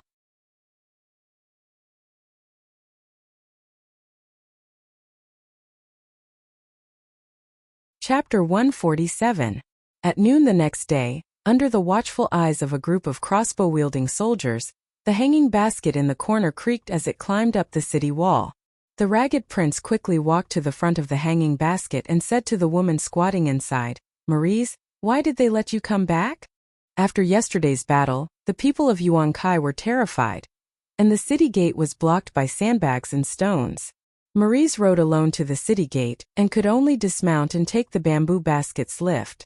The beautiful interrogator glanced at the disguised masters behind the commander and said calmly while climbing out of the basket, The Mother of Dragons let me come back to pass a message. After passing the message, I still have to go back to be a captive. What message? Grazdin quickly asked. He and the other masters took off their toga robes and changed into the yellow silk cloaks of the ordinary guise soldiers. They disguised themselves as ordinary guards to avoid being targeted by the megalosaurus in the sky. In the morning, the black dragon came over and killed the 3 sons of the great virtuous master with a 15 kilograms barrel of kerosene. The great virtuous master's pyramid was the largest. At around 5 o'clock in the morning, the sun had just revealed half of its face from the horizon. The three princes habitually went to the top garden and bathed in the morning light to practice their martial arts. In the end, a firebomb fell from the sky and turned the three princes into human-shaped torches. It was a miserable sight. Maurice didn't look at Graz Dan and said to her commander, "The Mother of Dragons hopes that you will lead the wind-blowing group to her side. She will give you double the commission or other conditions you propose." "Ah," the nearby guy's soldiers and masters exclaimed. The ragged prince didn't seem to notice the guy's soldiers' wary gazes and said calmly, "Maurice, you should understand the other party's intentions. Yes, the Mother of Dragons is trying to sow discord between the wind-blowing group and Master Yuan Kai." The interrogator nodded. "Yes, that cunning woman wants to drive a wedge between us." Graz Dan gritted his teeth. As he spoke, his right hand unconsciously touched his hip. He had been shot 4 times last night and should have been resting at home. However, His Excellency War God's team had been wiped out once again. He felt guilty.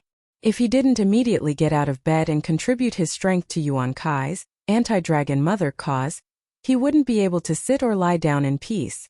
He wouldn't be able to eat or sleep in peace. He would be anxious and anxious.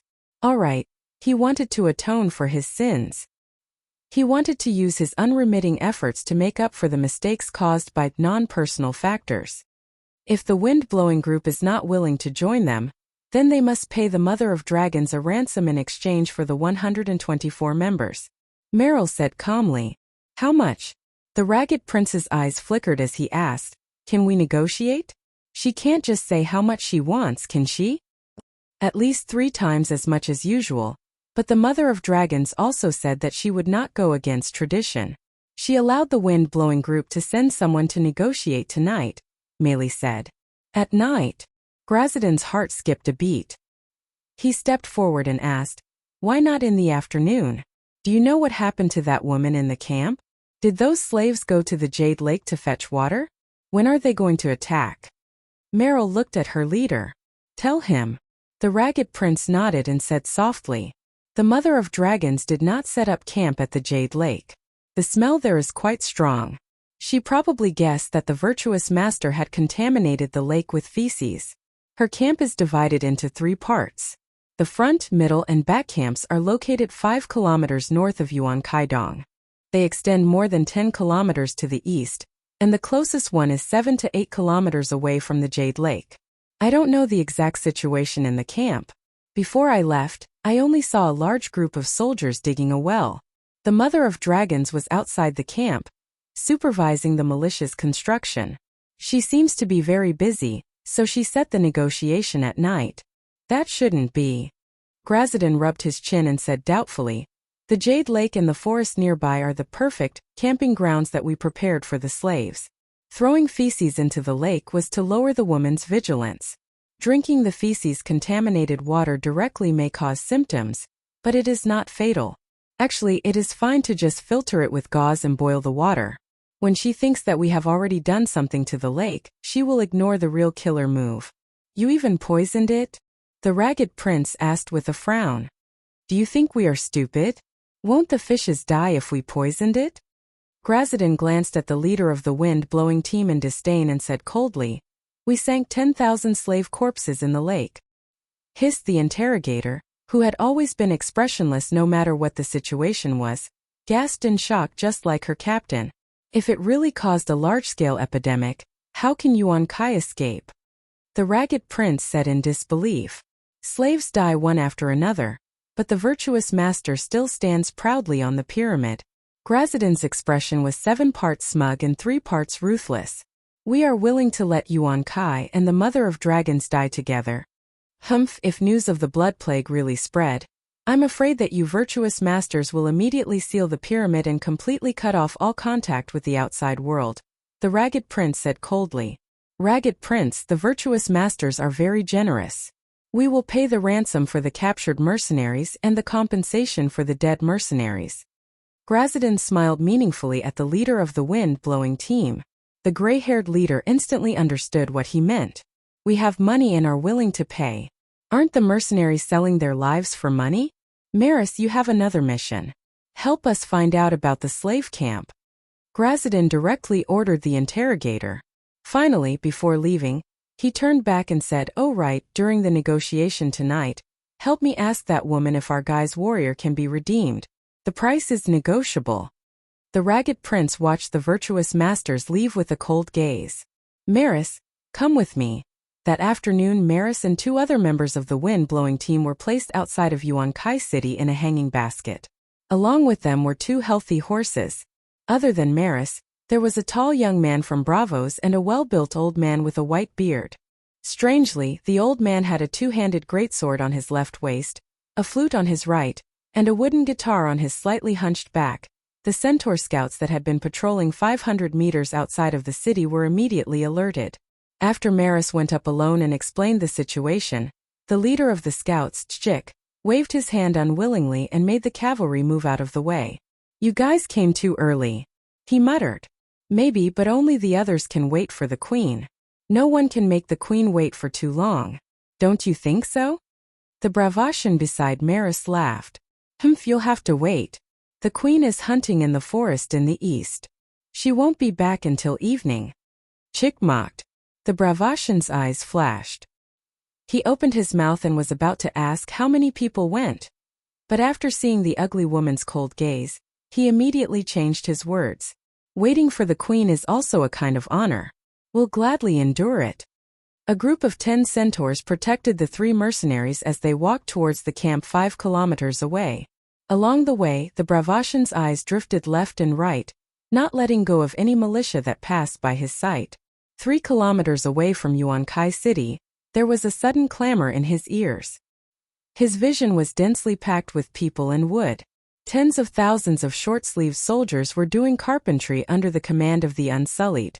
They're building siege engines and trebuchets. When they arrived at the camp, the Bravashan was shocked again. What a tall and sturdy camp! The thigh-thick wooden fence was 5 meters high and had 2 layers. In the middle was a 2-meter-wide wall with dirt piled up. Outside the outermost wooden fence, there were shirtless civilians building walls. The manors outside Yuan-Kai City were all burned down. But while the wooden houses where the slaves lived could be burned down, the gorgeous brick villas of the slave owners would be left in ruins. At this time, a group of civilians dismantled pieces of yellow bricks from the blackened brick wall and pushed them near the camp with strange wheelbarrows. Then, the bricklayers began to build the wall against the wooden fence. Such a sturdy camp. It seemed that the Mother of Dragons was not stupid. She was prepared to fight a long-term siege with Yuan-Kai. The Bravashan youth was deep in thought. "Wait here. You're not allowed to go anywhere else in the camp." The captain took the 3 of them to the stables behind the camp gate and arranged for 2 Unsullied patrolling in the camp to guard them.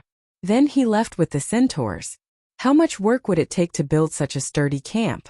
"I'm afraid we won't be able to attack Yuan-Kai in a short time." The Bravashan whispered to his 2 companions. "Zidane, be honest. It's your new second son's regiment's business if you're willing to be a spy for the Jith people. Don't cause trouble and implicate more than 100 of my brothers." The old man's eyes were as sharp as a blade. "Don't worry, I'm just a guard. I won't even meet the little queen." The Bravashan smiled strangely. "I'm only paid to do things. I only care about the Mother of Dragons' army. Even if your wind-blowing group secretly discusses with her about joining her side, I won't interfere." "You..." The old man was furious. Meili pulled him and said lightly, "Danzo, why do you care about such a villain?" That's right."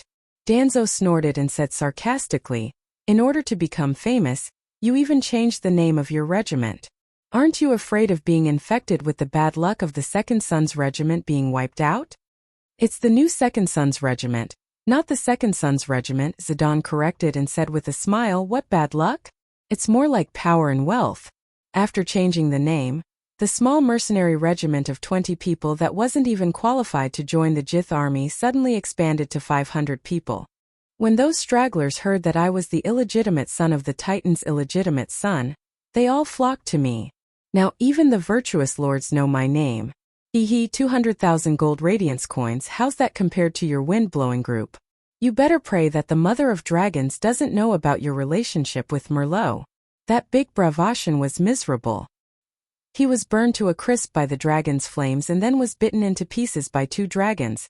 Speaking of this, Danzo deliberately looked up and down at the uneasy Bravashan and said, "You're not small either. If you're roasted, you'll be very chewy. The Megalosaurus will like it." "You know, I'm just borrowing Merlot's name. He's 29 years old this year. How can he have a son as big as me?" Zidane forced a smile. "The Dragon Queen is back," Meili suddenly said. At this time the sky was already dark. The camp was located on a hill, and they could see the surrounding scenery. They saw a dusty Megalosaurus appear in the east. The sound of hooves rumbled. Thousands of cavalry led by a red-cloaked knight were like a long dragon winding on the earth at dusk. Behind the red-cloaked knight, there were 2 flag-bearers holding 2 flags, the Wings of Freedom and the red-black dragon flag. It's the Imperial Guards and the Mother of Dragons Guards. That red cloak is the Dragon Queen. Zidane's eyes shone.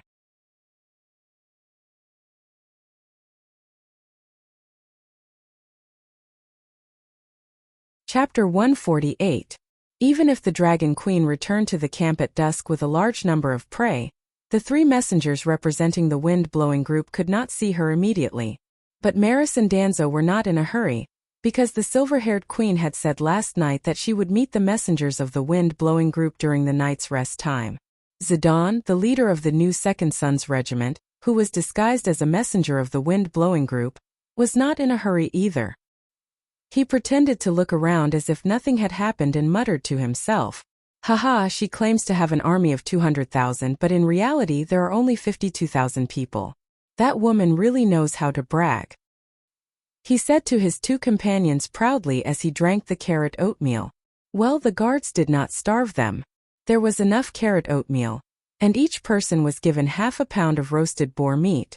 Humph, you don't need to count the smoke from the bonfire. The Mother of Dragons did not intend to hide her strength at all. The merchants in Astapor have already told the slave masters about her military strength. Danzo mocked. "You don't understand." Zidane shook his head and said with a smile, "Of course, I also know about her military strength. But her troops didn't suffer any major losses after a 600-mile raid in 10 days. Doesn't this mean something?" "What does it mean?" "No matter how many losses her troops have suffered, with just 3 dragons, it is impossible for us to go out of the city and raid. Did you forget the lesson yesterday?" Danzo shook his head. "Haha, who are we?" Zidane sneered. Danzo was stunned and did not understand what he was trying to say. "We are mercenaries, not Gith people, nor are we virtuous or great lords. Is the wind-blowing group really planning to die for Yuan Kai? Are you going to rely on the Mother of Dragons?" Maris, who had been silent all this time, was also shocked.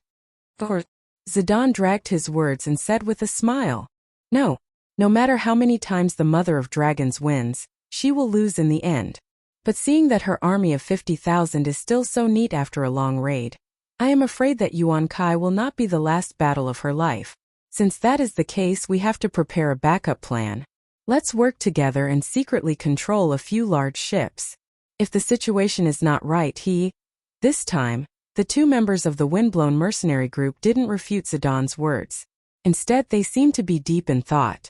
It was almost a tradition for mercenary groups to run away if they couldn't win, so it wasn't embarrassing to say it out loud. Around 10 o'clock at night, the entire campsite was quiet. The ground was covered with flickering bonfires, like a starry night hanging upside down. Under the guidance of the Unsullied, Meryl and Danzo saw the silver-haired queen leaning on a wooden chair with her right hand supporting her chin. She was still wearing her grayish-black full-body armor. Only her helmet was removed. Under her silky hair was a delicate and small face. Her silver hair flickered under the light of the torch. The Mother of Dragons was really young, and she was as beautiful as the rumors said. Her eyes were clear and bright, without any fanaticism, but there was an obvious tiredness in them. The moment Danzo entered the wooden palace, he began sizing up the queen. Considering that Lara knew the general situation of the Blowing Wind group, the people of Bravos could not pretend to be officers of the mercenary group, and if they were not officers, they would not be qualified to meet Danny. He stayed outside the tent. Seeing the flute at the old man's waist and the wooden guitar on his back, Danny sat up straight and said in surprise, "Oh, this old swordsman is also a bard?" Danzo bowed and said gently, "Your Majesty, I am Danzo Dahan, the deputy commander of the Blowing Wind Group, representing the Ragged Prince to negotiate with you. As you can see, I am indeed a poet, a warrior poet." The old man's appearance was coarse, and his armor was old and tattered, but he gave Danny a feeling of elegance like a spring breeze, flute in the left hand, sword in the right. What a warrior poet! Danny smiled and patted him, saying, "I've been learning the harp from a musician recently. If there's a chance, let's exchange ideas." This wasn't a lie. After becoming the queen, Danny had arranged for herself cultural classes, etiquette classes, and other noble classes in addition to swordsmanship. As a transmigrator, she indeed lacked the basic etiquette of a different world. Like she said, etiquette was never used to ask others how to behave, but to regulate her own behavior. She couldn't be like a silly Chinibu and shout, "I'm coarse, I'm proud, you all have to listen to me, learn from me, right? If the Blowing Wind Group is willing to pledge allegiance to your Majesty, how many chances are there?" The red-haired Lara said with a smile, "It's not impossible." Danzo said something that shocked Danny and the others. Not to mention Danny, if Zidane was present, his jaw would probably drop. Previously, this old man had an unyielding and proud look, but now, under normal circumstances, almost no mercenary group would stab their employer in the back. Otherwise, who would hire you? For example, Mero's second sons had a long history and were powerful, but the reputation of Titan's illegitimate sons was too bad, and they had not received any missions for several years. Therefore, once they received the Githa's invitation, they immediately traveled thousands of miles from Bravos to Murine. The reason Danny acted like she was thirsty for talents in the Blowing Wind Group, and driving a wedge between the Blowing Wind Group and the virtuous lord was only a secondary goal. Her main goal was to send a few Jianggan to the Chao camp on the other side without leaving a trace. Is the Prince of Ragged Clothes really willing to renounce the darkness and pledge allegiance to the light? Danny stared. Renounce the darkness and pledge allegiance to the light? This dragon queen sure knows how to talk. Danzo complained in his heart, but on the surface, he smiled warmly and nodded. The Prince of Ragged Clothes has admired your Majesty for a long time. As long as you satisfy his insignificant request, he will lead 2,000 of his brothers to pledge loyalty to your Majesty. What does he want? Danny asked curiously. Pentos, Danzo said seriously. What? Danny suspected that she had heard wrongly. If your Majesty agrees to give Pentos to our leader in the future, the Blowing Wind Group will be yours. Danzo clearly stated his condition. I remember that the Prince of Ragged Clothes once rejected the position of Prince of Pentos. Why is he regretting it now? Danny was puzzled. There were two reasons why the leader of the Blowing Wind Group was called the Prince of Ragged Clothes. First, he was born in a noble family of Pentos and was elected as Prince of Pentos 30 years ago. Second, he wore a tattered cloak that looked like a tattered bedsheet. The members of the Blowing Wind Group affectionately called him the Tattered King. Your Majesty, don't you know the customs of Pentos? Danzo frowned.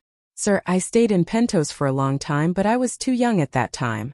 The most I knew was that Blackjack's grilled herring was the cheapest on Bear Street. 1 copper coin was enough to fill one's belly. Danny chuckled. Danzo's expression was strange. He nodded and said, I've been to Blackjack's barbecue shop. 1 copper coin and 2 taels of sour wine. Your Majesty, do you know about the situation of the royal family of course? He asked again. Danny immediately understood.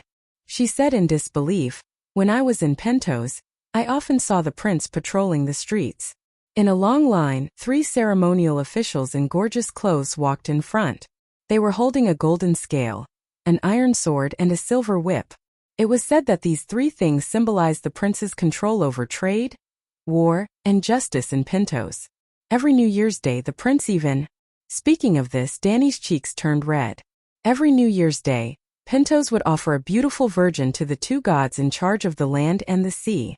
Then the prince would represent the gods to lust for the 2 virgins. When Viserys told his sister about this, his face was full of envy and jealousy. He even said, if only the Westeros had such a custom.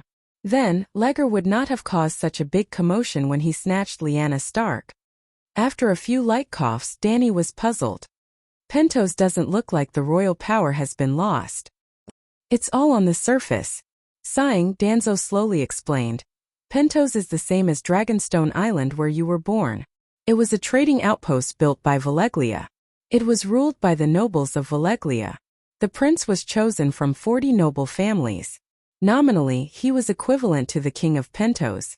But after the fall of Valeglia, the foundation of the city's power changed. From absolute power Valeglia's megalosaurus to pure wealth. But in terms of wealth, how could the prince compare to the great sea merchants? And so, after a few hundred years, the prince gradually became a symbol, even a sacrifice. Sacrifice? Danny was stunned.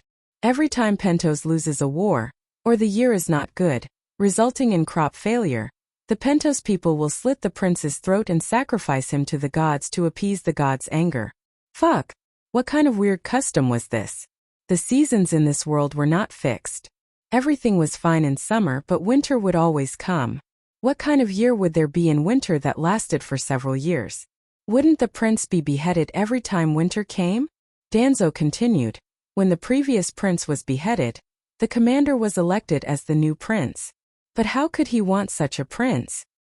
I haven't even conquered Yuan Kai. Who knows if I'll have a chance to go to Pentos in this life? Danny refused. The ragged prince must be crazy. How could the windblown group be worth her running tens of thousands of miles to conquer a trading city for him? You don't need to lead an army to attack Pentos. Danzo seemed to have guessed her thoughts and explained. Pentos' situation is very special. In the slave war 100 years ago, Pentos sacrificed 4 princes in a year, but they were still no match for Bravos. The governors of Pentos could only choose to negotiate. While promising to give up the slavery system, they were also forced to sign an agreement to reduce their military power. First, Pentos could not have more than 20 warships. Second, Pentos could not hire mercenaries and could not sign a contract to defend the city with free mercenaries. Third, other than a limited number of city guards, Pentos could not have an army. Therefore, Pentos was as weak as a delicate girl. Your Majesty only needed to send 3 dragons to accompany them, and the windblown group could easily take Pentos. Looking at Danzo's eager eyes, Danny touched her chin and said something out of the topic. Did Bravos really start the war for slaves? I remember that there were many servants wearing slave collars in Governor Illyrio's mansion. Your Majesty is smart. The ragged prince once said that the abolition of slavery was just an excuse for Bravos to expand their power. In name, Pentos did not have a single slave, but in reality it was just a change of name. Slaves were changed to debt slaves. No matter how hard they worked, the money they earned could never satisfy their daily needs. Buying a house, getting married, eating, raising children, therefore those free slaves could only borrow from wealthy merchants. In order to pay off the loans, they could only do the work arranged by the wealthy and work harder to earn money to pay off the debt that could never be paid off. Speaking of this, Danzo's gaze towards Danny changed. It was full of awe and worship. Your Majesty is completely different from the Bravos people. Your Majesty provides every new free person with enough living necessities, land that will always belong to them, interest-free and long-term Queen's loans. The slaves themselves may not understand how much protection the code you set up is for ordinary people. A perfect system in law allows every new free person to live a truly free and prosperous life. You are the real liberator of slaves.